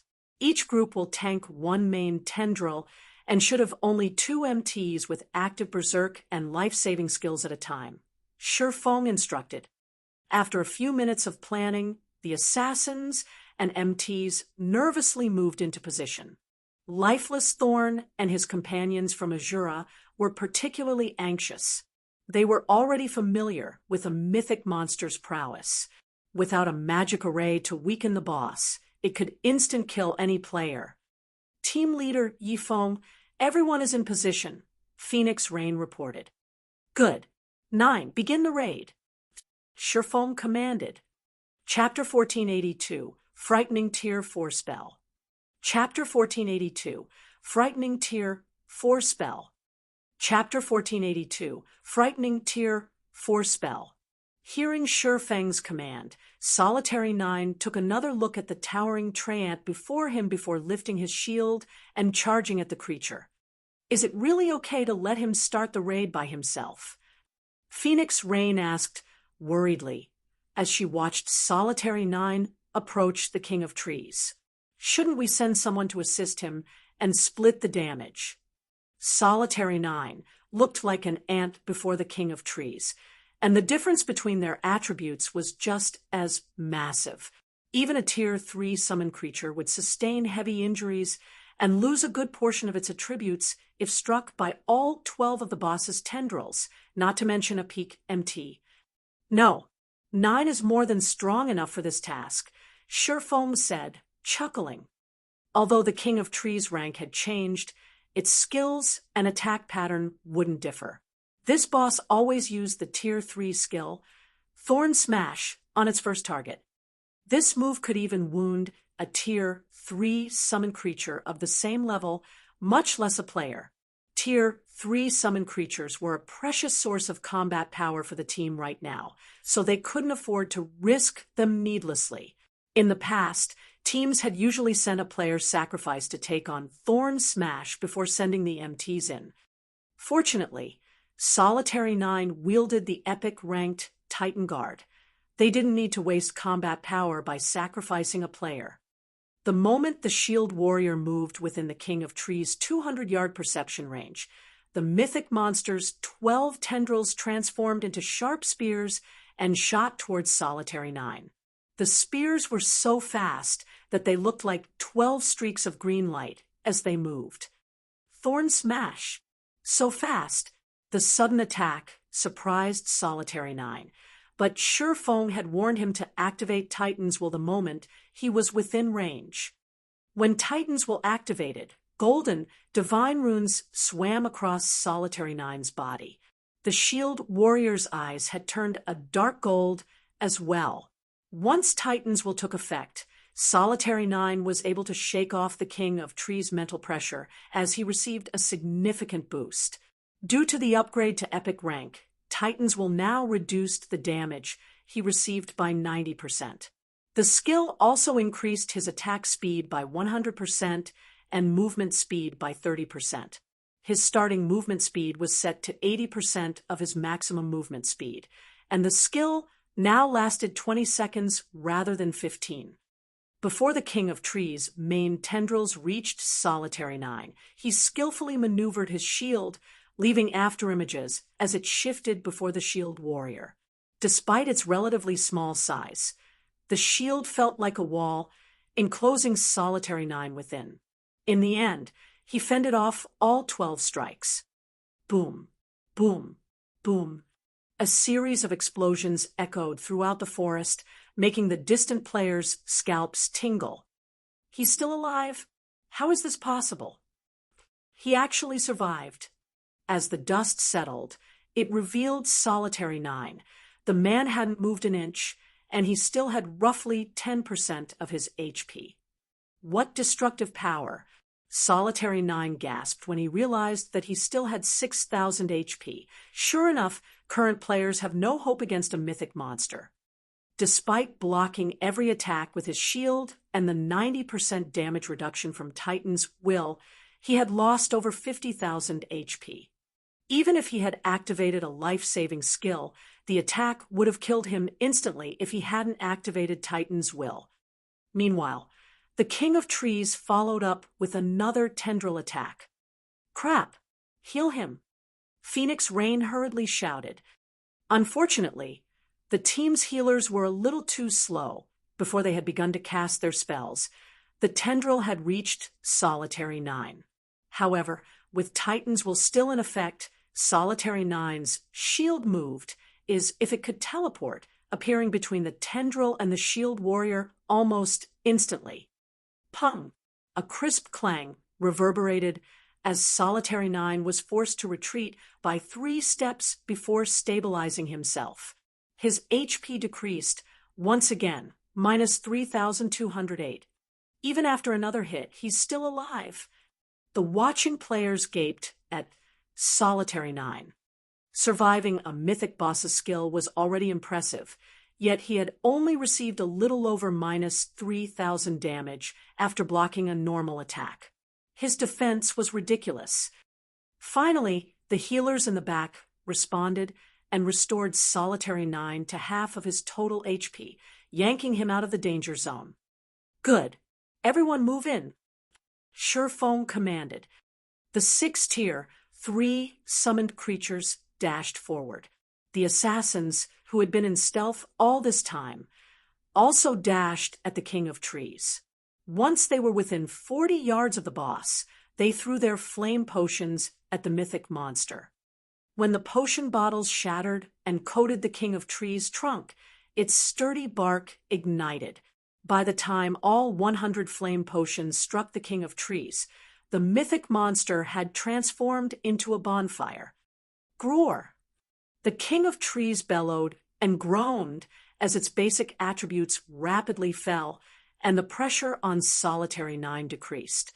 Now, he only received around -2,000 damage when blocking the mythic monster's normal attacks. Now, he could even withstand an attack from all 12 of the King of Trees' tendrils simultaneously. The 6th-tier 3 summon creatures and 5 MT's groups ran forward, each tanking one of the boss's main tendrils, further reducing the pressure on Solitary 9. However, the King of Trees was enraged, its attack speed increasing. Hundreds of smaller tendrils extended from its trunk, attacking everything in range. Each of the minor tendrils carried 35% of the mythic monster's strength, more than enough to suppress a great lord of the same level. The summoned creatures and the MT groups were in danger. When the MTs blocked the minor tendrils, they received nearly -8,000 damage. On average, each MT had to face 3 or 4 minor tendrils. Even with their life-saving skills active, the MT groups were starting to falter, and the healers struggled to keep up with the plummeting HP. Phoenix Rain's team finally understood how terrifying the King of Trees was. As expected of a mythic monster, relying on the flame potions isn't enough. Shurfeng sighed, helplessly. He then used 5,000 magic crystals to activate the Ring of Gospel's world projection. When world projection activated, the King of Trees' attributes decreased once more. The debuff was just enough to help the MT groups hold on. Everyone attack! When Shurfeng issued the command, he activated Phantom Kill and dashed for the King of Trees. Due to the flame potions, the King of Trees' defense had weakened significantly. When spells and arrows bombarded the boss's trunk, damages ranging from -2,000 to -3,000 appeared above the mythic monster's head. The fire-type skills and spells did the most damage, each dealing over -5,000 damage on average. Zhao Yueru's attacks stood out from the rest. Wielding Frostflame's Wrath, she bombarded the King of Trees with one fire-type spell after another, each dealing nearly -30,000 damage. Just how high is her magic damage? Blue Phoenix, who stood a short distance away from Zhao Yueru, was rendered speechless. She was an elementalist and was already level 48, yet despite wielding an epic staff, robe, and a pair of gloves, her Tier 1 fire-type spells only dealt around -12,000 damage. She couldn't even manage half of Zhao Yueru's damage. As everyone continued their bombardment, watching the King of Trees' HP steadily decrease. 90%, 70%, 50%. However, as the mythic monster's HP fell, more tendrils gradually joined the fight. These minor tendrils no longer focused on the summoned creatures and the MTs, occasionally sprouting from the ground to attack the ranged DPS and distant healers. Although the minor tendrils only carried 35% of the King of Trees' strength, they packed enough power to instantly kill the cloth armor classes, steadily reducing the team's numbers. By the time the King of Trees' HP fell to 20%, the 1,000-man army had around 700 players remaining. Despicable intruders, You will only help me grow," the King of Trees bellowed. Suddenly, 6 more main tendrils joined the fight. Now, each of the main tendrils dealt nearly minus 20,000 damage to the MTs with active berserk skills. Before anyone could react, the 6 new tendrils killed off 6 MTs. As the MT group fell, the boss's aggro management descended into chaos. "Attack with everything. Use every skill and spell you have," Shifeng shouted.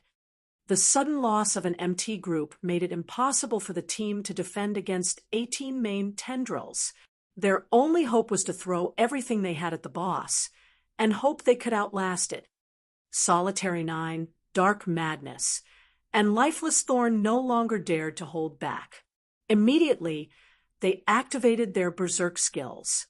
At the same time, Solitary 9 activated Titan's Heart, creating a protective shield around him that could absorb damage equal to 10 times his maximum HP. The 3 of them quickly moved into position and activated Triple Frost Moon. Suddenly, 3 dazzling arcs of light struck the King of Trees, pulling a pain scream from the mythic monster. At the same time, the King of Trees lost over 2 million HP, its HP bar decreasing by a sizable chunk. Likewise, Shifeng activated Heavenly Dragon's power before using one skill after another. Across the battlefield, Phoenix Rain activated one Tier 3 magic scroll after another as well. As the King of Trees' HP decreased, it launched frenzied attacks, swiftly claiming players' lives. Although Shifeng wanted to summon his personal guards, players were prohibited from doing so in historical sites. He could only summon a Tier 3 demon to assist. Eventually, the King of Trees' HP fell to 2%, but only a little over 100 players were still alive. Only a dozen or so MTs still stood against the boss, and over 70% of the team's healers had died. At this rate, the team would fall before they could kill the King of Trees. "Everyone, retreat!" Shifeng shouted when he realized the hopelessness of the situation. Grinding his teeth, he took the Tier 4 large-scale destruction magic scroll from his bag and unfurled it. "Die!" As the magic scroll unfurled, the space around the sunset shrine froze. The surrounding mana surged towards the scroll in Shifeng's hand before a golden magic array formed beneath the boss. Boom! Suddenly, a golden pillar of light rose from the ground, enveloping the mythic ranked guardian boss and piercing through the magic barrier around the sunset forest. The King of Trees' tendrils, both main and minor, disintegrated.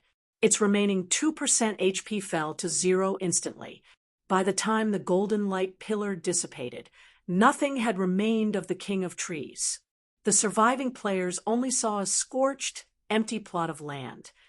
Chapter 1483. Obtaining the first clear of the Sunset Forest. Chapter 1483. Obtaining the first clear of the Sunset Forest. Chapter 1483. Obtaining the first clear of the Sunset Forest. The boss is dead. What tier was that spell? How is it so powerful? As the Tier 4 spell, Titan's Wrath, dissipated, the surviving team members regained their senses. Even then, they couldn't bring themselves to believe that the King of Trees was dead. By the time the team had taken the King of Trees down to 2% of its HP, it had deployed well over 1,000 minor tendrils on the battlefield. With the remaining 100-plus members on the team, it would have been impossible to wipe out the boss's remaining HP before the mythic monster annihilated the rest of the team. And yet, just as the team was about to wipe, someone bombarded the King of Trees into oblivion. Why wouldn't they be shocked? Was that some sort of trump card Zero Wing had kept hidden? Phoenix Rain stared at the empty plot before her in shock.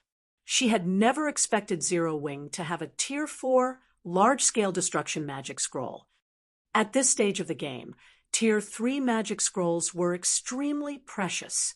With just one of these scrolls, an ordinary player could make a fortune overnight with enough funds to purchase a powerful set of equipment. Among the various magic scrolls available, large-scale destruction spells and summoning spells were the most valuable and highly sought after by the various large guilds. Both types of magic scrolls were powerful enough to turn the tide in battle, but Shifeng had actually used a Tier 4 large-scale destruction magic scroll. Not even the Dragon Phoenix Pavilion had gotten their hands on such a scroll. The King of Trees' death contributed a tremendous amount of EXP to the surviving players. Phoenix Rain had even risen from level 48 to level 49. They had obtained more EXP than anyone had expected. Meanwhile, after the King of Trees' death, the barrier enveloping the Sunset Shrine gradually disappeared. System, congratulations! You are the first team to raid the Sunset Forest successfully. Rewards in the Sunset Shrine doubled.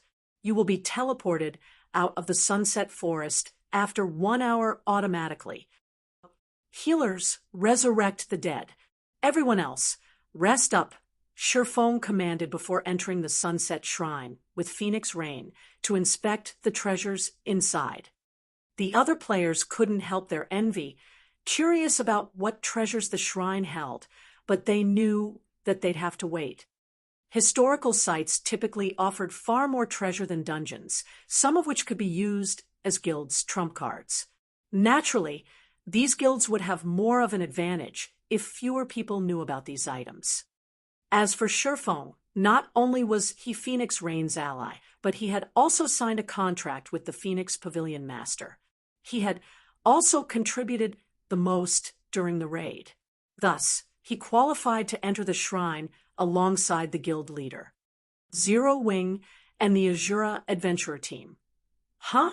Quiet Melody could not help but watch Shifeng's departing back before glancing at Azura's resting members, curiosity and intrigue dominating her thoughts. It seems that I really will need to report to the guild leader. Despite all of the effort the Sacred Temple had spent raiding various historical sites, the guild had failed to raid a single Grade 2 ruin. Yet Phoenix Rain's temporary team had secured the first clear of a Grade 1 historical site. If other guilds discovered this, it would cause a commotion. On the journey here, Quiet Melody had carefully observed everything that had happened. Based on what she had seen, she was absolutely certain that without Zero Wing and Azura's help, Phoenix Rain's team would have failed. In fact, they would have been lucky to reach the Sunset Forest's core within the allotted time, much less kill the mythic-ranked King of Trees. She had never imagined that a recently established guild like Zero Wing could become so powerful in such a short amount of time. While historical sites were very rare in God's domain, super guilds like the Sacred Temple had discovered quite a few already. The only thing preventing them from harvesting these ruins' treasure was their lack of strength. Although she did not know what the conditions of Phoenix Rain and Zero Wing's agreement, the Sacred Temple was capable of any price she could afford. Elsewhere, with the magic barrier gone, Shifeng and Phoenix Rain easily entered the Sunset Shrine. The interior was luxurious. It looked more like a palace than a shrine. Meanwhile, the two found a large pile of items in the center of this palace. This is the Sunset Forest's first clear reward. Even Phoenix Rain, who had seen plenty of treasure before and had her own significant wealth, was surprised to see the mound before her. Among the small mountain of items, she easily counted more treasure chests than what they had looted from the 3 dryad nests they raided earlier. She even saw a few epic treasure chests among them. Aside from treasure chests, there were all sorts of master-ranked potions, high-tiered magic scrolls, special gemstones, and many other valuable items. As she gazed at the items, Phoenix Rain felt as if she were dreaming. At least I didn't waste that Tier 4 magic scroll. Shifeng spotted 3 epic treasure chests in addition to elemental treasure boxes and 7 luminaries treasure boxes, which contained elemental sources and 7 luminaries crystals, respectively. He had thought that the flame potions would be enough to raid the Sunset Forest, but in the end, he had been forced to use a Tier 4 magic scroll as well. But after seeing the Sunset Shrine's treasure, he was satisfied with trading a Tier 4 magic scroll for the first pick of 5 of the shrine's items. Neither the elemental treasure boxes nor the 7 luminaries treasure boxes were any less valuable than the epic treasure chests. An elemental treasure box would drop 1 to 3 elemental source stones when opened, while a 7 luminaries treasure box would drop 3 to 6 units of 7 luminaries crystals. Both treasure boxes had been highly sought after by the various guilds in his previous life. Moreover, Shi Feng spotted various materials, designs, skill books, and other precious items that could easily drive the various large guilds mad with envy. It took Shi Feng and Phoenix Rain over half an hour to organize the loot. "According to our agreement, I'll choose 5 items first," Shi Feng said as he glanced at Phoenix Rain. "All right, take your pick." Phoenix Rain nodded. She was extremely satisfied with the Sunset Shrine's treasure. Even if Shi Feng claimed all 3 epic treasure chests, she wouldn't be disappointed in the least. After all, among the treasures here, over 10 were just as valuable. Seeing Phoenix Rain nod, Shi Feng began to select his prizes. However, the man hadn't pocketed the 3 epic treasure chests as Phoenix Rain had expected. On the contrary, Shi Feng didn't even glance at the treasure chests. Instead, the first items he claimed were the 2 elemental treasure boxes. While current players might realize how valuable elemental sources were, he did. In fact, elemental sources could be strategic tools in mythic monster raids. Hence, he had to prioritize these items. After selecting the elemental treasure boxes, Shi Feng chose the Sunset Potion recipe, an advanced alchemy recipe unique to the Sunset Forest. The recipe usually had a very low chance at appearing in the Sunset Shrine. When consumed, the potion would have the penalty of a single death. It was a super potion with a 24-hour cooldown. Avoiding death was incredibly difficult in God's domain. Each time a player died in the field, they'd lose an entire level. Hence, the Sunset Potion had been highly regarded in the past. Only very few guilds had been able to brew the potion, contributing to its rarity on the market. The potion had only cost 10 or so silver to produce, yet it had sold for around 1 gold. Now that the Sunset Potion recipe had dropped, he had no reason not to claim it. Shi Feng also selected the basic mana bomb design, an advanced engineering design. Although the necessary materials to craft the item were rare and expensive, each basic mana bomb was as powerful as a peak Tier 2 attack. When used in conjunction with defensive turrets, the mana bombs could rival a Tier 3 attack. The design was far more valuable than an epic weapon. For Shi Feng's 5th choice, he selected the only epic item throughout the hall: the 7 Luminaries Bible. Chapter 1484, 7 Luminaries Bible. Chapter 1484, 7 Luminaries Bible. Chapter 1484, 7 Luminaries Bible. These are the 5 items that you want. Phoenix Rain was a little confused as she saw Shi Feng's choices. Setting aside the 7 Luminaries Bible, although the recipe and design for the Sunset Potion and basic mana bomb were valuable, both were very difficult to produce. There was no doubt that the item's production would be slow and limited. The rare materials for the basic mana bomb were particularly expensive. A single crafting attempt would cost around 2 gold, while the final product could cost 6 gold or more.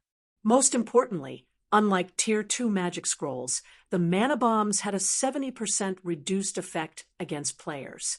This impacted how useful the mana bombs could be. Generally, players would only want such an expensive tool to deal with enemy players. Unless necessary, most players avoided using such costly items against monsters.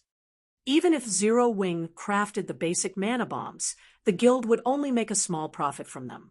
It would take ages before Zero Wing could earn enough money to make up for the loss of an epic treasure chest.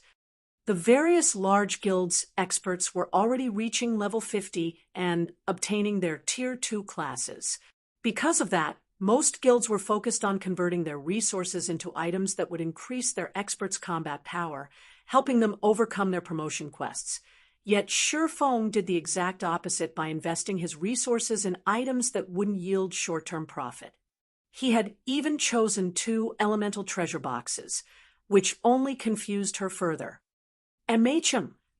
Feng simply chuckled at Phoenix Rain's question. Others might have a hard time using these items to increase a player's strength, but he wouldn't have any issues. This was especially true for the basic mana bomb, although the production cost was high, and it wasn't particularly useful against players. Its effects would be miraculous against certain monsters.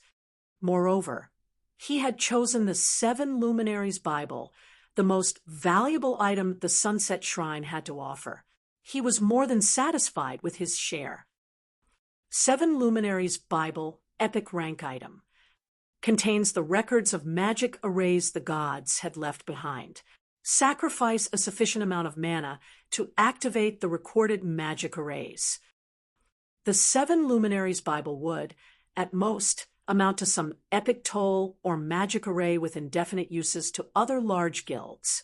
Moreover, even the strongest magic array within the Bible was intermediate rank. It could barely suppress a Grand Lord, yet it required a tremendous amount of mana to activate. Activating one of the 7 Luminaries Bible's intermediate magic arrays cost 2,000 magic crystals. The basic magic arrays cost 500 magic crystals to activate.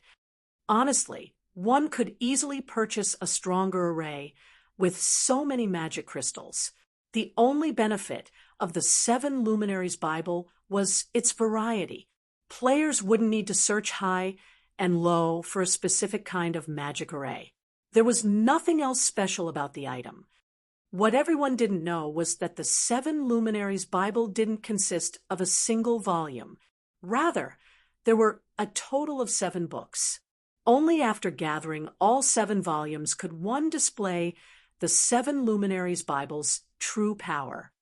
The various superpowers had clashed often to obtain more of the Bible's volumes in the past. They had discovered that one could use advanced magic arrays once they had collected 2 volumes. While intermediate magic arrays were rare, players could find them if they put in a little effort.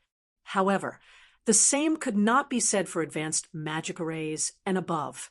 In addition, the materials needed to craft advanced magic array scrolls were exceedingly expensive. Meanwhile, these arrays could even suppress mythic monsters, which would, in turn, increase players' chance of obtaining precious items. One could just imagine how valuable an advanced magic array could be if they could use it indefinitely for the cost of magic crystals. God's Domain's current superpowers hadn't discovered this secret yet. Otherwise, Phoenix Rain would have mourned the item's loss.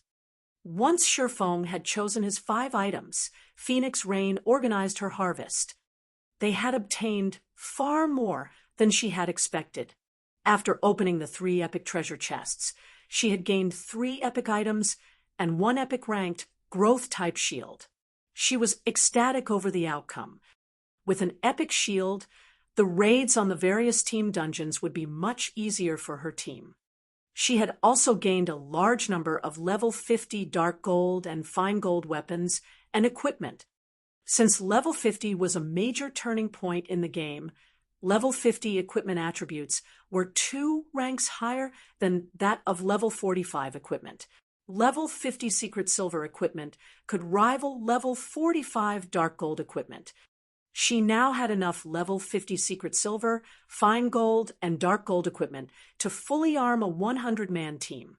As long as she gave these pieces to players who had items that reduced level requirements, they could improve their equipment right away.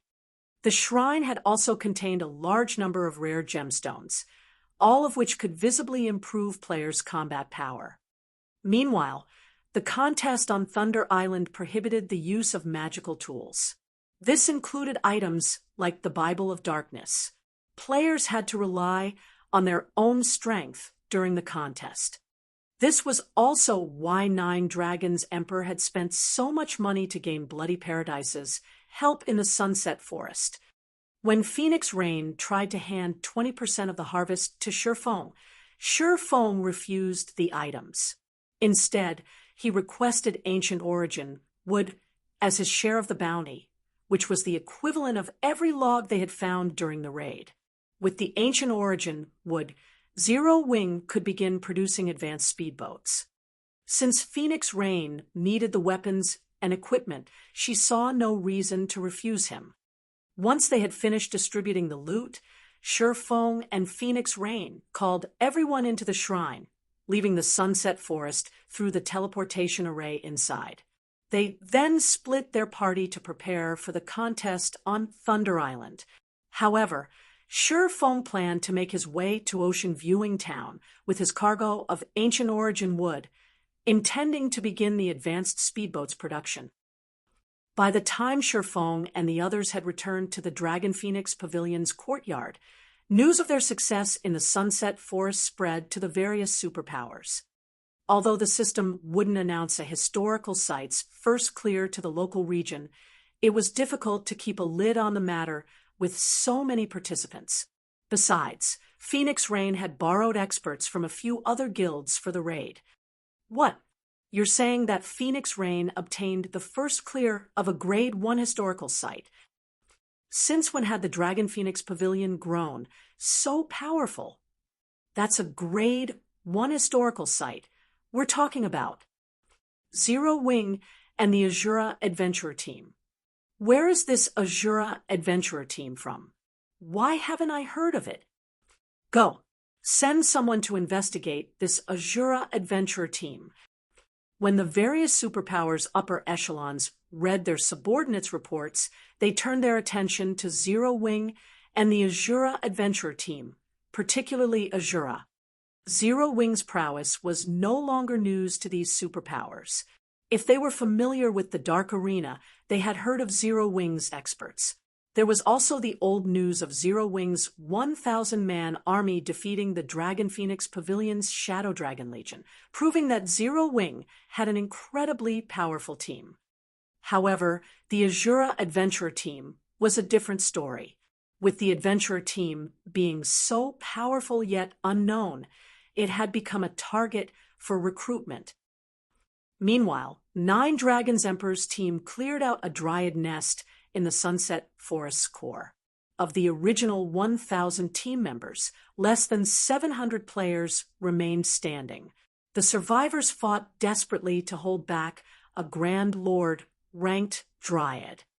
Quick, take these dryads down. We don't have much time left. Nine Dragons Emperor anxiously shouted. He had used many of his trump cards just to get his team to the central area. Even then, he had spent more than 6 hours doing so. Once there, they had spent quite some time exploring the area before they had found a dryad nest, but they hadn't expected the dryads to be so difficult to deal with. In addition, the nest they had found had been guarded by multiple Grand Lords. Even after activating all of their Tier 3 summoning scrolls, they were at a disadvantage. Pavilion Master, a report just came in from Sun Dragon. Blood Dragon announced. What is it now? Out with it. Nine Dragons Emperor frowned. They had very little time remaining. If they didn't eliminate these dryads in time, they wouldn't return with a single treasure. Sun Dragon has informed us that Phoenix Rain has already obtained the Sunset Forest's first clear. Blood Dragon replied, struggling to believe the report. Chapter 1485, Taking Shape. Chapter 1485, Taking Shape. Chapter 1485, Taking Shape. Blood Dragon's response stunned Nine Dragons Emperor on the spot. Impossible. Nine Dragons Emperor shouted, I know what Phoenix Rain's team is capable of. She'd be lucky to reach the forest's core. How could she possibly obtain the Sunset Forest's first clear? They were from the same guild, so he knew practically everything about Phoenix Rain's capabilities. Even if she had some unknown trump card, she could never defeat the historical site's final boss.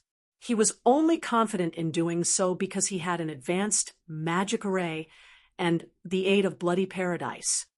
As far as he knew, Phoenix Rain didn't have an advanced magic array.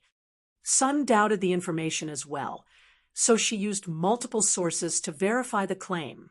She even obtained a video recording of the raid, so there is no mistaking the information, Blood Dragon explained. One of the reasons for her success was a tool called the Flame Potion, which significantly reduced the boss's attributes. In addition, the Azura Adventurer team has a super powerful MT that tanked the weakened boss by himself. In the end, Zero Wing used a Tier 4 magic scroll to finish it off. Lucky bastards. They actually found a way to weaken the boss. Nine Dragons Emperor fumed when he saw the video Blood Dragon had sent him. A trace of envy flashed in his eyes. However, he sneered and growled, "Just you wait. You may have secured the Sunset Forest's first clear, but I'll teach you that your struggles are futile soon. Blood, notify Sun and tell her that she proceed with the plan. Contact Beast Emperor as well and tell that old bastard that I'm running out of patience. I don't want to see Zero Wing prance about any longer." Understood. Blood Dragon shuddered when he heard the cold determination in Nine Dragons Emperor's voice. Elsewhere, Shifeng arrived in Ocean Viewing Town via a teleportation array. The town's player population had increased significantly since his first visit. He saw countless players forming teams and parties as they prepared to set sail for the islands to grind and level. He also spotted a few merchant fleet representatives conducting their maritime transportation business. Transport from Ocean Viewing Town to Sandy Bay Town. Special price right now. Only charging 15 silver per person. Less than 1,000 slots of bag space free of charge. 5 silver for every additional 1,000 slots. 3 silver for each non-bag space item. Transport from Ocean Viewing Town to Coral Harbor. Only charging 20 silver per person. Less than 1,000 slots of bag space free of charge. 7 silver for every additional 1,000 slots. 5 silver for each non-bag space item. Many independent merchant and adventuring players crowded around the merchant fleet representatives, trying to haggle down the prices. Players who preferred to use the merchant ships were generally trying to avoid exorbitant teleportation fees. Cross-national teleportation fees were particularly expensive. Even teleporting to a neighboring country cost more than 1 gold. It wasn't unusual to pay 2 or 3 gold when traveling farther. It was cheaper to hire a ship. This was especially true for players transporting non-bag space items. Although the maritime transportation system in Ocean Viewing Town wasn't yet perfect, it had begun to take shape. These people sure are taking action quickly. Glancing at the various merchant players, Shifeng easily spotted over 5 merchant fleets. It seems that I'll need to produce the new type of cargo ships as soon as possible. Maritime transportation had been very well developed in the past. It had also generated a frightening amount of wealth for players. Hence, the various large guilds had established their own merchant fleets and contested over territory at sea. Initially, Shifeng had been satisfied with the development of his naval forces, but there were plenty of capable players in God's domain. In the end, many players had quickly discovered this business opportunity. At the moment, these merchant fleets were renting ordinary cargo ships from NPCs. Each ordinary cargo ship could only carry 35 people, and the cargo ship's item space was limited. Each ship could only carry 30 non-bag space items at a time. He had previously spent 30,000 gold to purchase a special medium shipyard.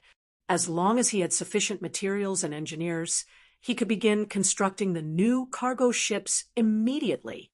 Not only were the new cargo ships 15% faster than ordinary cargo ships, but they could also carry up to 40 people at a time. Meanwhile, Shi Feng had both engineers and materials available to him. He could start producing the ships as soon as he desired. Once these new cargo ships were built, he'd make a fortune off of them, whether he rented them out or used them himself. Following which, Shi Feng contacted Melancholic Smile and had her dispatch a large number of engineers to Ocean Viewing Town. Previously, the candlelight trading firm had lacked both quantity and quality of engineers, but now they had become a holy land for lifestyle players in Star Moon Kingdom. Since the trading firm constantly recruited lifestyle players, they had a large collection of engineers. Right now, even if the trading firm only dispatched a small fraction of these players, they would be more than enough to operate a large shipyard, not to mention a medium shipyard. Guild leader, do you really intend to use such a precious material to construct the Flying Eagle speedboats and new cargo ships? Burning Abyss was astonished as he gazed at the ancient origin which Shi Feng had placed before him. As a master engineer, he had researched the various materials available in God's domain. This was especially true for the materials useful to engineers. He knew that ancient origin was a top-tier material meant for ship construction. Using it to construct bronze speedboats would be a waste, much less constructing an advanced speedboat. The new cargo ship was even less valuable than an advanced speedboat. Just use it for now. I don't have any higher-ranked designs on me at the moment. Shi Feng was just as reluctant to use the wood. After all, ancient origin, wood was a precious material that could only be obtained from the Sunset Forest. When used to construct ships, not only would it increase the production success rate, but it also had a chance of strengthening the ship with the power of ancients, enhancing the ship's quality. It was incredibly extravagant to use it to construct a ship that wasn't even bronze rank. However, he couldn't care less at the moment. Ship designs were extremely rare. He had been fortunate enough to obtain the design for the Flying Eagle speedboat and the newly developed cargo ship. Following which, Shi Feng handed Burning Abyss the basic mana bomb design and instructed him to produce the bombs. He was happy enough to let the advanced engineers take charge of producing the speedboats and the cargo ships. There wasn't a need to involve a master engineer like Burning Abyss in the project. The basic mana bomb was a different story. Despite only being basic rank, the design and advanced engineering design. If he left it to the advanced engineers, their success rate would at most reach 30%. If Burning Abyss crafted the bombs, however, his success rate would be at least 50%. Letting Burning Abyss produce the bombs would save on cost and materials. After all, the required materials were both rare and expensive. What an intricate design! I never knew magic arrays could be used in such a way. After glancing at the basic mana bomb design, Burning Abyss was captivated. I'll leave the shipyard's management to you. As for this design, you'll learn it. If you have time, try to produce as many of the bombs as you can. I have an important use for them, Shi Feng said, chuckling at the engineer's starstruck expression. Guild leader! Burning Abyss was stunned when he heard Shi Feng's instructions. However, he was instantly overjoyed and excited. Even after becoming a master engineer, he had only been promoted to chief engineer in the Candlelight trading firm. In the end, he was only one of Zero Wing's core members, but it was a different story if he were allowed to manage the shipyard. It was the equivalent of becoming one of the guild's upper management. Countless lifestyle players dreamed of such status. Following which, Shi Feng handed a portion of the shipyard's authority to Burning Abyss. He then paid Rodney a visit, calling in on the agreement with the master engineer to assist in the shipyard. Not only would Rodney's presence increase production success rate when crafting ships, but production speed would increase as well. As Shi Feng finished with the shipyard's matters and prepared to lead Gentle Snow and the others to Thunder Island, Aqua Rose gleefully walked up to him, whispering, "Guild leader, Summer just contacted me. She says that she's successfully class changed into a dragon slayer. Moreover, Kola has also completed his class change. Should I have them head over? Chapter 1486, Assembly of Experts. Chapter 1486, Assembly of Experts. Chapter 1486, Assembly of Experts. They're done already? Surefoam was a little confused. As far as he could remember, the Dragon Slayer class change quest wasn't an easy one. All right, tell them to hurry and join us. Honestly, he had been somewhat worried about having sufficient strength for the contest on Thunder Island, and had even considered recruiting Owl's help. However, it seemed that wouldn't be necessary. Kola's success in becoming a Tier 2 Dragon Slayer Knight alone would boost the team's overall strength, not to mention Alluring Summer, who was now a Tier 2 Dragon Slayer Mage. Both basic attributes and skills would undergo a qualitative transformation when players reached Tier 2. Kola also had the epic ranked Dragon Scale Shield. Had he been present during the King of Trees raid, the raid definitely would have been a lot easier. He wouldn't have needed to waste an incomparably precious Tier 4 magic scroll. Hearing Shurfeng's answer, Aqua Rose immediately contacted Alluring Summer and Kola, telling them to gather in Ocean Viewing Town. Guild leader, if we don't leave soon, I'm afraid we won't make it in time, Gentle Snow said worriedly as she looked at the time. It would take quite some time to travel from Starmoon Kingdom to the Apocalypse Empire. Thunder Island was located in the Sea of Death's inner region, very far away from the Apocalypse Empire. There weren't any teleportation arrays connected to the island, so players had to rely on other means to reach it. In fact, the various major powers participating in the contest for Thunder Island's authority had long since set out. Phoenix Rain and Nine Dragons Emperor had only delayed their departure to obtain the weapons and equipment from the Sunset Forest. As soon as Phoenix Rain had cleared the historical site, she and her subordinates rushed towards the island. Since Surefoam had wanted to begin producing advanced speedboats as soon as possible, he had made a trip to Ocean Viewing Town with the ancient Origin Wood. Otherwise, they would have left for Thunder Island with Phoenix Rain's group. As a result, their group was far behind schedule.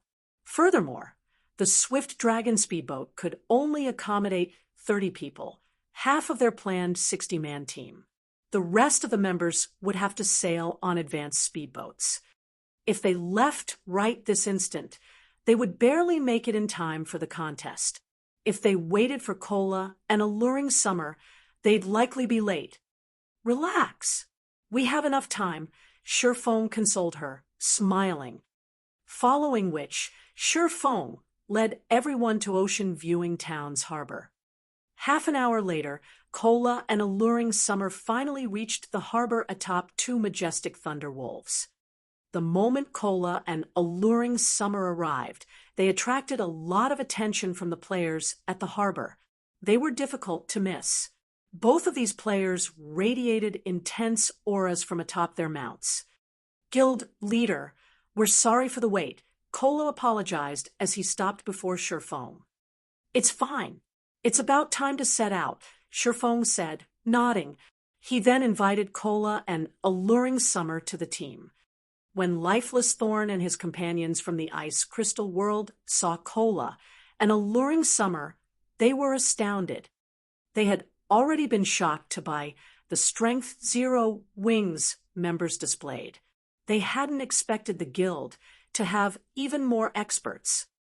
Lifeless, how confident are you of defeating those two? Cleansing Whistle whispered as she looked at Kola and Alluring Summer. Personally, Cleansing Whistle doubted that she was a match for Kola or Alluring Summer. Just by standing so close, she felt an intense wave of danger from them. The guy? Maybe.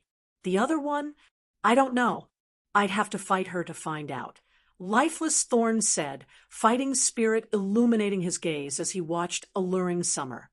He had struggled to find anyone who could offer a good fight back in Cold Wind City.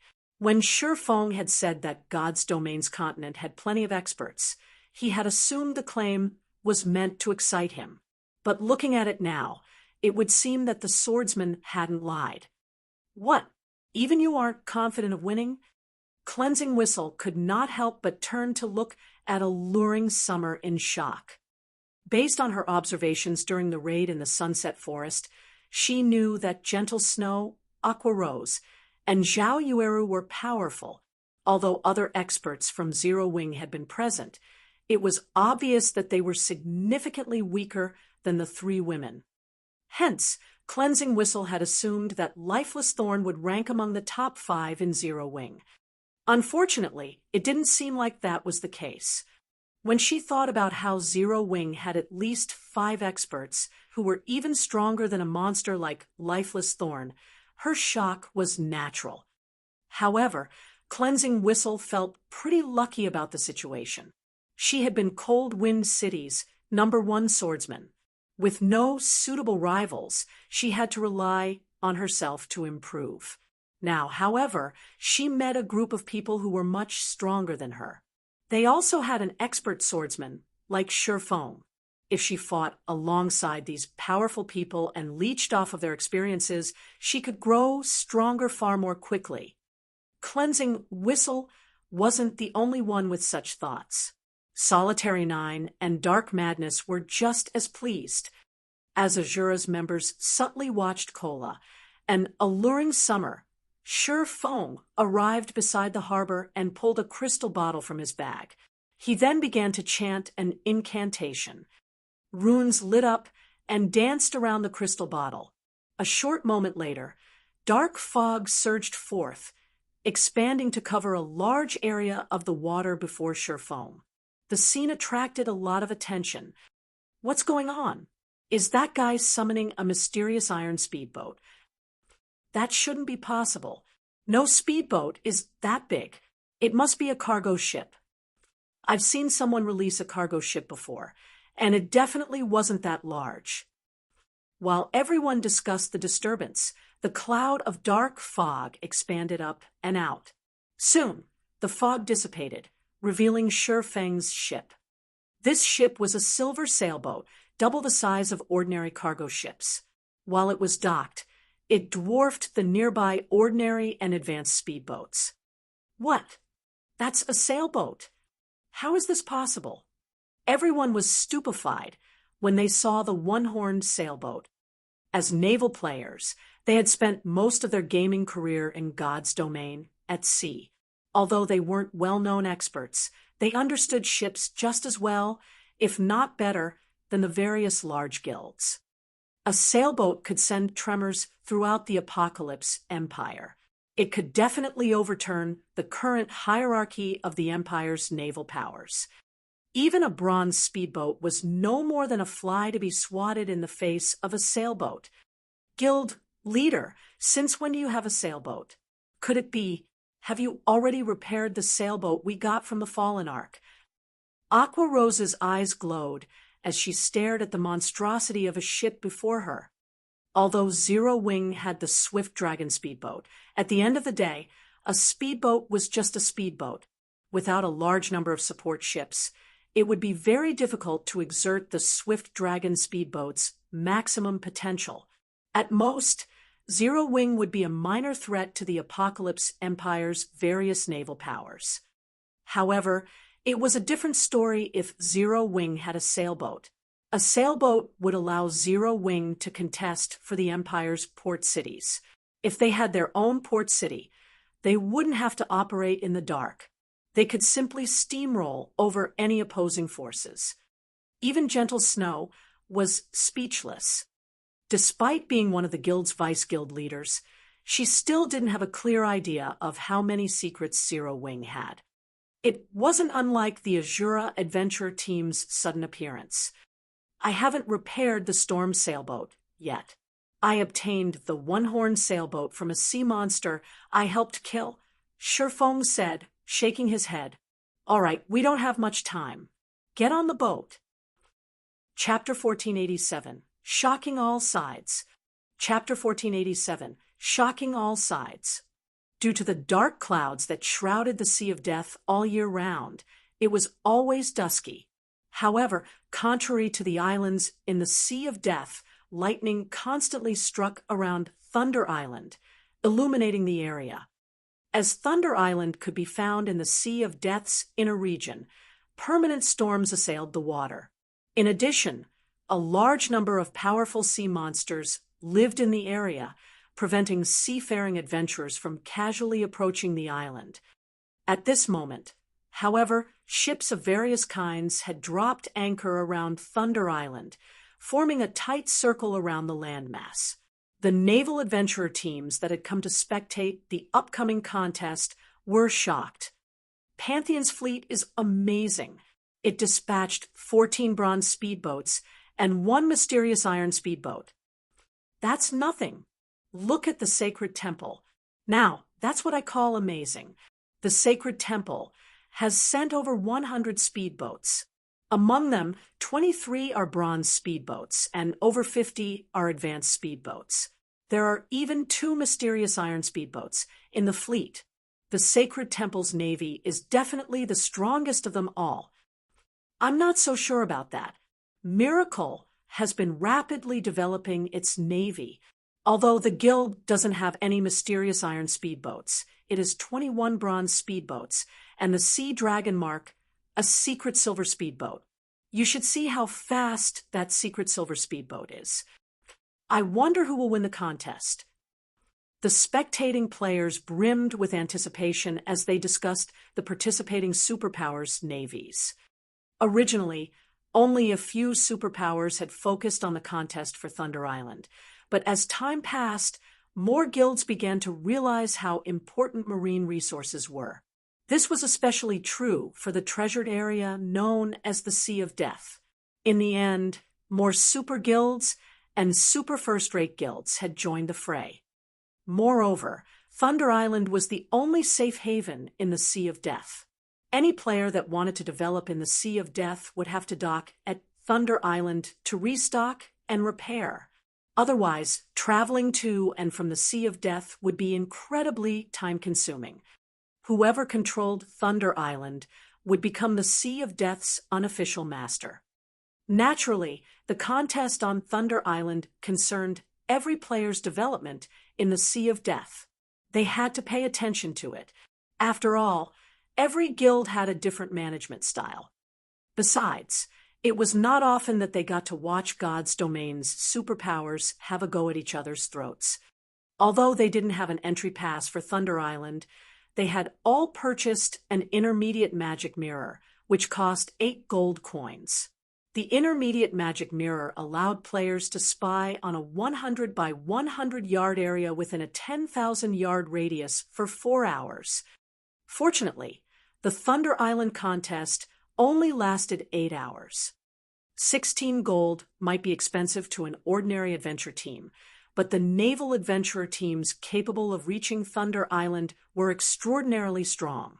Spending 16 gold coins was nothing to them. After all, each of their adventurers yielded several to over a dozen gold. They could easily earn back the spent coins by exploring dangerous areas. Players didn't get to see matches between the Superpowers Peak experts every day. Who knew when they would get another opportunity? Furthermore, the various large guilds highly valued Thunder Island. They would definitely go all out in the upcoming contest. While everyone waited for the barrier around the island to open, speedboats continued to arrive. Among these speedboats, some belonged to the various expert teams the Superpowers had hired. Amazing! Isn't that the Shadow Knight Order, a top adventurer team in the Beast Empire? They're joining the contest as well. Look, that person looks like Undead Bloody Paradise's commander.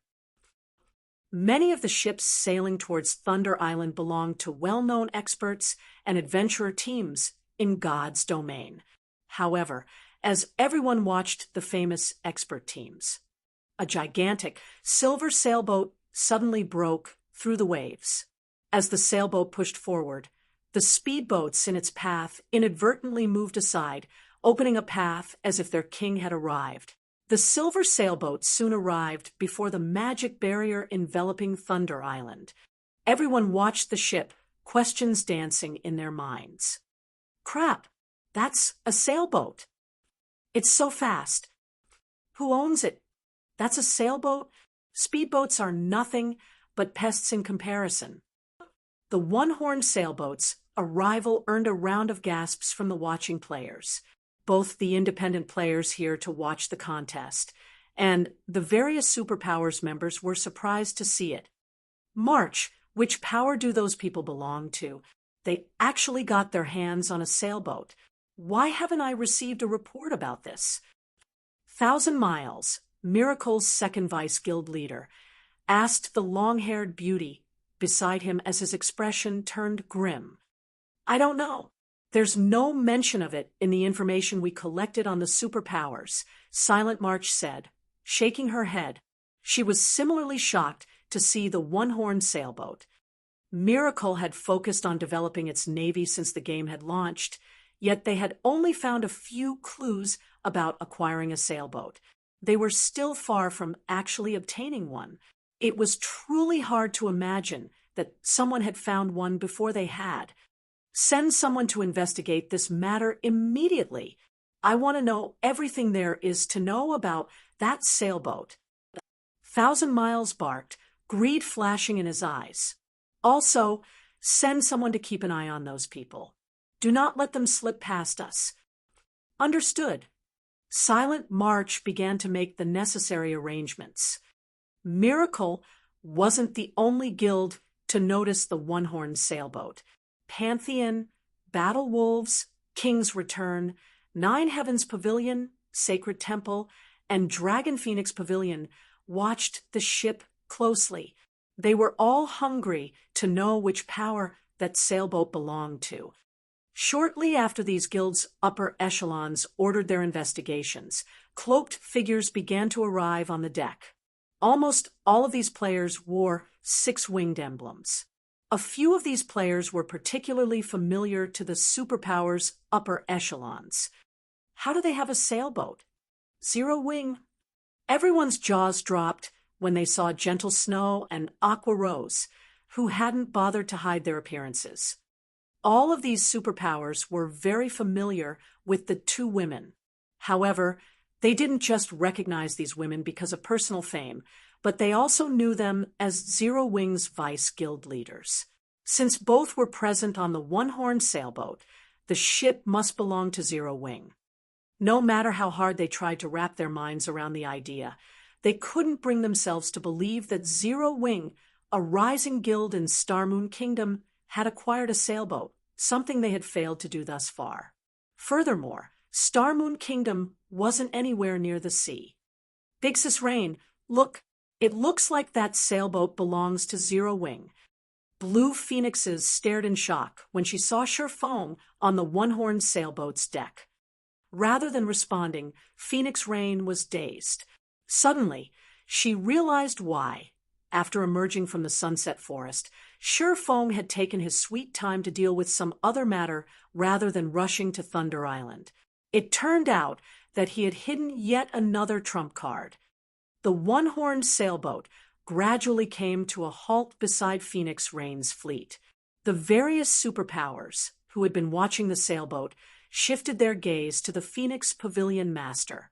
Phoenix Rain stared back, at a loss for words. Chapter 1488, Struggle for Thunder Island. Chapter 1488, Struggle for Thunder Island. Chapter 1488, Struggle for Thunder Island. When everyone saw the one-horned sailboat park beside the fleet Phoenix Rain commanded, they couldn't help their wariness of the woman. It was true that the struggle for Thunder Island relied on players' strengths, with external tools being prohibited. However, one had to obtain Thunder Passes to participate, and to do so, they needed to kill the Sea of Death's bosses. With a sailboat, Phoenix Rain would have an easier time defeating those bosses. In turn, she could collect more passes. The more Thunder Passes one possessed, the more players they bring to the contest. Although each guild was allowed a fixed number of thunder passes, the same couldn't be said for future contests. Now that Phoenix Rain had a sailboat, she would pose a huge threat during the next contest. Zero Wing sure has a lot of secrets. Quiet Melody, who stood on the deck of one of the Sacred Temple's speedboats, turned to look at Phoenix Rain, envy gripping her heart. The various superpowers had struggled to recruit naval powers, trying to bolster their forces so they could obtain more thunder passes. Yet, despite Phoenix Rain only recently focusing on her navy, she had recruited a powerful ally like Zero Wing, which had its own sailboat. Phoenix Rain had cooperated with Zero Wing before it had risen to greatness. Needless to say, Zero Wing would help her grind for thunder passes if she asked. However, unlike Quiet Melody, who had a strong friendship with Phoenix Rain, the other superpowers' upper echelons had far more nefarious thoughts. The various superpowers were preparing to aim their spearheads for the threat known as Phoenix Rain. Damn it! How did Zero Wing get that sailboat? Nine Dragons Emperor glared at the one-horned sailboat with intense jealousy. Although it was a single sailboat, its combat power was far beyond any speedboat. While they had explored God's domain's oceans, the various superpowers had learned one thing: ships were more important than players in naval combat. If a ship weren't of a certain quality, it wouldn't be able to contend with the boss sea monsters. Needless to say, these powerful bosses would drop weapons, equipment, and various tools that could help improve one's naval strength. With these tools, a team could explore farther and more dangerous regions, obtaining even better equipment and tools, creating an endless, positive cycle. As for Nine Dragons Emperor, he had spent a lot of money and resources to recruit rising naval powers. He had only amassed a sizable fleet after many challenges. This fleet was why he was confident in surpassing Phoenix Rain. However, the appearance of Zero Wing's one-horned sailboat had instantly made a joke of his effort. Pavilion Master, if Phoenix Rain has the help of a sailboat, she'll be a huge challenge in future struggles over Thunder Island, Blood Dragon worriedly commented. There was no doubting that neither Phoenix Rain nor Nine Dragons Emperor would dominate Thunder Island this time. At most, each side would occupy a small corner of the island, slowly growing their navies until they could dominate the island as a whole. Now that Phoenix Rain had a sailboat on her side, there was no doubt that she had a massive advantage of Nine Dragons Emperor in future contests. Phoenix Rain will be a problem during future struggles for Thunder Island. However, she has to last until the next contest. First, Nine Dragons Emperor hissed once he calmed down. Sneering, he continued, "Contact the other guilds. Tell them that I'd like to discuss cooperation. I'm sure they'll be willing to work with us to annihilate Phoenix Rain." The various superpowers had been wary of each other thus far. They'd be fortunate not to make more enemies, let alone participate. However, now that they all faced a future threat like Phoenix Rain, they would be willing to cooperate. Understood. I'll contact them right away. Realization dawned upon Blood Dragon. He then turned towards Phoenix Rain's group, smirking. "How are things coming along on Sun's side?" Nine Dragons Emperor asked. "Pavilion Master, rest assured, everything has been dealt with. All you need to do is sit back and watch the show," Blood Dragon reported with a smile. "Excellent. I want to see Phoenix Rain's expression when she finds out." Nine Dragons Emperor nodded in satisfaction. Meanwhile, Phoenix Rain was shocked to learn that Zero Wing had its own sailboat. Team leader Yi Feng, Zero Wing's entrance was certainly grand, Phoenix Rain said, smiling bitterly as she sensed malice from all directions. "Once we enter Thunder Island, I'm afraid many parties will target our team." "Phoenix Pavilion Master, don't you see the opportunity?" Shi Feng retorted, chuckling. While Zero Wing's frightening potential was a threat to their competitors, It also made the guild the best choice for an alliance. It was impossible for a single superpower to monopolize Thunder Island. Everyone understood this, and it was precisely why the various superpowers sought allies. After all, the profits one could gain with a single supporter versus two or more differed greatly. The various superpowers might have looked down on Phoenix Rain, thinking themselves above cooperating with her previously, but now that her side had such potential, she could be a formidable ally. When the Phoenix Pavilion's members heard Shi Feng's realization dawned. They were in awe of the swordsman's foresight. In reality, Phoenix Rain had considered seeking an alliance with a few other superpowers and had sent Blue Phoenix to negotiate. Unfortunately, although the Dragon Phoenix Pavilion was a super first-rate guild, the guild's strength was split three ways. Among them, the Great Pavilion Master was the strongest within the pavilion. As a result, she couldn't convince the other superpowers to cooperate with her in the contest. As expected, every one of them had refused her offer. However, with the addition of Zero Wing's sailboat, the other superpowers might reconsider.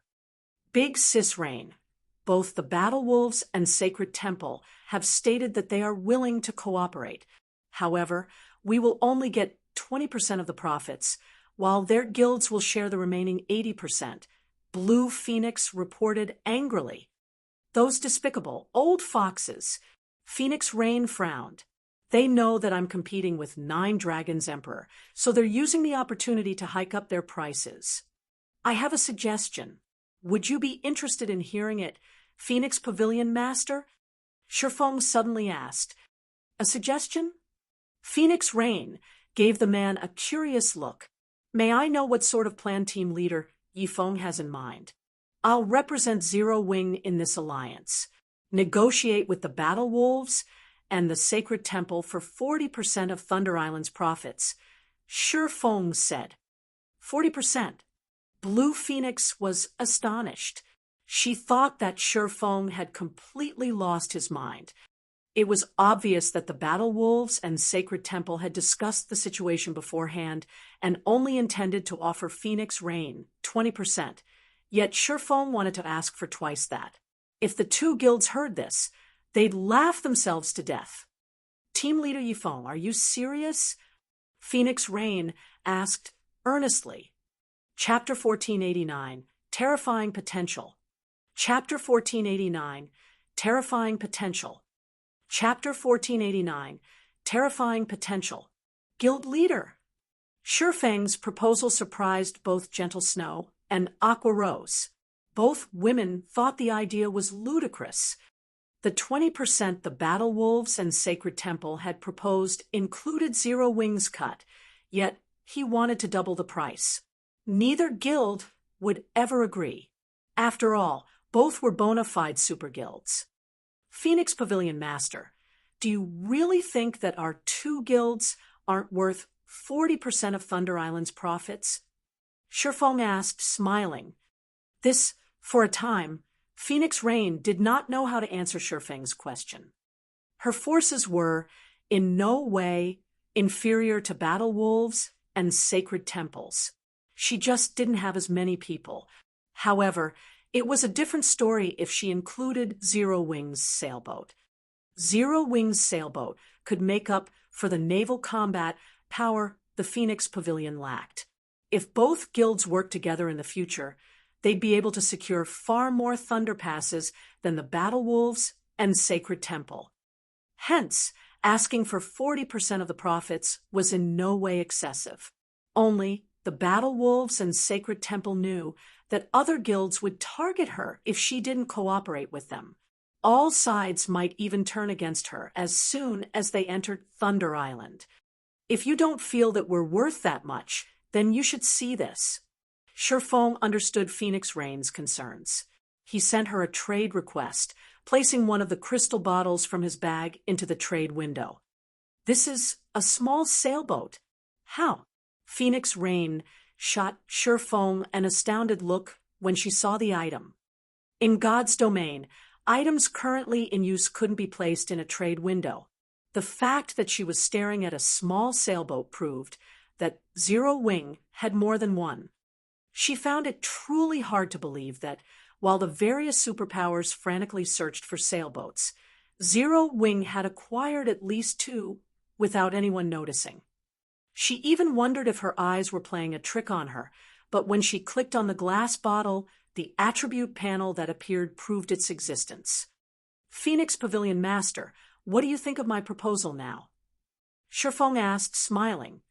The small sailboat he had just revealed was none other than the ordinary small sailboat he had liberated from the Freedom Alliance's identical summer.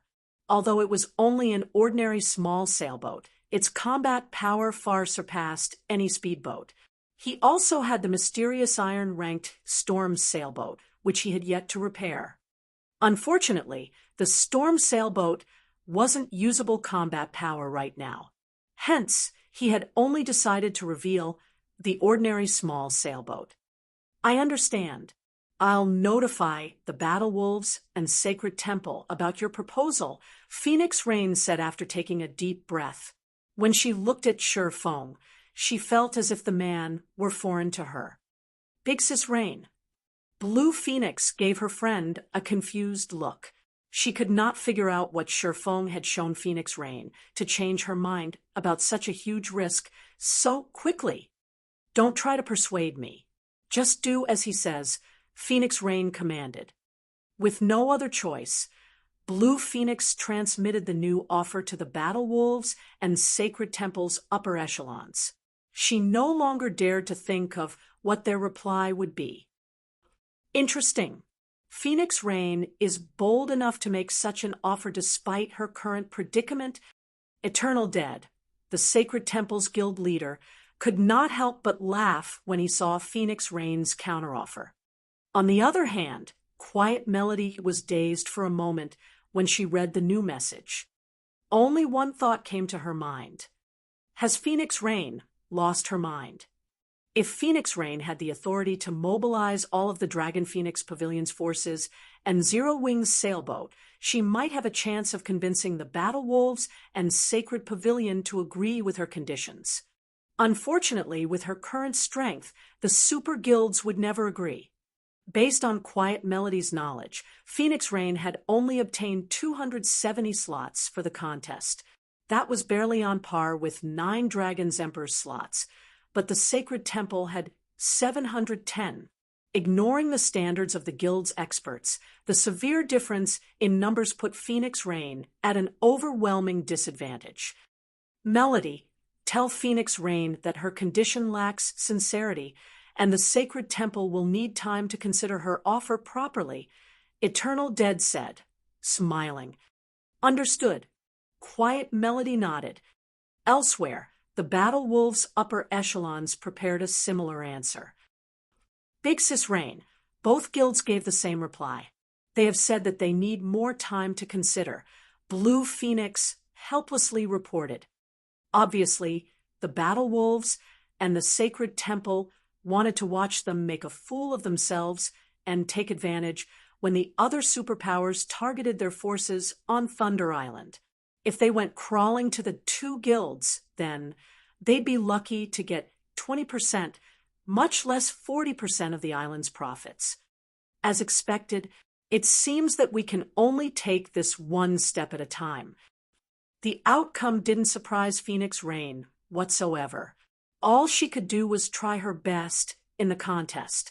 As long as she could occupy a spot on the island, nothing could stop her in the future. While the various superpowers had negotiated alliances, the magic barrier around Thunder Island turned from blue to crimson.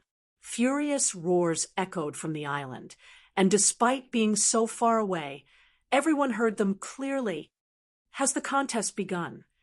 As more of the island's monsters voiced their rage, the spectating adventurer teams took out their intermediate magic mirrors and began to observe the landmass. Move out. In response, the various superpowers stored their ships and retrieved their thunder passes.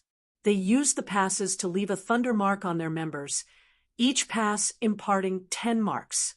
Any player with a Thunder mark could teleport to Thunder Island at any time. Shortly after, the various superpowers members disappeared almost simultaneously as they teleported to Thunder Island to contest for the Ancient Towers. During the contest, players were prohibited from using any tools. They could only rely on their own power to compete. In addition, all of the island's monsters had frighteningly high magic resistance and defense. Players had to occupy as many ancient towers as they could, reducing these monsters' magic resistance and defense, or raiding the encampments would be very difficult. Meanwhile, teleportation to Thunder Island wasn't completely random. Generally, players who were close to each other would teleport to the same location. As long as they gathered before teleporting to the island, they could take action as a team as soon as they arrived. It seems that we got a good location. After arriving on the island, Feng inspected the system map. Currently, their group was north of Thunder Island's outer region, very close to a monster encampment and 3 ancient towers. As long as they secured these ancient towers, they could clear out the monster encampment, following which Phoenix Rain and Feng began to rearrange the team. They were prepared to split into 3 groups, prioritizing the ancient towers. Only after they solidified their hold would they head towards the nearest encampment. However, as Feng and the others prepared to head out, a group of nearly 300 players approached. Leading this group was none other than 9 Dragons Emperor. 9, what is the meaning of this? Phoenix Rain demanded in a chilling tone as she glared at the Heavenly Dragon Pavilion Master. What else could this be?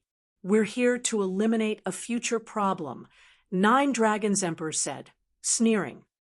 We have nearly the same number of players. You know that a fight between us will only benefit our mutual enemies.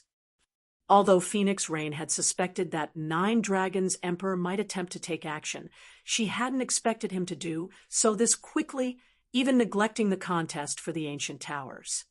Equal numbers, huh? 9 Dragons Emperor responded playfully. I don't think so. As soon as 9 Dragons Emperor finished speaking, she heard an anguished scream from behind her. Turning around, she discovered that the 50 Firmament members on her team had turned traitor, attacking her other team members. In seconds, over 20 players had died. By the time she reacted, Firmament's members had pulled away from her team. Lonely heaven! Phoenix Rain bellowed, dense killing intent lacing her gaze as she glared daggers at Firmament's smiling guild leader. Phoenix Pavilion Master, if you have to blame someone, blame yourself for making the wrong decision. You actually invested so much into a no-name guild like Zero Wing. Lonely Heaven paid no attention to Phoenix Rain's killing intent. Now, prepare to pay the price for your mistake. Well said, Rain. Since you made a wrong decision, you should pay the corresponding price. 9 Dragons Emperor then commanded, Everyone, attack! Leave none of them alive. Initially, both his team and Phoenix Rains had about the same number of players, but now that Firmament had mutinied and killed 20 of Phoenix Rains' players, she had less than 200. On the other hand, he now had 350. With nearly double the numbers, he could easily eliminate Phoenix Rain's team. Chapter 14, 90 Bloodhand Yama. Chapter 1490, Bloodhand Yama. Chapter 1490, Bloodhand Yama. As soon as 9 Dragons Emperor gave the command, his experts marched forward in formation. With Martial Dragon and Blood Dragon on the front line, the melee players charged at Phoenix Rain's team. Meanwhile, the ranged players spread out to encircle her players, providing their melee teammates cover fire. The healers in the back began their incantations immediately. With Firmament's members behind them, Phoenix Rain's team had nowhere to go. Everyone, concentrate your attacks on Firmament's members. We're breaking through. Avoid prolonged fights. Although Phoenix Rain was furious about Lonely Heaven's betrayal, wanting nothing more than to murder the bastard herself, she quickly recovered her calm and decided to save as much of her team's strength as possible. After all, the contest for Thunder Island had just begun. Both sides had plenty of Refinement Realm and above experts. If Refinement Realm experts worked together, their overall combat power would increase tremendously. When fighting foes of the same level, even at a numerical disadvantage, they'd be impossible to annihilate quickly. Unfortunately, defeating 9 Dragons Emperor's team was impossible. Although she had Sure Feng and Zero Wing's other peak experts, 9 Dragons Emperor had his own. The Shadow Dragon Legion's Shadowtooth and Martial Dragon were the best examples. Both were domain realm experts, and more than capable of posing a problem for her team. In addition, 9 Dragons Emperor had other experts under his command and the help of Bloody Paradise. Although the Phoenix Pavilion and Heavenly Dragon Pavilion on part in overall strength, the trump card legions under each banner weren't under the full control of their respective pavilion master.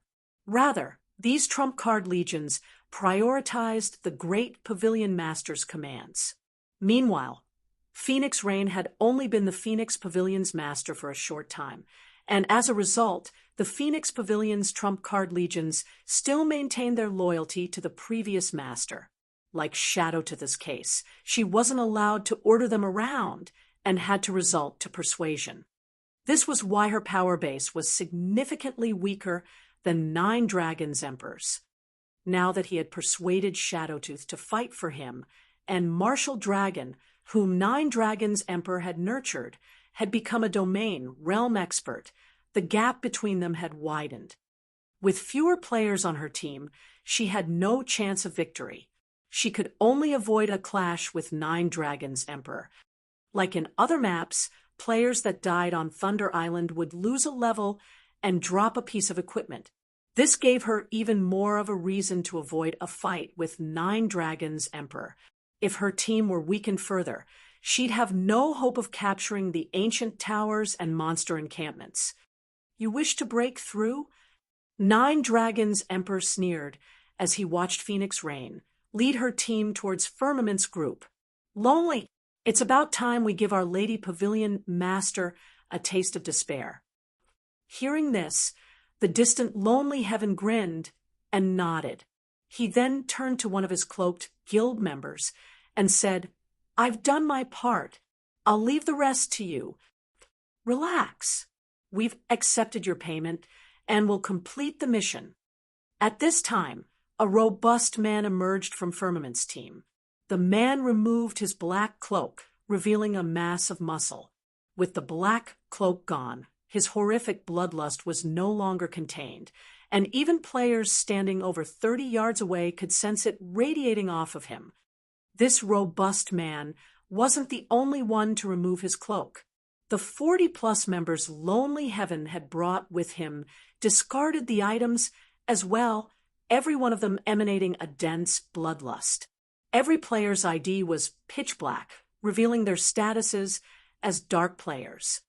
With one look at these players, Phoenix Rain's teammates shuddered. Bloodhand Yama. Phoenix Rain was shocked when she realized who the robust man was. Bloodhand Yama might be a foreign name among ordinary players, but it was very well known among the various superpowers. The man was one of the Flower of Seven Sins representatives. He had killed numerous superpowers upper echelons in the past. Phoenix Pavilion Master, your life is mine. Saying so, Bloodhand Yama gestured with a hand. Immediately, the Flower of Seven Sins members around him split into multiple parties and dashed towards Phoenix Rain and the others.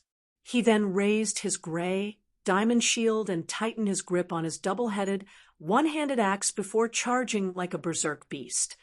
Although Bloodhand Yama's team had very few members, the majority of them were shield warriors and berserkers. His team only had 5 healers. Because of the narrow canyon they occupied, the Flower of Seven Sins members easily formed a human wall that prevented anyone from passing. Meanwhile, the spectators watched the battle from the waters around Thunder Island.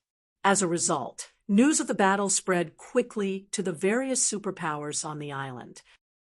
Nine Dragons' Emperor really is ruthless. Despite being from the same guild, he is trying to annihilate Phoenix Rain's forces. Eternal Dead, who currently commanded the Sacred Temple's members as they captured an ancient tower, couldn't help but chuckle when he saw the video. Fortunately, after this battle, Phoenix Rain should realize that without our help, she won't accomplish anything on Thunder Island. How rich!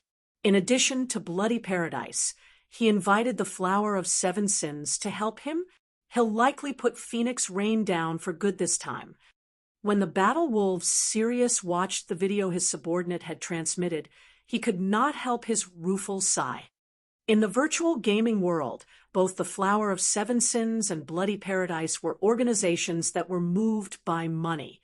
The Flower of Seven Sins, in particular, was famous for its high prices.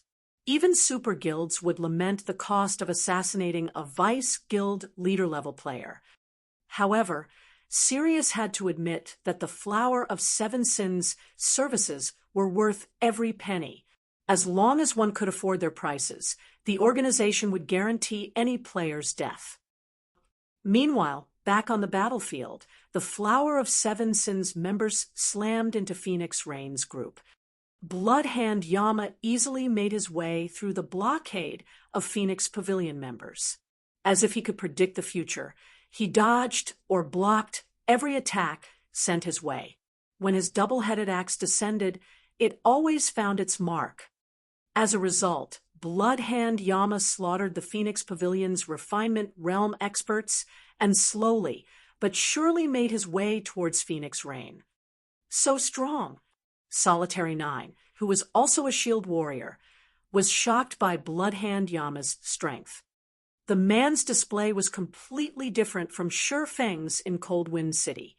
Shi Feng had relied on overwhelming attributes to defeat his enemies, whereas Bloodhand Yama used techniques.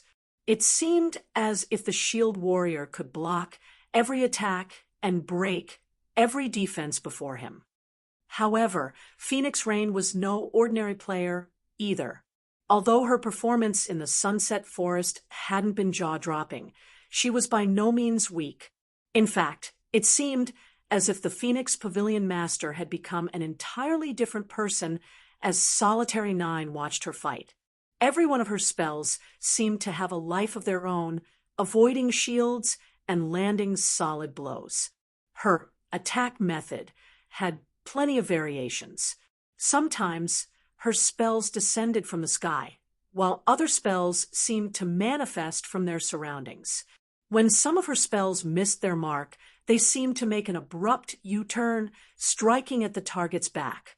Due to her varied attack patterns, Phoenix Rain's targets struggled to defend themselves. The Flower of Seven Sins suffered numerous casualties at Phoenix Rain's hand. She had even killed 2 party leader-level experts. Meanwhile, Blue Phoenix seamlessly executed triple casting, using her powerful spells to disperse the attacking formation. The level of combat dumbfounded the players watching from safety. Countless players used a variety of combat techniques, which they rarely got to see. Moreover, they watched as players used skills in unheard of ways. At the end of the day, however, Phoenix Rain's team was wedged between 2 forces. In addition, 9 Dragons' Emperor's side had an absolute advantage in numbers. It was only a matter of time before the Phoenix Pavilion Masters team fell. It seems we have no choice but to expose our trump card. Shi Feng, who was fended off the Heavenly Dragon Pavilion's members, could not help but sigh. He then commanded through the team chat, "Cola, Summer, open a path. Aqua, and I will bring up the rear." Understood. Cola and alluring Summer nodded before dashing towards Bloodhand Yama. Chapter 1491. Experts Clashing. Chapter 1491, Experts Clashing. Chapter 1491, Experts Clashing. Just as Sherfong finished issuing orders, a figure appeared behind Kola. "Assassin! Be careful!" Lifeless Thorn shouted to warn the Guardian Knight when he saw the figure. He stood only 5 yards away from Kola, and at that distance, he could even sense movement in the grace, yet despite pushing his senses to their limits, he failed to detect the approaching figure. Only after this figure had revealed himself had he noticed the enemy assassin. He had never heard of such a high-level concealment technique. Although Lifeless Thorn tried to stop the assassin's attack, the latter was simply too fast. A split second after the assassin had appeared, a stake of black light sliced across Kola's back. "Do you really think you have any hope of leaving this place alive?" Shadowtooth, who wore a black mask, hissed after appearing behind Kola. "Assassinate!" Pung! When the black light descended, nearby players heard the sound of shattering glass. Before anyone had noticed, a transparent barrier had manifested behind Kola. Shadowtooth's attack sliced the barrier in half, but Kola remained unharmed. "Someone blocked my attack." Shadowtooth was caught off guard. He turned to search his surroundings, intent on finding the player that had blocked his blade. The assassin's gaze soon found a luring Summer, who wore pitch-black mage robes and wielded a blue wooden staff. She actually stopped Shadowtooth's ambush. Just who is that female elementalist? 9 Dragons Emperor, who commanded the battle from afar, shot alluring Summer a glance. Shadowtooth was the Dragon Phoenix Pavilion's #1 expert. Both his skills and items ranked among the best in the guild. Even Martial Dragon, who had grasped a domain, could not always fend off Shadowtooth's ambushes. 9 Dragons Emperor wouldn't have been terribly surprised to see a melee player with fast reactions fend off Shadowtooth's strike, but it had been an elementalist's. It was unbelievable.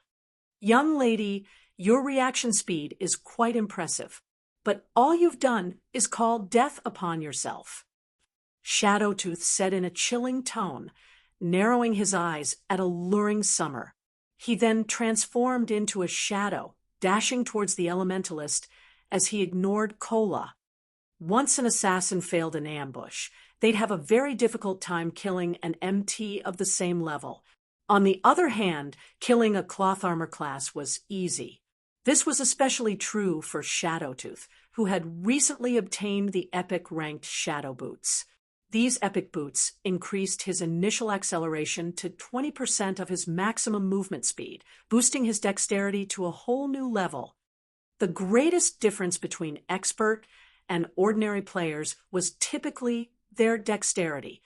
Even with the same attributes, experts seemed faster when they moved. In contrast, ordinary players typically looked like robots, their actions dull and predictable. This was due to a lack of dexterity. Players' dexterity mainly manifested in their acceleration.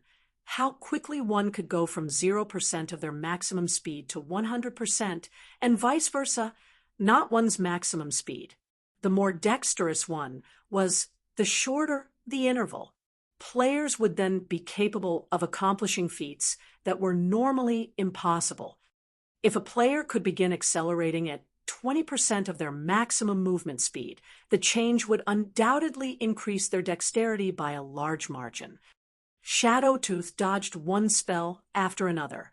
Even when numerous melee experts blocked his path, he easily maneuvered his way through the gaps without getting caught. Lifeless Thorn even executed a perfect split spear, but the combat technique was utterly useless against the assassin. Not only had Lifeless Thorn failed to hit Shadowtooth, but he had even been struck by the man's counterattack. Despite Shadowtooth countering with an ordinary attack, the impact threw Lifeless Thorn over a dozen yards away, his HP instantly falling by 1/6 of its maximum. How is that guy so fast? The outcome stunned Cleansing Whistle and the other Azura members. They never thought that lifeless thorn could be repelled so easily. Fortunately, all of the players on Thunder Island were prohibited from using berserk skills. The consequences would have been unimaginable if lifeless thorn had been struck by an empowered Shadowtooth. After removing the berserker from his path, Shadowtooth quickly reached Alluring Summer, slashing Magic Breaker at the Elementalist's throat. Die! Shadowtooth activated the Tier 1 skill, Dark Blade, without hesitation. Not only was this skill impossible to block, but it also ignored the target's defense. Most importantly, the skill would silence the target for 5 seconds when struck. Even an ordinary expert could easily defeat a magical class player who couldn't cast spells for 5 seconds. However, just before the assassin's blade bit into Alluring Summer, several arcs of golden electricity wrapped around him and sealed his movements. What accurate judgment! Shadowtooth was slightly surprised to see the arcs binding him. Restriction-type control skills and spells weren't usually instantaneous. As a result, players had to predict a moving target's progress and react accordingly. Although Shadowtooth had expected Alluring Summer to attempt to stop him with a control skill as he approached, he had not expected the woman to use herself as bait, taking advantage of the instant he paused to attack. However, Shadowtooth had reacted quickly as well. When he realized that he couldn't move, he used a control removal skill to break free. He then swung Magic Breaker at the Elementalist once more. However, Alluring Summer had prepared for this, taking half a step back. Since she had stopped Shadowtooth a second beforehand, he had lost his momentum. As a result, Magic Breaker's speed had decreased significantly, giving Alluring Summer enough time to retreat and barely avoid the short sword. Amazing! When Lifeless Thorn, who stood in the distance, saw this, he was astounded by Alluring Summer's control over the battlefield. Alluring Summer waved her staff after dodging Shadowtooth's attack. Suddenly, numerous blue, basketball-sized lightning balls appeared around the Elementalist. A moment later, all 30-plus lightning balls bombarded Shadowtooth from multiple different directions. The assassin had no choice but to retreat temporarily, but as if the lightning balls had locked onto him, they moved towards his blind spots.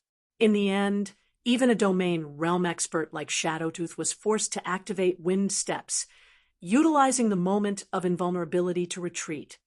Why does Zero Wing have so many experts? Nine Dragons Emperor was stunned.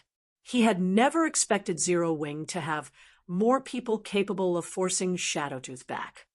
Elsewhere, Kola arrived to help Phoenix Rain, charging at the approaching Bloodhand Yama. Despite this, the man showed no signs of avoiding the Guardian Knight. Instead, he raised his shield and increased his speed. One was a shield warrior, while the other was a Guardian Knight. Both players had high HP and defense. Neither of them was afraid of a head-on collision. Boom! When the two shields collided, a powerful shockwave shook their surroundings, causing nearby players to shudder involuntarily. Bloodhand Yama, who had been unstoppable thus far, had taken a step back. In contrast, Kola actually remained steady. The difference between their strengths was obvious at a glance. Is this for real? Someone actually stopped Bloodhand Yama. The various superpowers watching the fight with their magic mirrors were shocked by Kola's strength. None could believe that someone had stopped the famous Bloodhand Yama. Bloodhand Yama was famous for his violence in the virtual gaming world. He had always been a shield warrior and pursued brute strength. Unlike ordinary MTs, Bloodhand Yama focused on strength when allocating his free attribute points and selecting weapons and equipment. Moreover, in addition to his shield and double-headed axe, his chest piece, helmet, and gloves were epic rank. The man didn't bother to hide his gear's glow effects. Yet, despite such excellent gear, he had lost a battle of strength. It was simply inconceivable. Chapter 1492, Dragon Slayer's Power. Chapter 1492, Dragon Slayer's Power. Chapter 1492, Dragon Slayer's Power. After getting repulsed by Kola, Bloodhand Yama did not evince even the slightest bit of anger or frustration.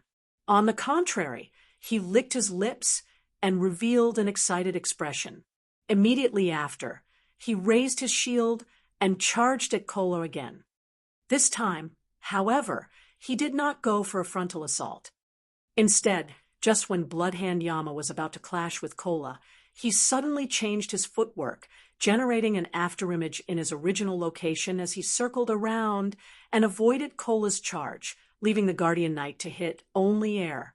Immediate after, Bloodhand Yama appeared on Kola's right, the double-headed axe in his hand striking down at Kola's side abdomen, which was not protected by the Guardian Knight's shield, with lightning speed.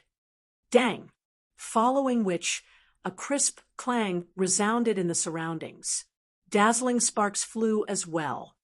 At the critical moment, Kola had managed to shift his body sufficiently to allow his one-handed sword to block Bloodhand Yama's attack. Meanwhile, as a result of this clash, Bloodhand Yama staggered back a step. Bloodhand Yama's doppelganger / actually got blocked. Phoenix Rain, who had initially been preparing to help Kola, could not help but be surprised by this scene. Just how much strength is Zero Wing hiding? She originally thought she had a very clear understanding of Kola's strength. Meanwhile, as far as she knew, Kola was definitely not strong enough to go up against Bloodhand Yama, even though he was the lead MT of Zero Wing's main force and possessed quite respectable basic attributes. However, with the facts placed before her, she had no choice but to admit that her understanding was inadequate. In reality, Phoenix Rain wasn't the only person surprised by this outcome. The Flower of Seven Sins members and 9 Dragons Emperor were similarly shocked. Right now, 2 of their most powerful members were actually stopped. Moreover, Bloodhand Yama's distraction gave Phoenix Rain and the others an opportunity to focus on dealing with the other members of the Flower of Seven Sins. Only Shi Feng found this outcome to be natural. After all, Kola and Alluring Summer had both obtained the Dragon Slayer legacy. The Dragon Slayer legacy was a relatively special legacy. Unlike other legacies, it did not provide players with any elaborate skills or spells. However, it was a legacy that was upgradable. If the legacy were fully upgraded, it would not be the slightest bit inferior to a peak legacy. The reason for this was the dragon power players received when obtaining the Dragon Slayer legacy. The denser the dragon power inside a player's body was, the greater the power they would be able to exhibit. Legends had it that the power of the strongest Dragon Slayer in history surpassed even that of dragons. Now that Kola and Alluring Summer had become Dragon Slayers, their life ratings were superior to that of Tier 2 players. Hence, their basic attributes, physiques, and reaction speeds were not something players of the same level and tier could compare to. These attributes would only become increasingly stronger as Kola and Alluring Summer obtained more dragon origin crystals. At that time, their life ratings would be able to reach the same level as dragons. In God's domain, dragons were the symbol of death and destruction. If players could achieve a life rating equal to dragons, one could just imagine how strong they could become. They could easily overwhelm even players that had demonized. Meanwhile, on Thunder Island, which prevented players from using Berserk skills, Kola's and Alluring Summer's basic attributes were most likely inferior to only Shi Feng's own. As for their physiques, theirs were even slightly superior to his own. This was the reason Shi Feng had tasked the 2 of them with opening up a path for the team. In terms of techniques, Bloodhand Yama and Shadowtooth indeed possessed an overwhelming advantage over Kola and Alluring Summer. However, the difference in tiers and the power of the Dragon Slayer class were more than enough to offset the difference in techniques and allow Kola and Alluring Summer to just barely surpass the two-domain realm experts. With Bloodhand Yama tied down, Phoenix Rain and Blue Phoenix were able to coordinate their attacks with each other and relentlessly reduce the member count of the Flower of Seven Sins. At this rate, it was only a matter of time before Phoenix Rain's team broke out of the encirclement. Dragon Pavilion Master. Zero Wing has really hidden a lot of its power. With Phoenix Rain's capabilities, I'm afraid it'll take only another minute or two for her team to escape the encirclement, Undead said, chuckling as he looked at the distant Flower of Seven Sins members fighting. Are you really sure you don't need my help? Hearing Undead's words, Nine Dragons Emperor gritted his teeth and said, Fine, as long as you can pin down Phoenix Rain's team here, I'll give that item to you. Although he had managed to invite Bloody Paradise to aid him, getting Undead to personally take action was a whole other story. However, with the situation having reached this point, he couldn't care less about paying the additional cost right now. If he failed to get rid of Phoenix Rain in this favorable terrain, doing so would become much more difficult afterwards. Thanks a lot, Undead said, smiling faintly. He then started pacing slowly towards the battlefield. Upon Undead's entry into the battlefield, the Bloody Paradise members suddenly underwent a change. As if they had entered into a frenzy, they disregarded all costs to open up a path for Undead. As for Undead himself, he chanted an incantation as he walked forward. Suddenly, a pitch-black magic array appeared in the sky, enveloping half of the battlefield. The ambient mana then began surging towards the magic array, forming numerous pitch-black spears. Tier 1 curse, Dark Feathers. Disappear. Undead swung down his staff. Suddenly, several hundred pitch-black spears descended from the skies. As if they possessed a life of their own, these pitch-black spears all struck at the defensive blind spots of the enemy players. Each spear carried the power of a Tier 1 peak attack. Even MTs with high defense and magic resistance lost over 6,000 HP when struck. As for the other classes, they received over minus 10,000 damage from each spear. In the blink of an eye, the pitch-black spears killed over a dozen players, who failed to defend themselves properly.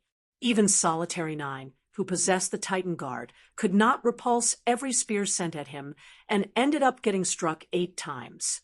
If not for him activating Titan's Heart, his HP would have long since ended up at a critical level. Who is that man? Cleansing Whistle's expression darkened considerably when she stared at Undead. She felt that Undead was simply too terrifying. After all, the man had actually managed to control hundreds of pitch-black spears simultaneously, making the spears move as if they were alive. Fortunately, she stood quite a distance from Undead and got struck by only 3 spears. Had she been any closer to the Elementalist, she might have lost her life already. So this is the 11th ranking expert on the God's Domain experts list? Gentle Snow's expression turned grim as she looked at Undead moving slowly in her direction. With her basic attributes and combat standards, she would be able to handle a dozen or so of those pitch-black spears simultaneously at most. If she had to go up against more than 100 of those spears, however, she would most likely have to activate the 7 Luminaries Battle Armor's active skill, Sky God's Glory, in order to survive. Not to mention, Undead had only used 1 spell thus far, yet he had already wreaked so much devastation.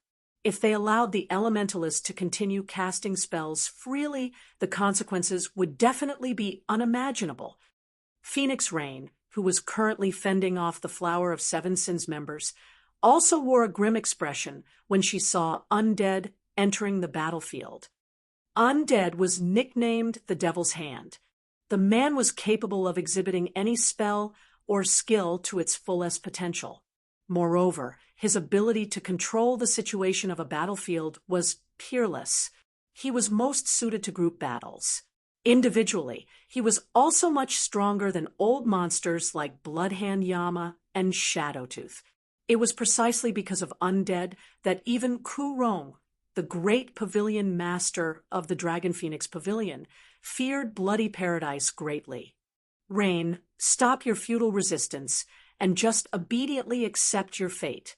9 Dragons Emperor said mockingly when he saw the tides of the battle turning in his favor. He was fully aware of just how powerful Undead was. Even Martial Dragon, who had grasped a domain, could survive against Undead for only a short time. Moreover, both sides were currently intermingled, making it impossible for anyone to use large-scale destruction spells without resulting in friendly fire.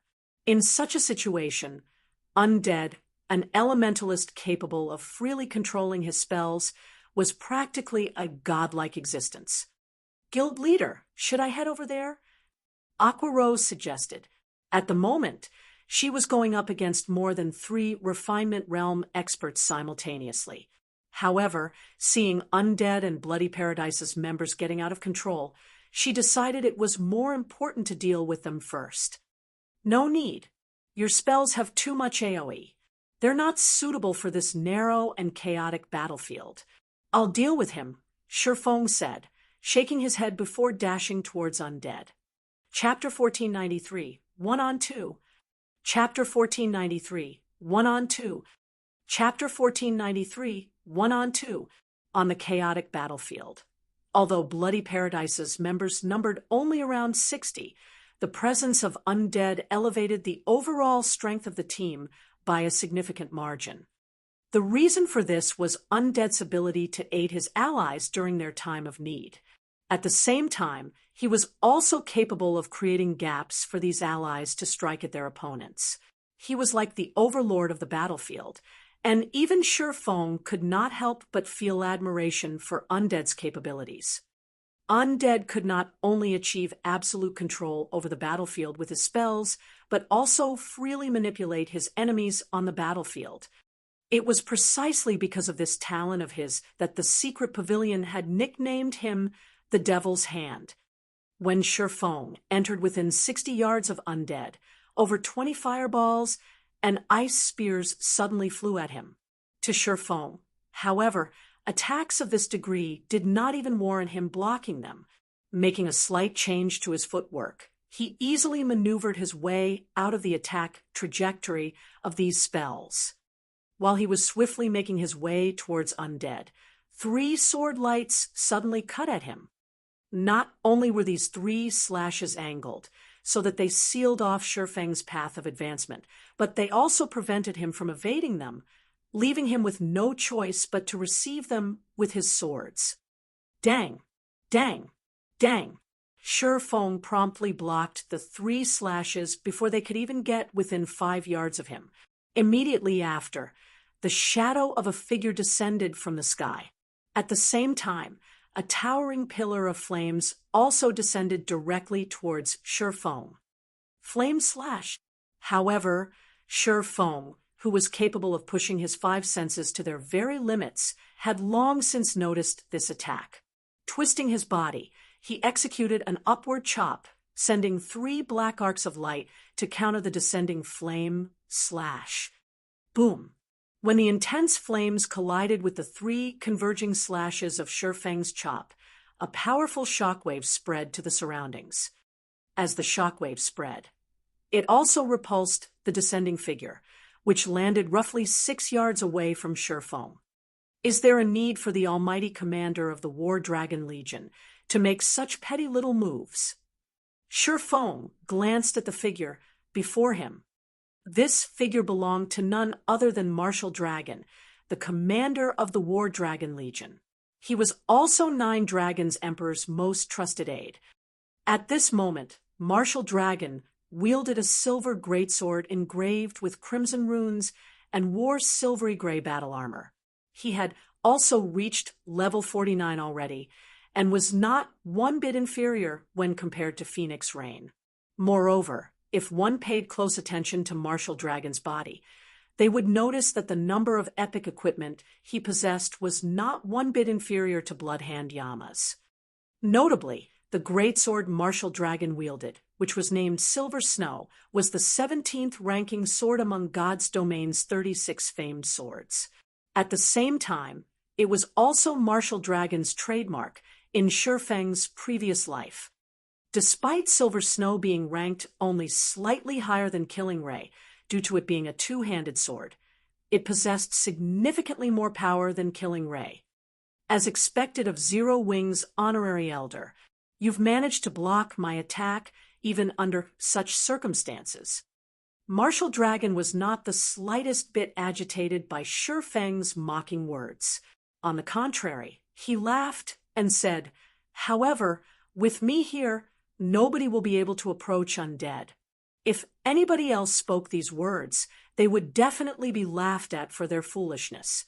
However, when Martial Dragon said them, nobody on the battlefield felt anything wrong with them.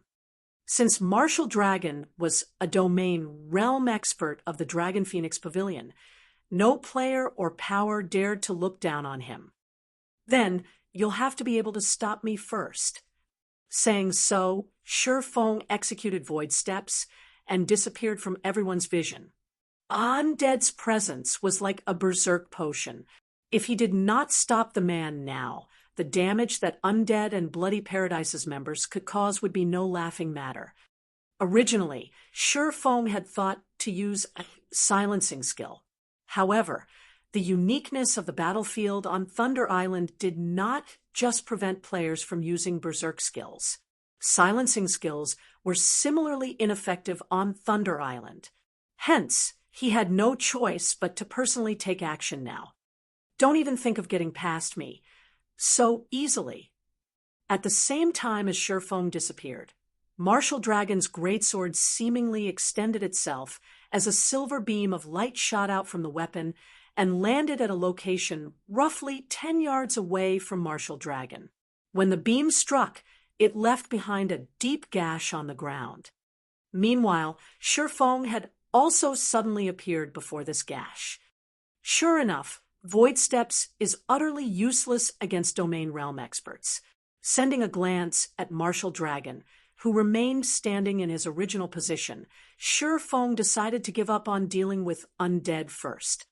Domain Realm experts were capable of not only pushing their five senses to their very limits, but also observing their surroundings from a third person's perspective. Void Steps was footwork specifically meant to trick the opponent's sense of sight only. Hence, fooling Martial Dragon with Void Steps was simply impossible. The only reason Shifeng had even tried executing the footwork was in the hopes that it would delay Martial Dragon's reaction by even a moment. Now, however, it would seem that Void Steps was incapable of doing even that. "What, giving up already?" Martial Dragon chuckled as he looked at his motionless opponent. In response, Shifeng simply continued silently observing Martial Dragon.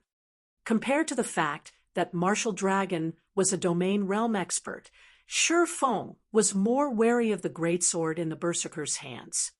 As one of the 36 famed swords of God's domain, Silver Snow possessed special hidden effects, just like the Abyssal Blade did. While the Abyssal Blade could gather the surrounding mana around its user, Silver Snow could extend the range of its attacks. Of course, this extension was not without limits. However, it still gave Martial Dragon a maximum attack range of 15 yards. Although this hidden effect could be maintained for only extremely short intervals, it was already more than enough for an expert player. When experts fought, they would always gauge their opponent's attack range before going in for an attack. If the other side could suddenly extend their attack range, one could just imagine the effect it would have on a battle. Meanwhile, being able to extend his attack range up to 15 yards allowed Martial Dragon to cover more ground in his defense. This was also the reason why the Berserker had spoken such boastful words earlier. Moreover, this attack extension was still not the most powerful aspect of Silver Snow, which instead lay in its ability to execute two-stage attacks. The famed sword was capable of saving up to 10 cuts made before for 15 seconds. Any enemy that came into contact with these cuts would receive damage. This was also the only skill Silver Snow possessed, Broken Mark. Aside from Broken Mark, Silver Snow possessed no other skills. Meanwhile, it was also precisely due to this skill that Silver Snow ranked 17th among God's Domain's 36 famed swords. In other words, Martial Dragon could set up invisible traps anywhere within 15 yards of himself. Hence, not only did Shifeng need to be careful of Martial Dragon's attacks while fighting, but he also needed to avoid stepping anywhere the Berserker had cut before. Since you're not coming, I'll head over to you instead. Martial Dragon had no intention of dragging out this fight. Upon seeing his opponent remaining unresponsive, he immediately activated Charge on Shifeng. At this moment, Undead, who was slowly making his way towards Phoenix Rain, also took notice of Shifeng. He immediately began chanting incantations, summoning an ice wall to help Martial Dragon block off Shifeng's path of retreat, and at the same time sending a Tier 1 flame barrage at Shifeng's defensive blind spot. Both Martial Dragon and Undead were domain realm experts, and both were capable of clearly perceiving every one of Shifeng's movements. Hence, when facing the attacks of these two experts, Shifeng would have no choice but to receive their attacks, as dodging was simply impossible. How despicable! Those two actually have the gall to work together. When Gentle Snow saw Martial Dragon and Undead ganging up on Shifeng, she wanted to move in and help Shifeng. However, Blood Dragon and two other Refinement Realm experts had her thoroughly pinned down. As for Shifeng, his two opponents were similarly extraordinary players capable of going up against a great lord of the same level. Despite Shifeng having the advantage in basic attributes, if he was not careful when dealing with their attacks, they would kill him very easily. Just when Martial Dragon's Silver Snow and Undead's barrage of fireballs were about to descend on Shifeng, Shifeng tightened his grip on his two swords and executed Sword's Orbit. Suddenly, the ice wall behind him and the sword lights and fireballs before him were all shattered by Sword's Orbit. What powerful attributes! Undead was slightly surprised when he saw his ice wall shattered. Very quickly, however, he switched his attack method and executed triple casting. Smiling faintly, he said, "Let's see how you deal with this move." Suddenly, several magic arrays appeared around Shifeng. From the ground, an earthen spike emerged. From the sky, a lightning strike descended. From his surroundings, numerous ice spears stabbed at Shifeng simultaneously. Meanwhile, Martial Dragon also did not hold back as he executed the Berserker class's strongest Tier 1 skill, Indiscriminate Slash. Suddenly, numerous streaks of silver light interweaved, forming a wall that pushed towards Shifeng. This overwhelming attack pattern made the scalps of everyone present on the battlefield tingle. Just when these attacks were about to land on Shifeng, however, Shifeng abruptly stabbed Killing Ray into the ground. Summon lightning! Suddenly, arcs of lightning spread out to Shifeng's surroundings, instantly obliterating the attacks of Undead and Martial Dragon. What a powerful skill! Martial Dragon was somewhat surprised by this outcome. He had never thought that Shifeng would possess a skill capable of wiping out other skills. Nevertheless, he laughed in the next moment and said, "However, I'm sure you can use this skill of yours only once." He and Undead were capable of executing their coordinated attack again after a short cooldown. They could even switch the skills and spells they used and execute other attack patterns. They did not need to rely on powerful skills like Shifeng did to defend and attack. While it is indeed true that I can only use this skill once within a certain period of time, if the two of you can't coordinate with each other again, then it doesn't really matter, Shifeng retorted, smiling calmly. He then activated Phantom Kill and 9 Dragons Slash. Chapter 1494, One-Hit Kill. Chapter 1494, One-Hit Kill. Chapter 1494, One-Hit Kill. The instant Shifeng activated his skills, the doppelganger created from Phantom Kill immediately activated Wind Blade and made its way towards Undead, while the 16 Abyssal Blade Phantoms summoned by 9 dragons slash shot towards Martial Dragon, giving the two no opportunities to react at all. Domain Realm experts were already difficult opponents to deal with in the first place. With Martial Dragon and Undead now working together, dodging their combination attacks was simply impossible. Undead's spells, in particular, accurately targeted the weaknesses in Shurfeng's defenses. After including Martial Dragon's assistance, the combined assault had already exceeded Sword's Orbit's defensive capabilities. Hence, the only thing Shurfeng could do now was have his doppelganger distract Undead while using ranged attacks to deal with Martial Dragon, who was fond of melee combat. A doppelganger, Undead, simply smiled when he saw Shurfeng's doppelganger moving towards him. Immediately, he started triple casting again. Earthen Spear, Ice Blast, Flame Imprint. All 3 spells were Tier 1 spells. Earthen Spear was meant to limit the target's movements. Ice Blast served as a frontal attack and inflicted a movement speed debuff. And Flame Imprint was an aerial attack aimed at the target's defensive blind spot. Under Undead's control, the combination of the 3 spells became an ultimate move that would kill Undead's target with almost absolute certainty. Meanwhile, players usually needed to personally control their doppelgangers. If the player did not devote full concentration to controlling their doppelgangers, said doppelgangers would not exhibit their full potential. Moreover, doppelgangers normally had weaker basic attributes than the main body. Hence, in Undead's opinion, it was simply a joke for Shurfeng to send his doppelganger at him. Elsewhere, the 16 Abyssal Blade Phantoms were like non-existent when going up against Martial Dragon. Despite Shurfeng executing Sword's Orbit with the Sword Phantoms, Martial Dragon managed to evade the attacks sent at him while maintaining a fixed distance from Shurfeng, keeping Shurfeng within the attack range of his Silver Snow. Do you really think you can kill Undead with just a doppelganger? You'll just get yourself killed even quicker by splitting your attention. Noticing Shurfeng's attention wavering slightly, Martial Dragon took advantage of this opportunity to advance abruptly.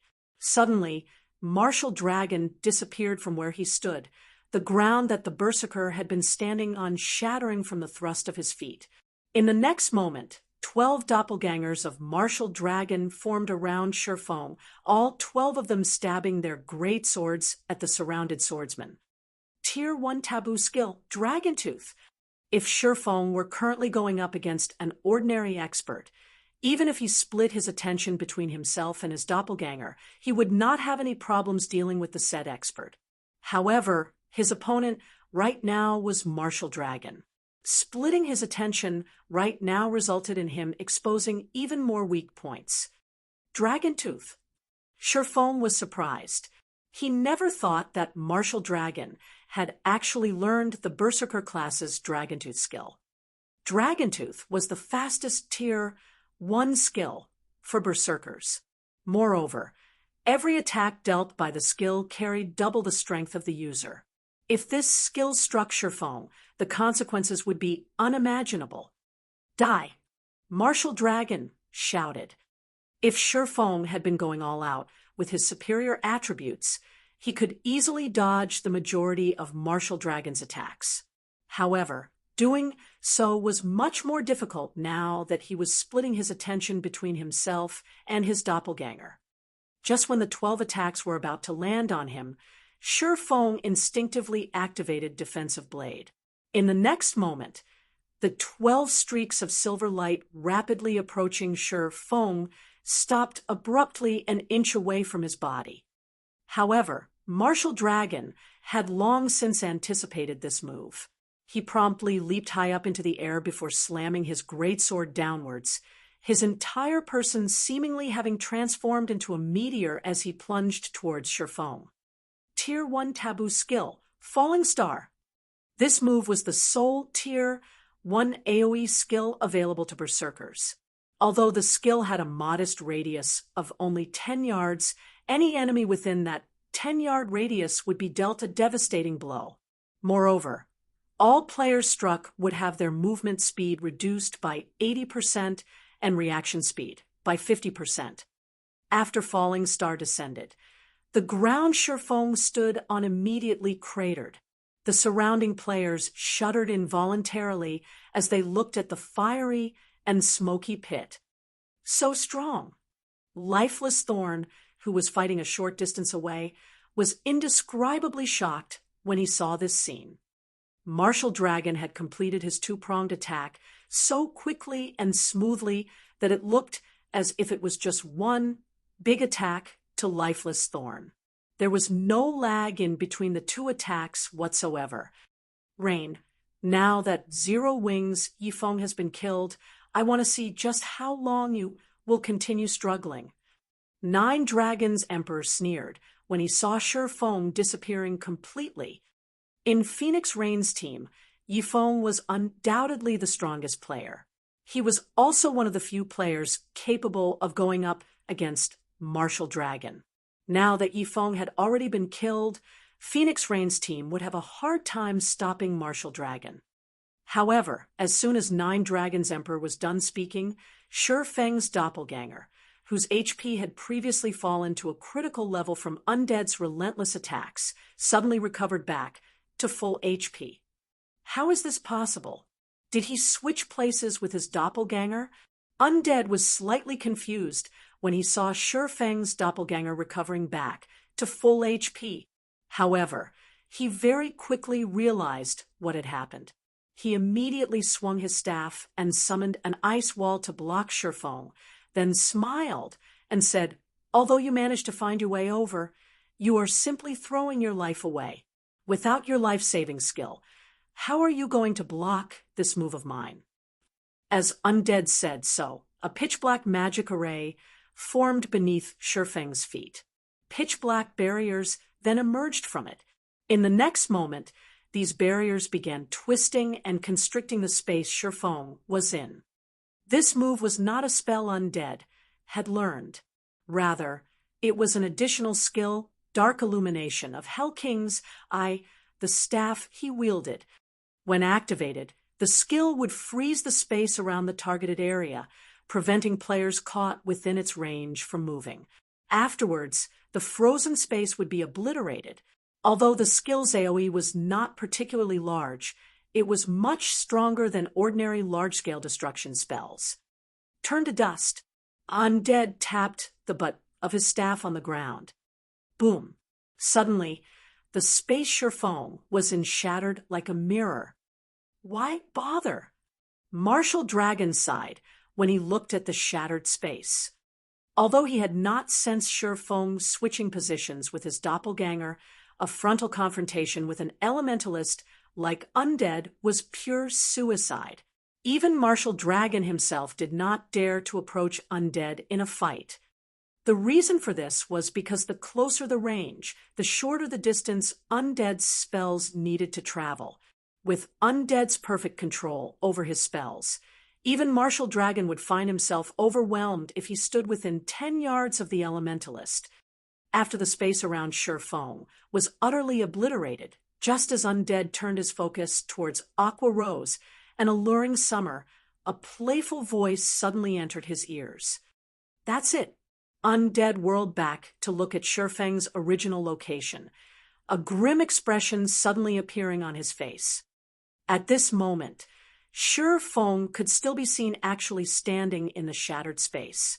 Moreover, he was entirely unscathed. Even his HP remained at 100%. How is this possible? Is it invulnerability?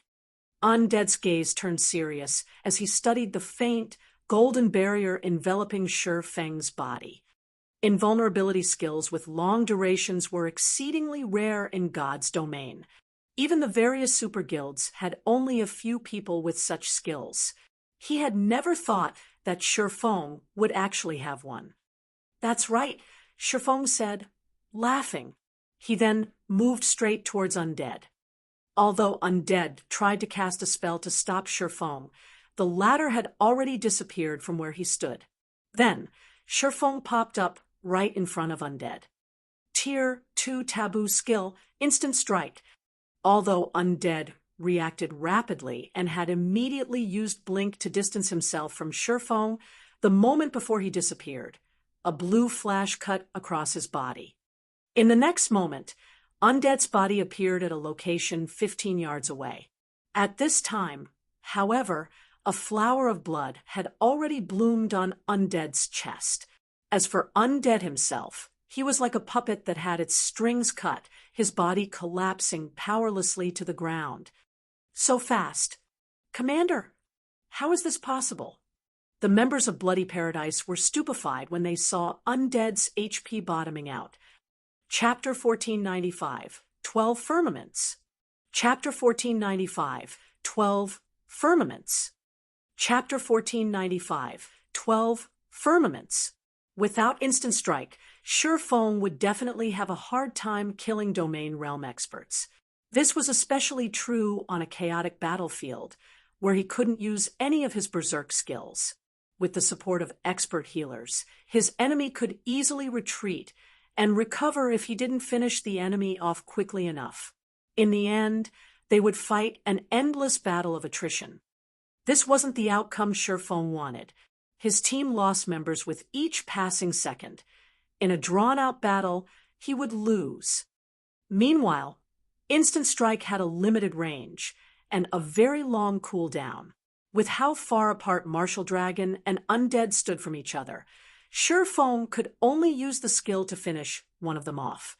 Between the two Domain Realm experts, Shifeng had decided to deal with Undead, who posed the greatest threat to his team. In fact, he had sent his doppelganger to harass Undead precisely to set up an opportunity to use Instant Strike against the Elementalist. However, Undead was quite intelligent. The Elementalist had maintained a certain distance from his doppelganger, attacking from his maximum range. However, when Undead had assumed Shifeng had died, he had relaxed, giving Shifeng the opportunity he needed. Even so, he had nearly allowed Undead to get away. Fortunately, he had triggered Killing Ray's lightning effect, increasing his initial attack speed to 50% of the maximum. When Undead collapsed, Bloody Paradise's members were dumbfounded. Undead was the adventurer team's pillar of strength. Now that this pillar had fallen, the remaining members had lost their will to fight. All that was left was horror. They were especially afraid of that swordsman's frightening strike. Before they had realized what was happening, their commander had lost his life.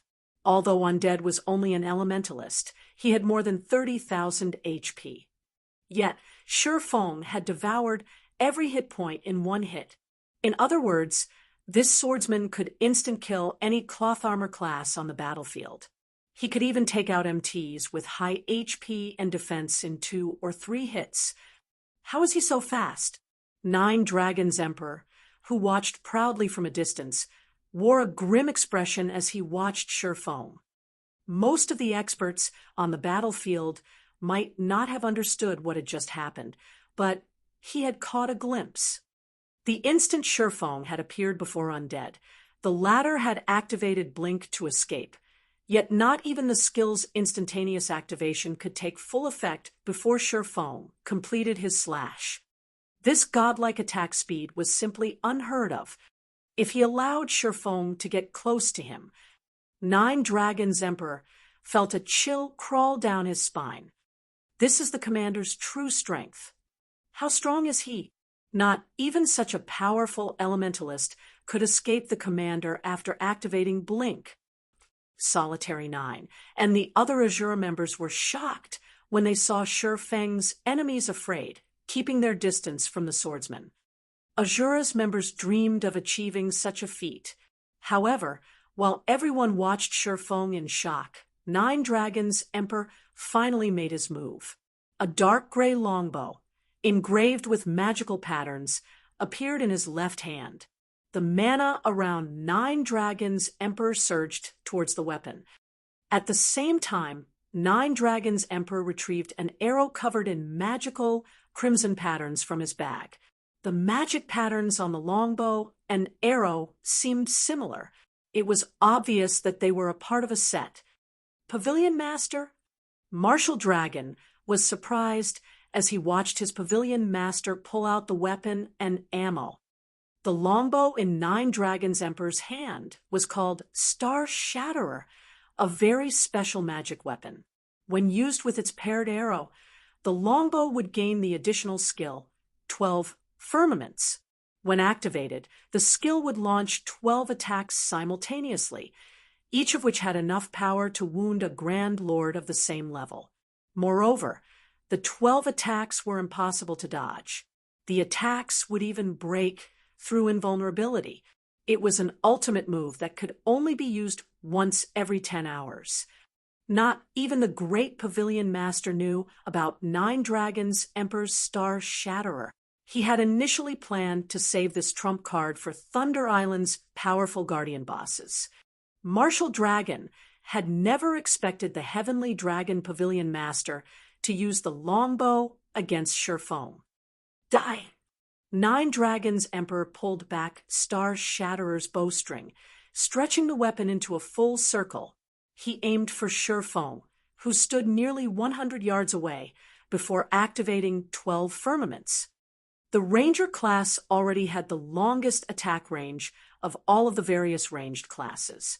However, even after reaching Tier 1, Rangers only had a maximum attack range of 52 yards, yet 12 firmaments could double that range, locking onto targets up to 104 yards away. Xiao! Xiao! Xiao! Suddenly, the Crimson Arrow Nine Dragons Emperor had knocked split into 12 streaks of dark blue light that flew towards Sherfone. As these arrows moved, they tore through space as if tearing through paper, leaving one spatial rip after another in their wake. After killing undead, Sherfone had planned to take advantage of the shock to take down a few more enemies around him, but when he caught sight of Nine Dragons Emperor's longbow from the corner of his eye, a chill crawled down his spine. Star Shatterer had been incredibly famous in his previous life. The longbow ranked 28th on the magic weapon ranking list in God's domain. In the hands of a Tier 2 player, the weapon would even injure a mythic monster of the same level. Only Sherfone hadn't realized that Nine Dragons Emperor had obtained Star Shatterer so early in the game. Upon seeing the 12 arrows flying from Nine Dragons Emperor's longbow, Sherfone instinctively activated Void Shield, a protective barrier capable of absorbing damage equal to 10 times his maximum HP. He then executed Sword's Orbit to deflect the incoming arrows. Once the attack had locked on, 12 firmaments would follow him wherever he went. He had no choice but to take the attacks head-on. Fortunately, Instant Strike was still in effect. Immediately, a galaxy of stars formed around him, clashing with the 12 streaks of dark blue light. Boom, boom, boom. Each attack pushed Sherfone several yards back. By the time he blocked the 12th attack, he was 60 yards from where he had started, and his Void Shield had shattered. Sherfang's HP fell like there was no tomorrow. 90%, 70%, 50%. When he eventually stopped sliding backward, his HP bar stabilized. He's not dead. How is that possible? Nine Dragons Emperor flashed Sherfone an incredulous look. He simply could not believe that his attack, which could even wound a Grand Lord, had failed to kill Sherfone. Moreover, although Sherfone looked fairly miserable, even sporting a cut on his cheek from the pressure of the attack, he still had over 20% of his HP. The 12 firmaments is really no joke. Sherfone smiled bitterly as he glanced down at his numb hands. If not for his strength, which even exceeded a great lord's of the same level, Void Shield, and sufficient reaction speed, that attack would have taken his life. Everyone, pay attention. Miracle's forces are heading this way. If we can hold out for a little while longer, victory will be ours. Nine Dragons Emperor declared, anyone who kills Phoenix Rain will receive a piece of level 50 dark gold equipment. I'll also reward anybody who kills Yifeng 1,000 magic crystals and a piece of level 50 dark gold equipment. Nine Dragons Emperor hadn't thought that he'd encounter anyone who could threaten his life, but after watching Shifeng take undeads, he no longer felt safe. If he did not get rid of Shifeng now, and the man's skills finished their cooldowns, the consequences would be unimaginable. He had to prioritize the swordsman's death, forcing him to lose a level and a piece of equipment. If an expert of Shifeng's caliber lost a piece of equipment that he was particularly compatible with, his combat power would plummet. Only then would Nine Dragons Emperor's mind be at peace. Of course, killing Shifeng multiple times would be the best outcome. Level 50 dark gold equipment. All hail the Pavilion Master. Hearing Nine Dragons Emperor's announcement, many of the players on his team turned towards Shifeng, eager to earn the rewards. When Phoenix Rain's team members heard the declaration, they were confused. They weren't surprised by the bounty on Phoenix Rain's head, but he had also placed an even higher bounty on Shifeng's. The Phoenix Pavilion members didn't understand why Nine Dragons Emperor would prioritize the swordsman's death over Phoenix Rain's. However, what truly made Phoenix Rain's team members despair was the news that Miracle's members had almost reached the battlefield, coming to assist their enemy. He's already colluded with Miracle. Shifeng felt pressed for time as he watched his enemy's morale recover. He shifted his gaze towards Bloodhand Yama and the other flower of 7 Sins members. It seems that I can't afford to hold back any longer. As Shifeng made his way towards Bloodhand Yama, he activated divine steps to nullify the incoming attacks from the enemy experts around him. Both of his hands were still numb, and the best he could do was maintain his grip on his weapons, much less deflect an attack. A moment later, Shifeng reached Phoenix Rain's section of the battlefield. He stabbed the abyssal blade into the ground and activated the evolved abyssal curse. Chapter 1496, One Move, One Kill. Chapter 1496, One Move, One Kill. Chapter 1496, One Move, One Kill. As Abyssal Curse activated, a large, pitch-black magic array appeared beneath the Flower of 7 Sins members. Black fog rose from the array, tangling around the expert players and restricting their movements.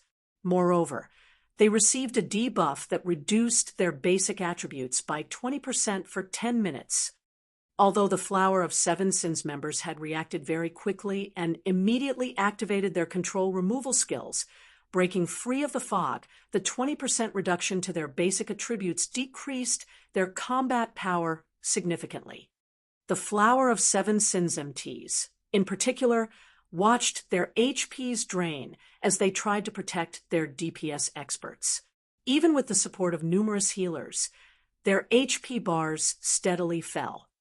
Even Bloodhand Yama, who had been overwhelming Kola, found himself on the defensive. What a powerful control skill. Phoenix Rain shot Shifeng a glance after seeing the assassin group's combat power decrease drastically. She had never thought that Shifeng still had such a trump card. In one move, Shifeng had turned the tide of battle. In reality, he hadn't wanted to reveal this move. Abyssal Curse would work wonders in a large battle where players couldn't use tools, berserker skills, or silencing skills, but there were many superpowers fighting for control of Thunder Island. The designated contest area wasn't particularly large, so it was easy for the different powers to encounter each other. Meanwhile, Abyssal Curse had a 20-minute cooldown. If his team met another superpower during the cooldown, he'd have one less trump card. When Nine Dragons Emperor saw the results of Shifeng's attack, his expression darkened. The Flower of 7 Sins members already had a numerical disadvantage against the Phoenix Pavilion's team. They had to rely on their MTs and healers to hold on. Now that their basic attributes had decreased, they would have a much harder time holding back Phoenix Rain and her people. Marshal, take some men to help Bloodhand. Do not let Phoenix Rain's group break free of the encirclement. 9 Dragons Emperor commanded. Thanks to Shi Feng's move, the Flower of 7 Sins suffered one casualty after another. At this rate, Phoenix Rain's team would escape in less than a minute. If that happened, it had become much harder to take her team down. Understood. Upon receiving his orders, Marshal Dragon led 30-plus melee players, who still had a fair amount of their HP, to the Flower of 7 Sins corner of the battlefield. Although Gentle Snow and Zhao Yueru tried their best to stop Marshal Dragon when they tried to move across the field, Marshal Dragon easily evaded the skills and spells sent his way. When he couldn't dodge an attack, he blocked it with a casual swing of his greatsword. The healers in the rear quickly replenished any HP he lost. Meanwhile, Phoenix Rain's team put everything they had into assaulting the Flower of 7 Sins members, who were on the defense, hoping to break free of the battlefield as quickly as possible. Don't even dream of getting past us. When Bloodhand Yama saw that less than 30 players remained on his team, he gritted his teeth and activated the Tier 1 taboo skill for Shield Warriors, Iron Fortress. Suddenly, with Bloodhand Yama in the center, a silver glow enveloped all of his teammates within a 30-yard radius. The affected players instantly received a buff that decreased incoming damage by 30% and increased their maximum HP by 15%. As for Bloodhand Yama, he received a buff that decreased incoming damage by 40% while increasing his maximum HP by 20%. Both buffs had a 12-minute duration. Not only did Iron Fortress alleviate some of the pressure on the healers, but the affected players' HPs also began to increase despite the bombardment they received. Good, as expected of Bloodhand Yama. 9 Dragons Emperor, who helped Marshal Dragon open a path, rejoiced when he saw the Flower of 7 Sins members recover. Suddenly, a shadow appeared before Bloodhand Yama's teammates. A scorching streak of light then sliced through the flank of a level 47 Guardian Knight. Although the Guardian Knight had sensed the incoming attack, he hadn't been able to respond quickly enough. Pung! The level 47 Guardian Knight, who had more than half of his HP remaining, lost every point instantly, shock coloring his features as he stared at the figure before him. The figure was none other than Shi Feng. After a few seconds of rest, his hands had recovered and the allied healers had restored his HP. Before the Guardian Knight had hit the ground, Shi Feng appeared before a level 48 Berserker. Although the Berserker tried to hack at the swordsman with his battle axe, Shi Feng easily blocked the weapon with the Abyssal Blade. Killing Ray, which radiated a scorching heat, mercilessly pierced the Berserker's heart, Flame Burst's power turning the player into a pile of smoldering ash instantly. Shi Feng then attacked a nearby shield warrior. By the time Shi Feng used all 15 attack counts, he had killed 8 Flower of 7 Sins members, instantly reducing the organization's survivors to 19. The players nearby gasped at the scene.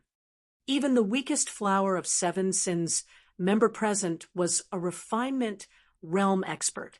In a first-rate guild, these experts would easily rank among the best. Yet before Shi Feng, they seemed as if they were made of paper. Yi Feng. Bloodhand Yama glared at Shi Feng with bloodshot eyes as he watched the man tear through his teammates. Immediately, he shook off Cola and charged at Shi Feng. Before he reached the swordsman, he leaped into the air and swung his double-headed axe down at Shi Feng's head. Tier 1 taboo skill, Lightning Blast. In the next moment, a lightning bolt descended from the sky and struck Bloodhand Yama's one-handed axe, enhancing its power and speed tremendously. Despite that, Shi Feng casually swung killing Ray to deflect the attack. Tier 2 skill, Shadow Blade. Boom! When Killing Ray clashed with the double-headed axe, brilliant sparks flew from the weapons. The ground beneath Shifeng's feet cracked and sunk, extending 10 yards away from the swordsman. He blocked it. Is he even human? That's the commander's strongest move. The Flower of Seven, Sin's members were stupefied. Not only did Lightning Blast increase its user strength by 330% and attack speed by 300% for one attack, but it also dealt additional lightning damage. Not even an expert of the same level could block the attack, not to mention dodge it. Yet Shifeng had blocked Bloodhand Yama's Lightning Blast, and he had only lost around 1/5 of his HP in doing so. How? Bloodhand Yama stared at Shifeng with a dumbfounded look. He had executed his attack with absolute perfection. Not even a domain realm expert should be able to block the attack in time, dying instantly, yet Shifeng had kept up with his speed. When Lightning Blast effects dissipated, something even more shocking happened. Bloodhand Yama collapsed to the ground, his HP mysteriously decreasing at an astonishing rate. What was happening? Everyone was stupefied. Bloodhand Yama had attacked Shifeng, but he had died instead of the swordsman. What just happened? The nearby crowd was confused. Big Sis Rain, did you see what Yifeng did just now? Why did Bloodhand Yama die instead of him? Blue Phoenix asked. Bloodhand Yama had focused on killing Yifeng, but he failed to realize that Yifeng aimed for his life as well. Although Yifeng lost the exchange, Bloodhand Yama lost his life, Phoenix Rain explained in a daze. Once she fully processed what had happened, she took a deep breath as she exclaimed, "He really is a madman." Phoenix Rain found it truly hard to imagine that, despite blocking a full-powered attack from an expert like Bloodhand Yama, Shifeng had the gall to launch a simultaneous attack at the Shield Warrior's blind spot. Had Shifeng made the slightest miscalculation, he might have fallen alongside Bloodhand Yama. Chapter 1497, Heroic Stand. Chapter 1497, Heroic Stand. Chapter 1497, Heroic Stand. When Bloodhand Yama had died, silence had blanketed the battlefield. The Flower of Seven, Sin's members had nothing but fear in their eyes as they looked at Shifeng. Suddenly, the Flower of Seven Sin's members scattered, fleeing from Shifeng in all directions as none of them dared to stand in the swordsman's way. What amazing reaction speed! Bloodhand Yama died just like that. Just what did Yifeng do? Meanwhile, the various spectating superpowers were stunned. Their peak experts, in particular, watched Shifeng with grim expressions. Bloodhand Yama had been incredibly fast, yet not only had Shifeng kept up with the man despite swinging his blade a moment after Bloodhand Yama began his attack, but he had also had the attention to spare while defending himself to use shadow blades against the Shield Warrior, catching him off guard. It would have been fine if the counterattack had simply caught Bloodhand Yama off guard. What truly shocked the various peak experts was that Shifeng had killed Bloodhand Yama instantly, despite the Shield Warrior having activated Iron Fortress and having 2/3 of his HP remaining. Iron Fortress reduced the damage that Bloodhand Yama took by 40% and increased his maximum HP by 20%. In addition, the Shield Warrior class had other passive skills that reduced incoming damage by a large margin, with Bloodhand Yama's remaining 30,000 plus HP. Not even a berserker of the same level should be able to kill him instantly, yet Shifeng had done just that. The watching experts wondered what would have happened if they had stood in Bloodhand Yama's place. Would they be able to survive? Or Shifeng's blades claim their lives as well? What everyone didn't know was that, although the counterattack seemed reckless, Shifeng had calculated the whole encounter. Tier 2 players had a much stronger physique than Tier 1 players. Furthermore, Shifeng had multiple fragmented legendary items. There was also the fact that he had reduced Bloodhand Yama's basic attributes with Abyssal Curse. Moreover, Bloodhand Yama was a strength-focused shield warrior. To Shifeng, who had the strength and speed of a great lord of the same level, defending against and killing Bloodhand Yama was no trouble. Shifeng didn't bother to chase after the fleeing Flower of Seven Sins members. Instead, he picked up the plate armor Quiss's Bloodhand Yama had dropped.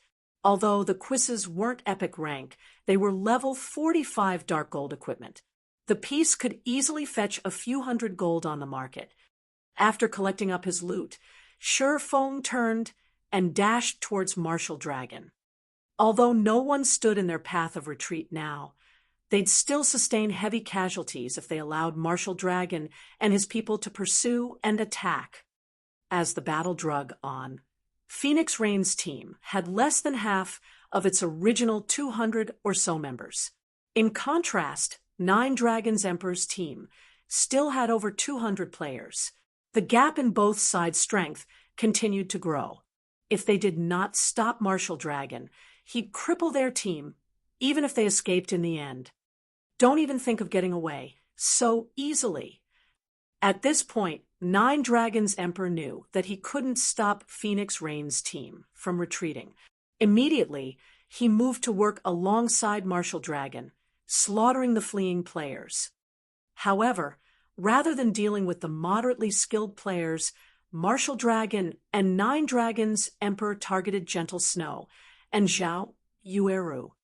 Suddenly, numerous arrows rained down on Gentle Snow, cutting off her path of retreat.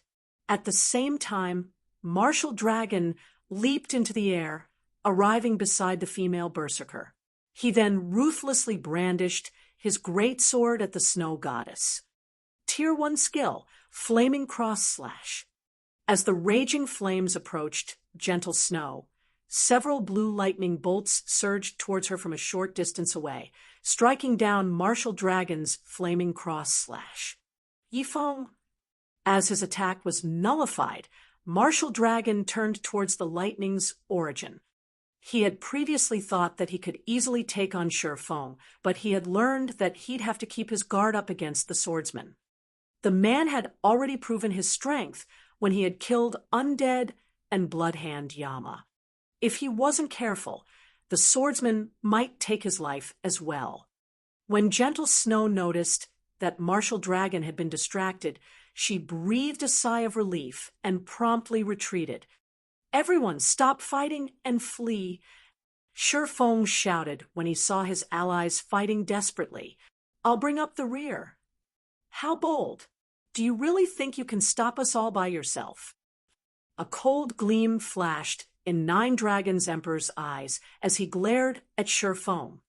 Although he acknowledged that Shifeng was quite powerful, the man would be fooling himself if he thought he could stop more than 200 experts by himself.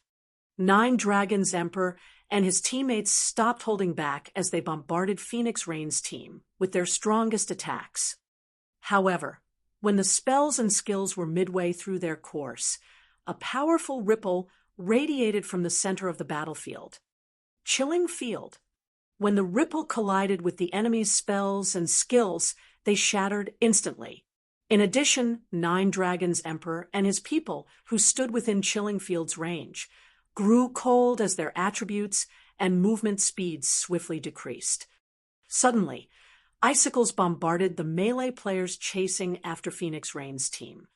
Although these melee players tried to defend themselves, the icicles were far more powerful than they had imagined. Each icicle carried as much strength as a great lord. Tier 1 players had no way of blocking the attacks. Nine Dragons Emperor's people were forced out of Chilling Field's effective area. Suddenly, Phoenix Rain's team stood on one side of a massive divide, while Nine Dragons Emperor's people stood on the other. Even an expert like Martial Dragon could only stand within Chilling Field's range for a short moment before he, too, was forced out. This is a domain skill. How does he have one? Nine Dragons Emperors watched the frost-covered battlefield with a dark expression. In God's domain, large-scale destruction spells were undoubtedly the strongest in pure power, but these spells didn't differentiate between friend and foe. Normally, they were only effective in battles that consisted of tens of thousands of players. Domain skills followed closely behind large-scale destruction spells. Domain skills combined both offense and defense. Not only could they suppress one's enemies, but they were also effective against specific targets. However, players normally had to reach Tier 3 before they would find domain skills. The watching players outside of Thunder Island were stupefied. Is this a joke? He actually stopped 9 Dragons Emperor's team by himself. Just who is this Yifeng? For a time, everyone talked about Shifeng. First, he had killed Undead, who had the nickname the Devil's Hand. Then he had killed Bloodhand Yama, one of the Flower of Seven Sins representative experts. Now, he stopped 200-plus experts by himself. This was simply inconceivable. None of the 200-plus players fighting for 9 Dragons Emperor were ordinary experts. This small force was more than capable of annihilating an army of several thousand elite players, yet they were helpless against Shifeng. All they could do was watch as Phoenix Rain's team moved farther and farther out of their grasp. Chapter 1498, Capturing Ancient Towers. Chapter 1498, Capturing Ancient Towers. Chapter 1498, Capturing Ancient Towers. Damn it! 9 Dragons Emperor's glare was frosty as he watched Phoenix Rain's team pull away from his own. Arranging this ambush to eliminate Phoenix Rain had taken a lot of effort, yet Shifeng had ruined his plans. With Shifeng maintaining Chilling Field in the narrow valley center, his team couldn't pursue Phoenix Rain. Even if they launched ranged attacks, Shifeng would have no trouble dodging them with his speed and techniques. He didn't have the option of using a large-scale destruction spell either. Shifeng could easily pull away from the caster while the spell activated. In addition, 9 Dragons Emperor had already used 12 Firmaments, his strongest trump card. He would not be able to use it again for the next 10 hours. After time passed, Shifeng took a look at his system map. When he noticed that Phoenix Rain and the others were far enough away, he turned and sped away from the battlefield, no longer worried about distracting 9 Dragons Emperor and his people. Pavilion Master, should we give chase? Martial Dragon asked after watching Shifeng depart. Although Phoenix Rain's team had escaped, Shadowtooth had placed a marker on Alluring Summer during their previous fight. Hence, it was entirely possible to chase after Phoenix Rain's team. No need. They've gotten lucky this time. You and Shadowtooth will go and occupy the ancient tower. Once we group up with Miracle's team, we'll have plenty of opportunities to deal with Phoenix Rain.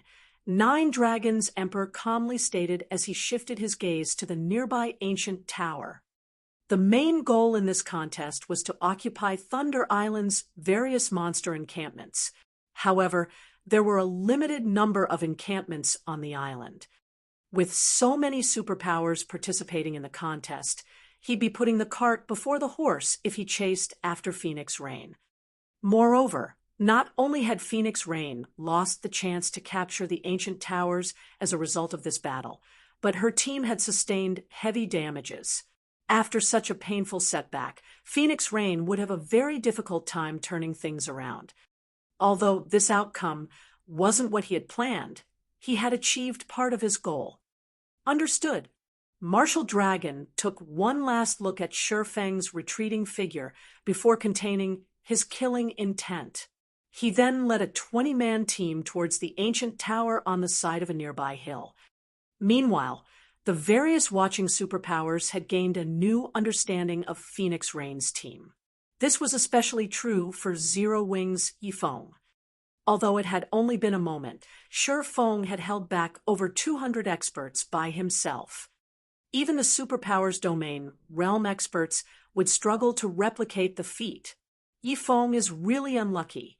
Had he joined a superpower instead of a small guild like Zero Wing, His future would have been limitless.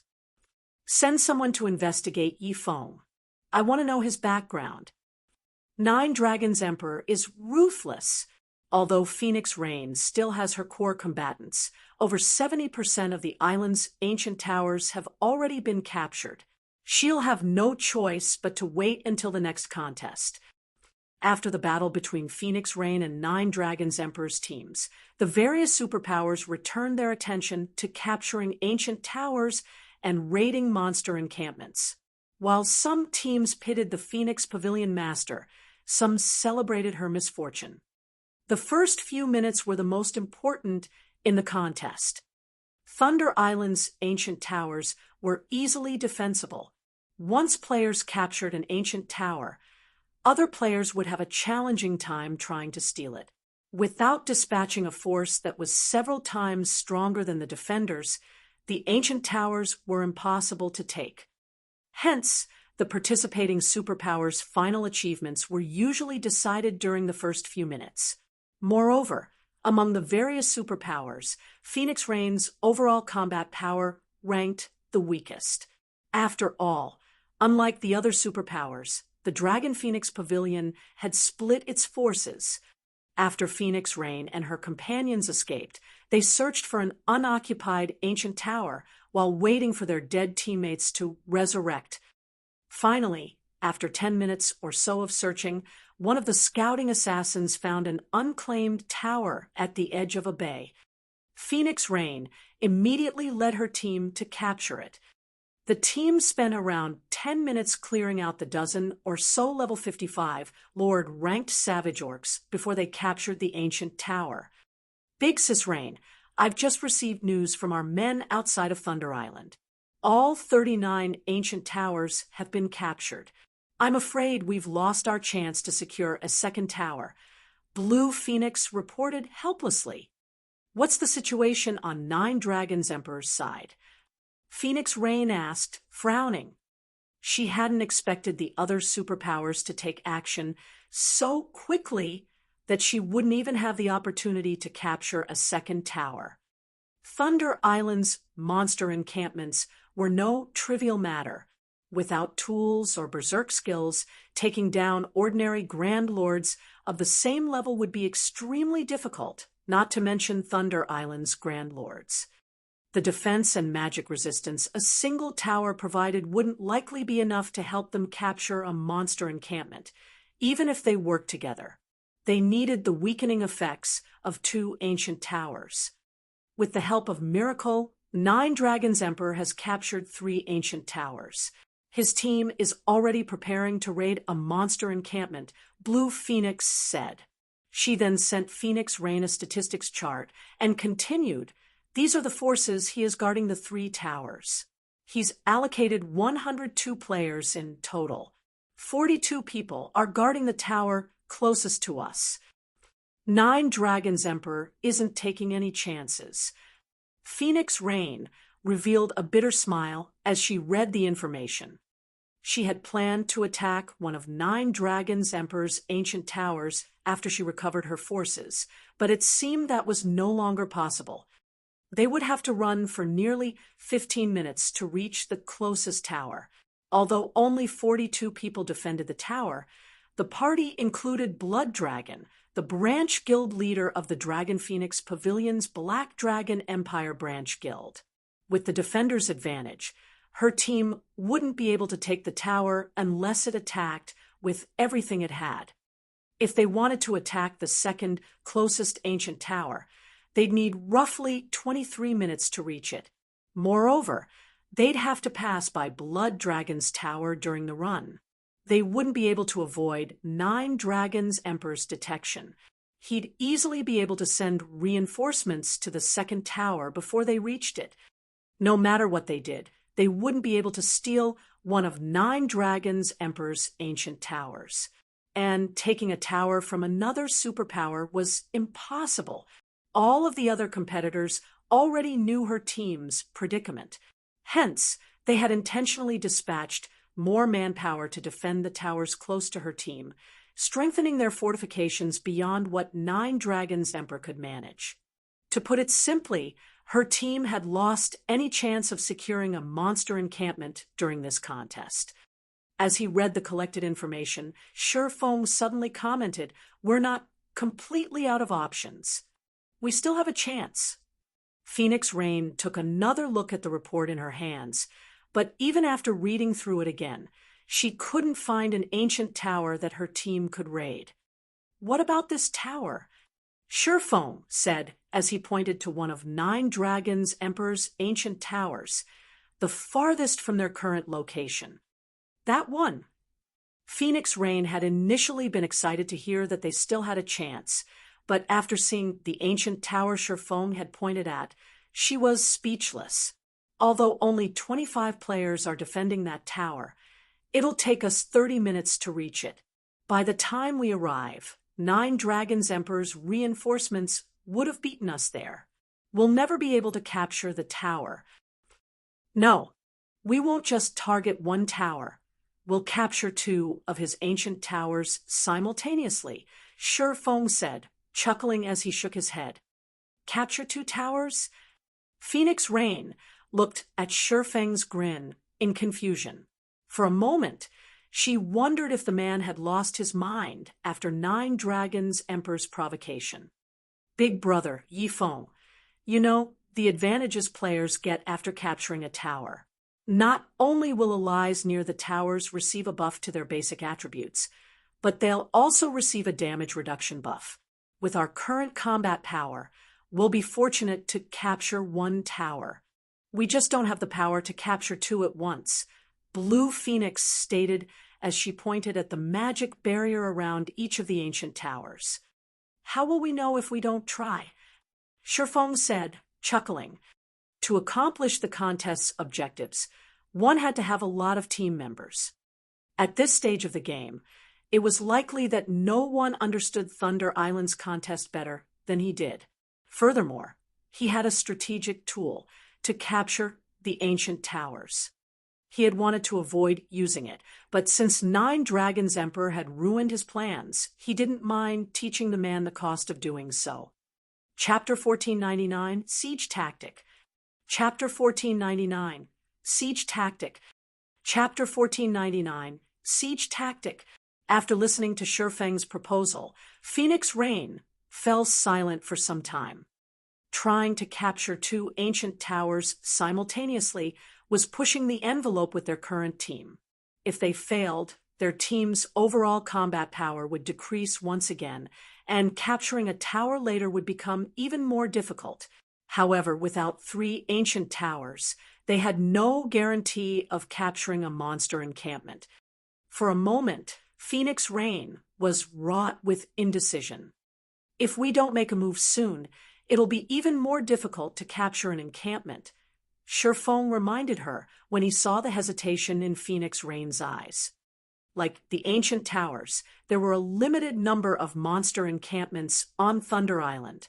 There were only 17 encampments in this contest. Now that the various superpowers had occupied the ancient towers, the encampments would be their next target. If they remained idle, doing nothing and allowing the other superpowers to capture and occupy the encampments, they'd lose any chance they currently had. Once a team captured a monster encampment, NPCs would manifest to help the players defend it, making it many times more difficult to raid than an ancient tower. "All right, I'll pass you the team's leadership. I'll do everything I can to assist you," Phoenix Rain said, gritting her teeth. In the end, she decided to gamble on her fate. Moreover, she was curious about how Shifeng planned to wrestle control of 2 ancient towers from 9 Dragons Emperor. When Phoenix Rain agreed, Shifeng began to prepare. Any team that secured an ancient tower on Thunder Island would receive a stackable buff that decreased monsters' defense and magic resistance in the encampments when attacked. At the same time, allies within 100 yards of the captured tower would receive an extra buff that increased their basic attributes and reduced incoming damage by 30%. Hence, defending players were very difficult to deal with. In addition, every team in the contest had allies outside the island to help them keep track of enemies' movements. If an enemy team showed any intention of attacking a particular tower, the team would bolster its defense and dispatch reinforcements. This made it even more difficult to steal an occupied ancient tower. Fortunately, these hurdles were nothing to Shifeng. Phoenix Pavilion Master, you'll lead 80 players to assault 9 Dragon Emperor's nearest ancient tower. Try to avoid fighting within 100 yards of the tower. You just need to keep the defenders busy.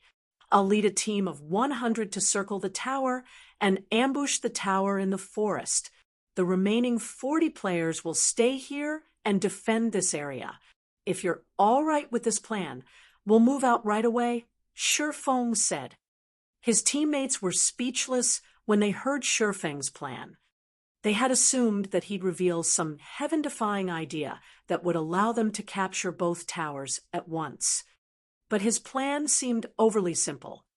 Big brother Yifeng, I'm afraid that 9 Dragons Emperor will discover our members too quickly. He'll almost certainly dispatch reinforcements to the forest tower. Capturing the tower will likely, Blue Phoenix said worriedly. Relax. Since 9 Dragons Emperor is busy capturing an encampment, he won't have many players to send if he sends any at all. Stealing the towers won't be an issue, Shifeng said. But everyone fell silent.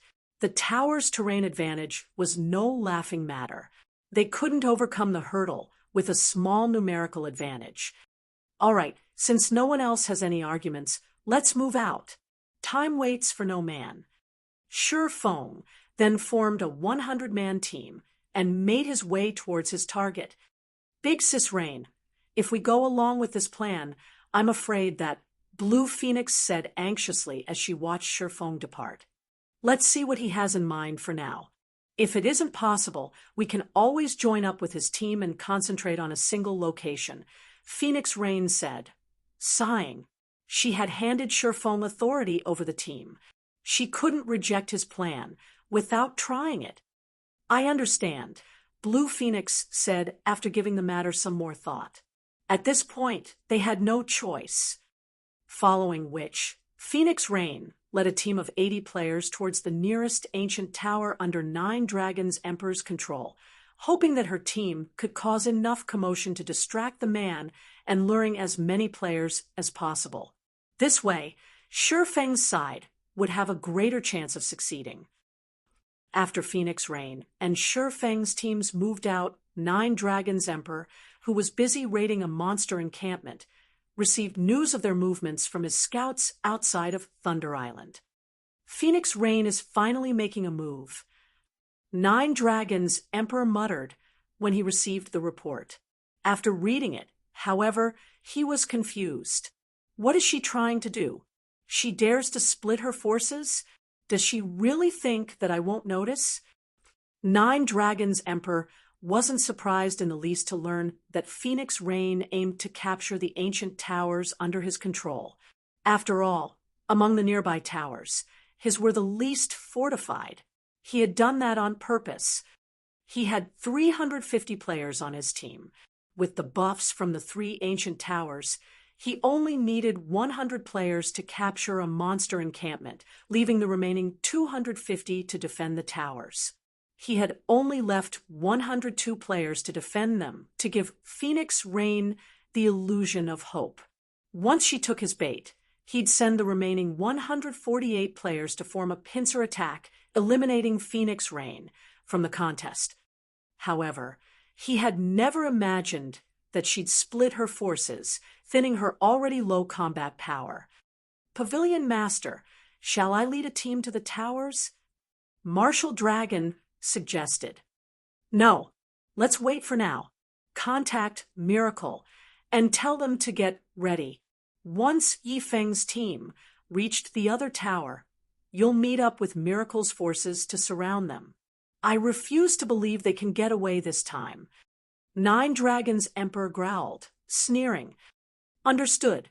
Martial Dragon nodded. He then contacted Miracle's upper echelons. Time passed quickly. While Phoenix Rain's team tried to attract 9 Dragons Emperor's forces to the first tower, Shifeng's team inched closer to the tower hidden in the forest. Yifeng, 9 Dragons Emperor, has dispatched a force to your tower. Some of Miracle's members are heading your way as well. Overall, 300 players are marching towards the forest tower. They should reach the tower in roughly 5 minutes. You need to get out of there. Phoenix Rain warned the swordsman, her anxiety written all over her face. Even if they fought in the forest, 9 Dragons Emperor and Miracles, over 300 players could easily annihilate Shifeng's 100-man team. 9 Dragons Emperor's done. Sitting still? Huh? Shifeng responded, revealing a calm smile. Guild leader, you're still in the mood to smile? We're talking about 300+ experts. If it comes down to a fight, we'll suffer heavy losses even with a few Tier 2 players, Aqua Rose said, flabbergasted when she saw Shifeng's calm. Since 9 Dragons Emperor is finally taking us seriously, we should do the same, Shifeng said, chuckling. He then activated the aura of Space's second activatable skill, Spatial Gate. His destination was none other than the farthest ancient tower under 9 Dragons Emperor's control. It was also the tower with only 25 players defending it. Everyone get in the gate. It's time we teach 9 Dragons Emperor the price of targeting us. While tools were prohibited during the contest, weapons and equipment's teleportation skills were not. Hence, he could freely teleport around Thunder Island. In fact, he could even teleport off of the island. Unfortunately, he'd need a new Thunder Pass to re-enter if he did so. Seeing the spatial gate, realization struck Aqua Rose and the others. Since tools were prohibited, players had to rely on their own capabilities to travel around Thunder Island. A skill like teleportation gate was godly in this contest. Upon Shifeng's command, the 100-man team entered the teleportation gate. In the next moment, they appeared before an ancient tower on the edge of a cliff. When the Heavenly Dragon Pavilion members defending the tower saw Shifeng's team, they were stupefied. Crap, we're being ambushed. Quickly notify the Pavilion Master. A level 47 ranger, who reacted very quickly, shouted. However, as the ranger finished speaking, towering pillars of fire rose up from the ground, enveloping a large fraction of the defending players. The instant the flames touched the players, their bodies fell to ash. This move was none other than Shifeng's flame domain. When the flame domain dissipated, less than 10 of the 25 players remained standing. Chapter 1500, Unstoppable Yifeng. Chapter 1500, Unstoppable Yifeng. Chapter 1500, Unstoppable Yifeng. In one of the monster encampments on Thunder Island, the Team 9 Dragons Emperor-led cleared out the savage orcs in the encampment's outer region. There were far more orcs in the monster encampments than in the ancient towers. The encampment 9 Dragons Emperor raided easily had over 2,000 savage orcs, and they all wore armor and carried both a spear and bow, walls of stone, and would protected the encampment, and dozens of watchtowers with ballistas were stationed at regular intervals along the walls.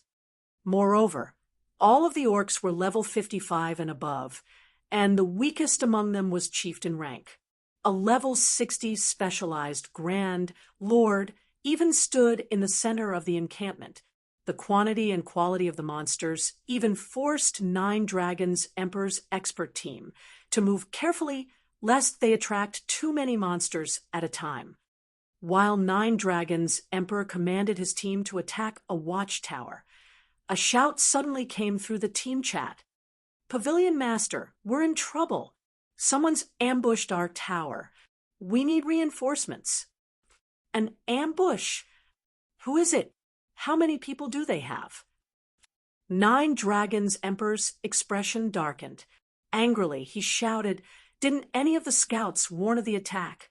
To guarantee the safety of his towers, he had tasked over a dozen people outside of Thunder Island to scout for movement around the towers.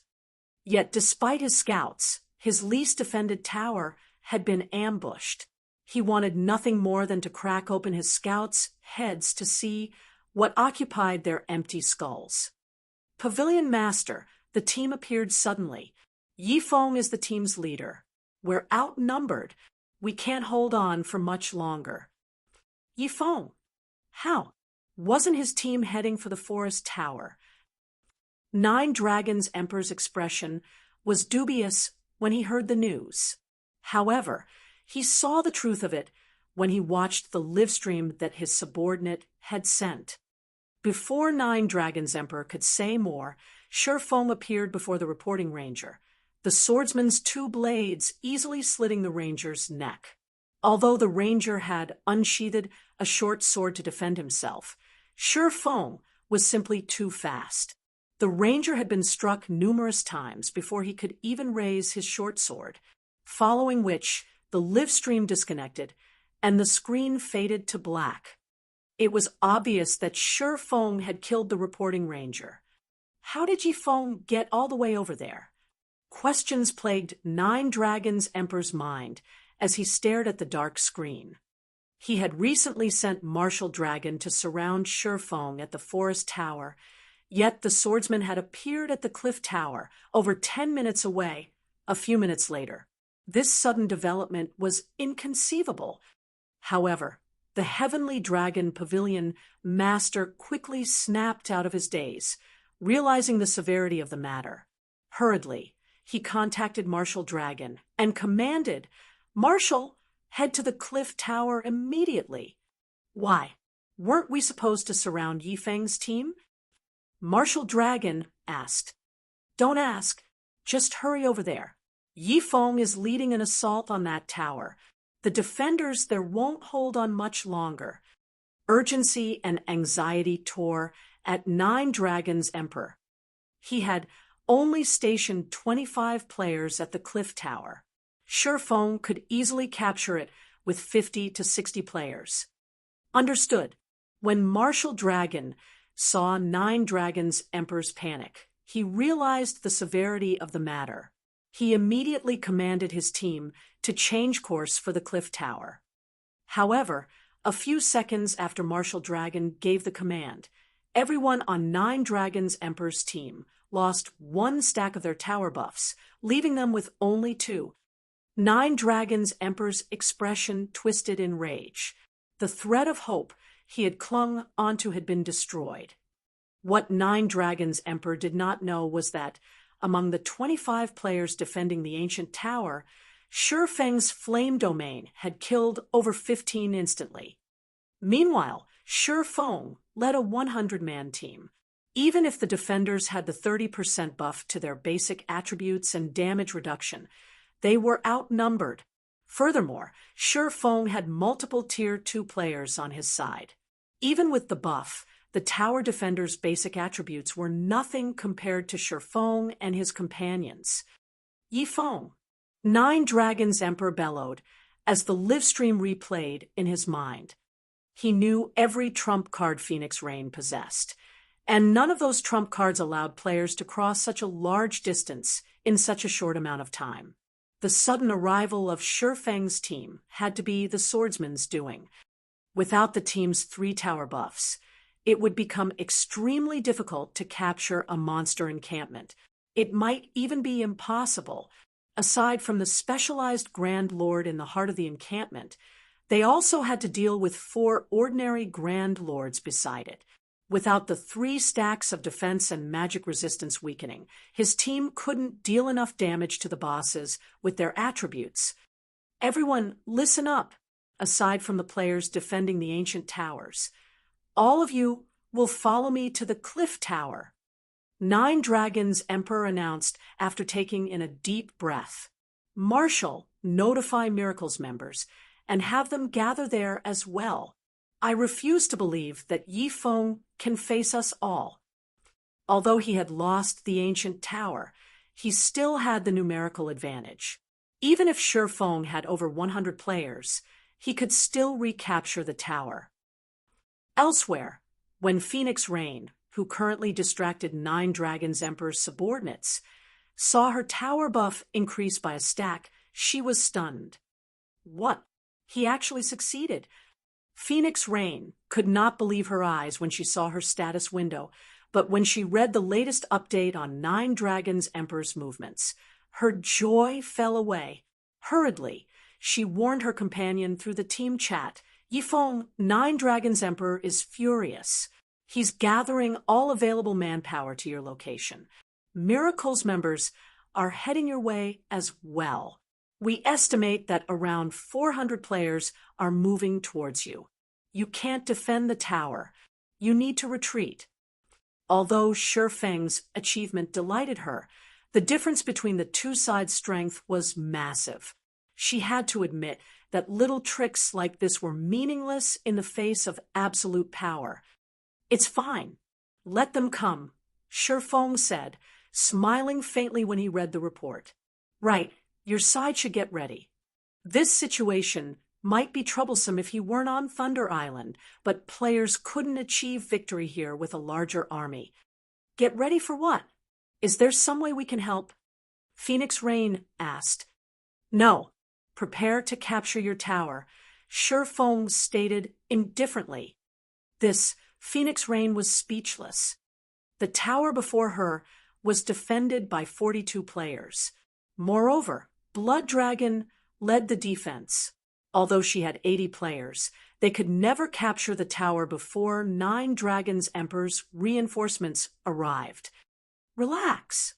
I'll help you with it, Shifeng said. Help us. Phoenix Rain was stunned. For a moment, she even thought she had heard wrong. Shifeng had enough issues on his side. How could he help her? Although she found Shifeng's words hard to believe, a part of her couldn't just dismiss them. Of the man's multiple insane declarations thus far, he had never once failed to carry them out. When I tell you to attack, strike with everything you've got. Leave the rest to me, Shifeng instructed. My side still needs to prepare. Try to lure as many people out of the tower as possible in the meantime. Phoenix Rain had no response. There simply wasn't anything she could say about his simple approach, yet the way Shifeng had spoken about the plan made it seem as if the decision had been obvious. After a moment of silence, she sighed and said, I understand. I'll have my men lure them out. The minutes flew by, while Nine Dragons, Emperor, and Miracle's combined team of 400-plus players rushed towards Shifeng's ancient tower. He took his sweet time resting. Once Flame Domain's cooldown finished, he told Phoenix Rain, attack. Not giving the matter much thought, Phoenix Rain led her 80-man team in a charge against Blood Dragon's tower. Phoenix Rain, you are courting death. When Blood Dragon saw Phoenix Rain's team dash towards him, he prepared his team for battle. At the same time, he opened a communication window to contact Nine Dragons Emperor.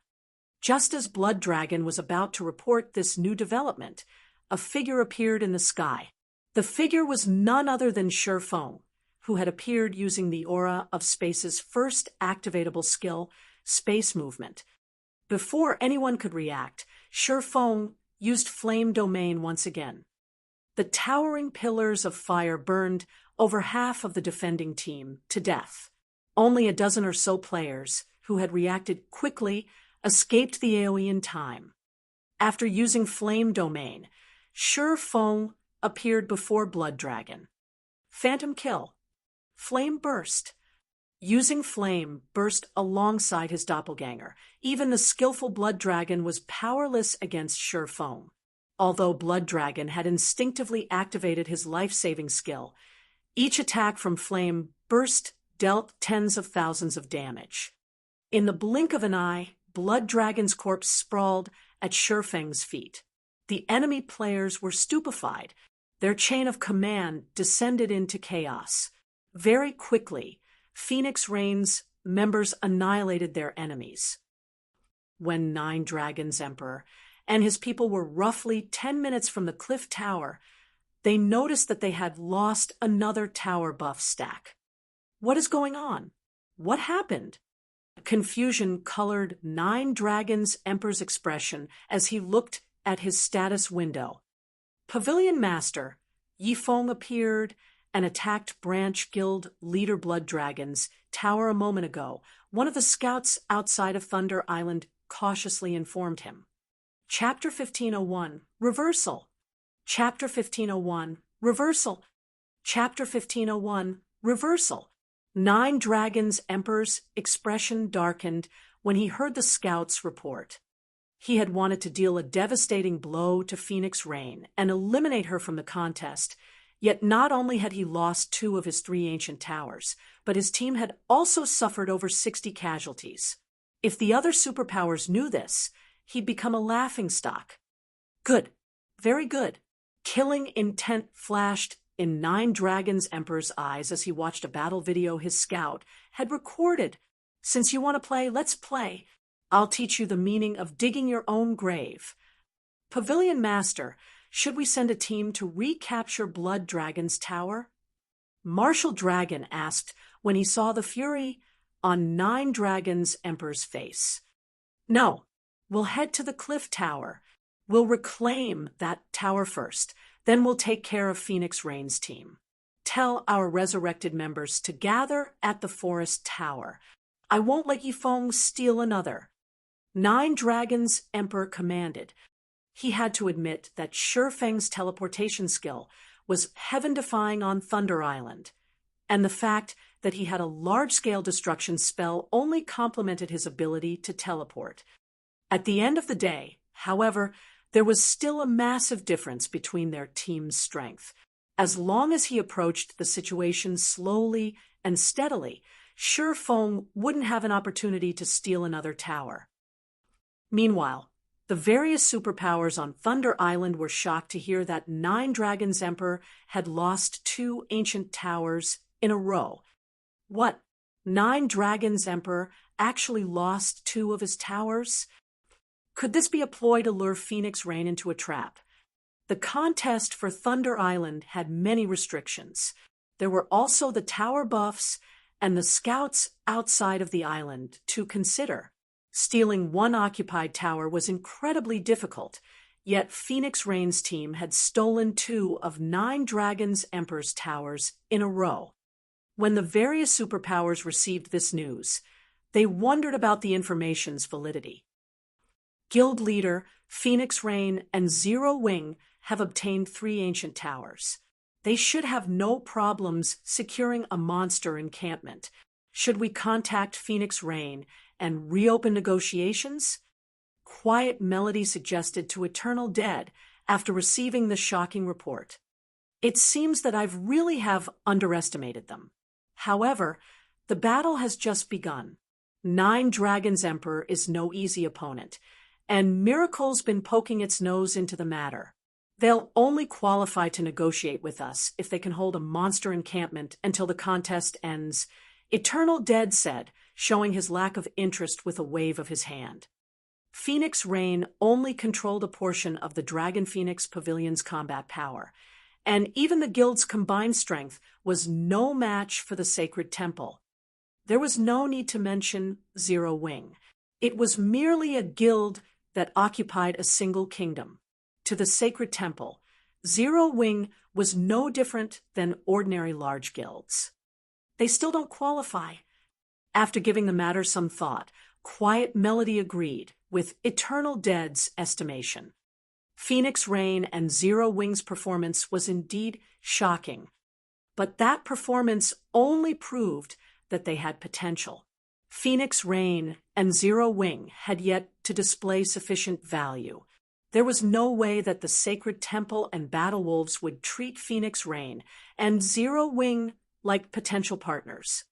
Only when Phoenix Rain and Zero Wing could survive on Thunder Island would they qualify to negotiate with the 2 super guilds. As the various superpowers watched, Nine Dragons Emperor's team finally reached the cliff tower, sealing off all paths leading to it. Overall, 400 players surrounded the tower. Not only did the team include 9 Dragons Emperor's experts, but Miracle's experts had joined them as well. The leader of Miracle's team was none other than the sword freak, Miracle Dragon. He had already reached level 49 and wore the Hellfire set, a 6-piece, level 50, fine gold set equipment for swordsmen. He was eye-catching among the crowd. Level 50, secret silver set equipment was incredibly rare in God's domain, not to mention level 50, fine gold set equipment. Even Martial Dragon and Shadowtooth gazed at Miracle Dragon's Hellfire set in envy. The Dragon Phoenix Pavilion had yet to secure a complete level 50 fine gold set equipment. Miracle's prowess was obvious. Upon these players' arrival, Gentle Snow and the other who had stayed behind to defend the cliff tower felt a significant pressure. Although the tower increased their basic attributes and reduced incoming damage by 30%, they were at an overwhelming numerical disadvantage. They were about to face so many more enemies than they had in the previous ambush. Suddenly, Shi Feng appeared in the top of the tower with space movement. As Spatial Gate was still on cooldown, he couldn't transport other players to or from the cliff tower.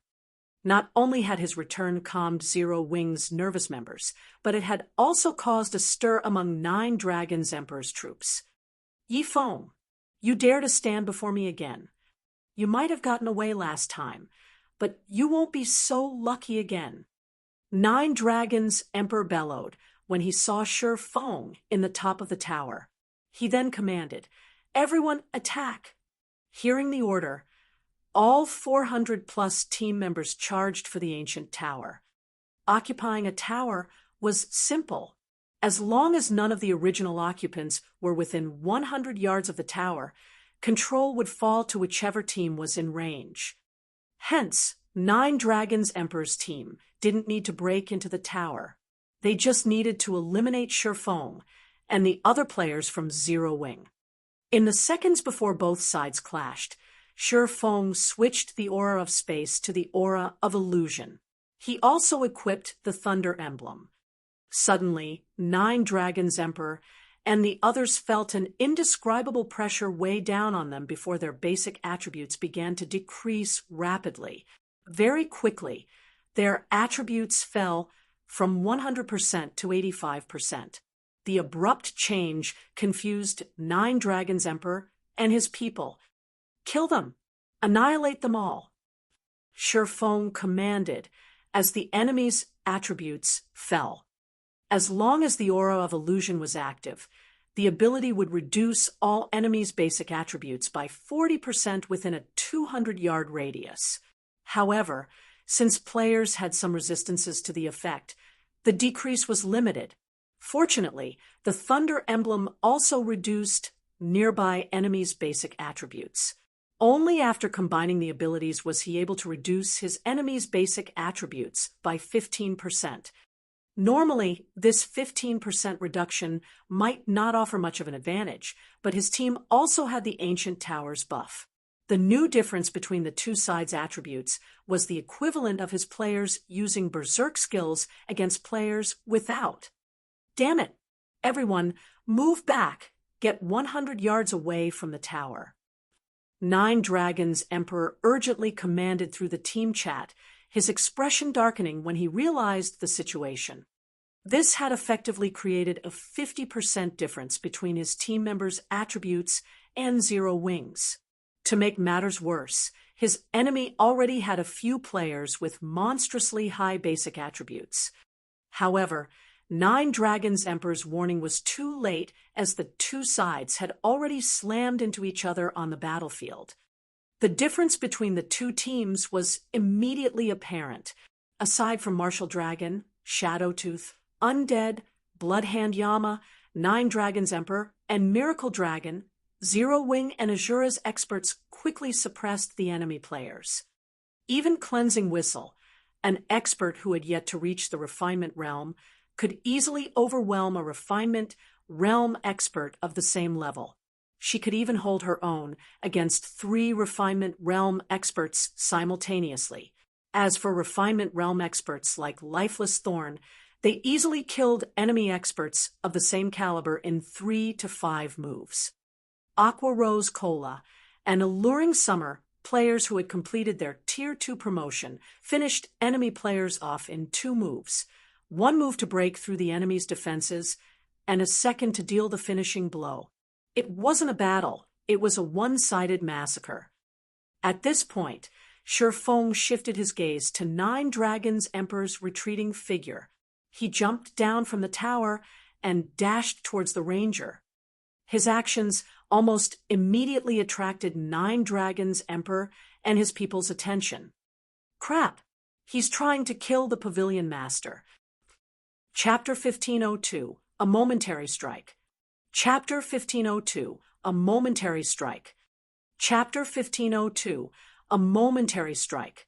When Shi Feng joined the chaotic battlefield, he vanished, seeming as if he had never existed in the first place.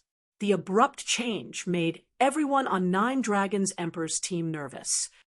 Elementalists use flame orbs and ice walls around the Pavilion Master. Cursemancers cast dark thorns. Druids use quagmire. Do not let him near the Pavilion Master. Martial Dragon shouted when he realized Shi Feng's intentions. 9 Dragons Emperor was the center of command and the team's absolute pillar. They could not afford to lose him. Fortunately, many of their experts guarded 9 Dragons Emperor. If they still allowed Shi Feng to assassinate him, they would become the laughingstock of God's domain. In addition, this wasn't the first time he had seen Shi Feng's void steps. Although the footwork technique was sophisticated and unpredictable, it wasn't impossible to counter. Generally, a concealment footwork technique like void steps would lose effect when its user received damage or altered their course, exposing themselves. As long as they bombarded the area around 9 Dragons Emperor with weak but sustainable attacks, they could prevent Shi Feng from approaching their Pavilion Master without being detected. The Elementalists, Cursemancers, and Druids cast as Martial Dragon had instructed, covering the battlefield in AoE and control spells. Sure enough, Shi Feng reappeared. However, the moment Shi Feng reappeared, he shoved off of the ground and shot forward, transforming into a shadowy streak as he maneuvered around the bombardment of spells and made his way towards his target. Shi Feng already wielded the strength and speed of a great lord of the same level. With the tower's buff, even a ranged expert would struggle to spot the swordsman's afterimages, much less land a spell or skill. When Shi Feng was within 50 yards of 9 Dragons Emperor, numerous spears of darkness descended from the sky. As if they had a life of their own, these spears of darkness thrust themselves at Shi Feng's flying form while cutting off his path. Undead, huh? Shi Feng glanced at the elementalist in black robes, who controlled the spears of darkness. Faced with these accurate attacks, he was forced to retreat temporarily while he defended himself. As Shi Feng retreated, a black-clad figure appeared behind him. 2 streaks of light, 1 black and 1 silver, sliced at Shi Feng's head and back simultaneously. Die! Shadowtooth smiled at Shi Feng. Sneak attack. Assassinate. As Shadowtooth launched his attacks, Martial Dragon fell from above, his greatsword swinging down on Shi Feng's head and cutting off the man's chance of escaping upward. Indiscriminate slash. Broken mark. As the trio's attacks were about to land, the swordsman split into 11 identical copies. Divine steps. When the attacks struck Shi Feng's main body, it seemed as if they had hit air. All of their attacks lacked the feeling of encountering a physical object. After activating divine steps, Shi Feng promptly switched positions with one of his doppelgangers and appeared beside Shadowtooth. He then brandished Killing Ray against the assassin. A streak of blue light, followed by 9 shadows, struck Shadowtooth, giving the assassin no time to react. Shadow Blade. At the moment of imminent peril, Shadowtooth activated Wind Steps, instantly nullifying the incoming attacks. At the same time, he thrust Magic Breaker at Shifeng's heart. However, when his weapon sunk into Shifeng's body, his expression twisted into something ugly.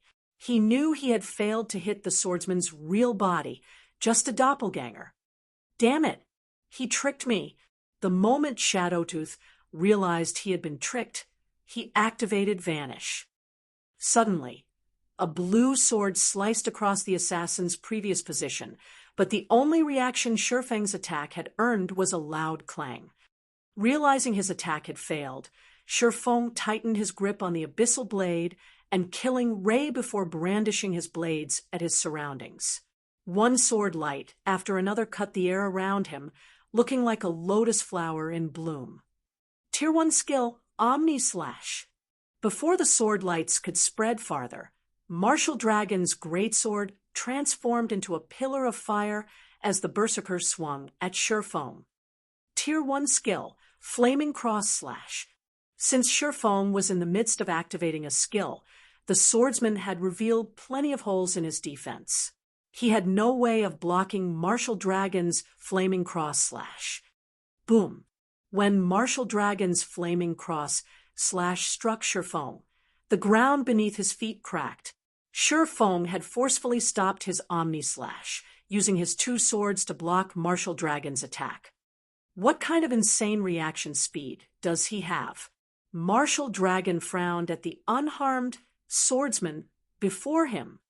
His coordination with Shadowtooth and Undead was seamless, while he and Shadowtooth attacked Shifeng's main body.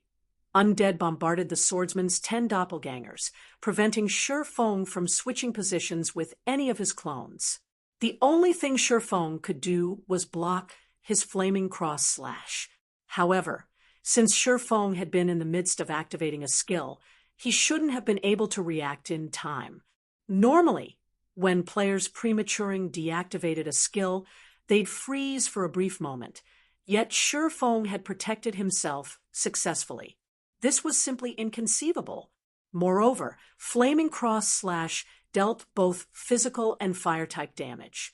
Even if one blocked the attack, they'd still receive a significant amount of damage. Yet, Shifeng had not taken any damage. What Martial Dragon didn't know was that Shifeng's fire resistance was even higher than an ordinary player's after consuming an advanced fire resistance potion. The additional burn effect when blocking the skill was useless against Shifeng. While Martial Dragon momentarily marveled at Shifeng's performance, the sacred sword in Shifeng's hand sliced at the Berserker with lightning speed. Martial Dragon instinctively executed Whirlwind Slash to block the attack. Pung! However, when Martial Dragon's greatsword met Killing Ray, the resulting impact threw him over a dozen yards, the Berserker's HP decreasing by a huge chunk. For a moment, Martial Dragon had nearly lost his grip on Silver Snow. Martial Dragon and his companions had realized that their prey possessed heaven-defying attributes during their prior clash, and they understood that they should avoid facing the swordsman head-on as much as possible. When they saw Martial Dragon in such a state after blocking one of Shifeng's attacks, both Bloodhand Yama and Miracle Dragon wore heavy expressions. By the time they recovered their wits, Shifeng had activated Wind Blade, dashing straight for 9 Dragon's Emperor. Since his Tier 2 taboo skill, Instant Strike, was still on cooldown, the only way he could kill 9 Dragon's Emperor was to deal the final blow face-to-face. Yifeng, don't even think about getting near me. 9 Dragon's Emperor bellowed.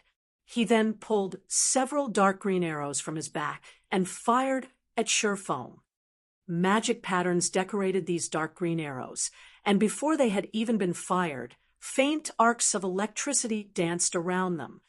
These arrows were the product of the legacy skill, Magic Mark, which 9 Dragon's Emperor had obtained after class changing into the hidden class, Spellbreaker. The magic marked arrows would enhance an attack by 1 tier to a maximum of Tier 2. If used in tandem with a Tier 1 skill, he could exert the power of a Tier 2 skill. Nine Dragons Emperor had wanted to hide the fact that he had a hidden class, but he no longer had that option. In quick succession, Nine Dragons Emperor fired 9 magic-marked arrows. When the arrows left his bow, they transformed into arcs of lightning that flew towards Shifeng.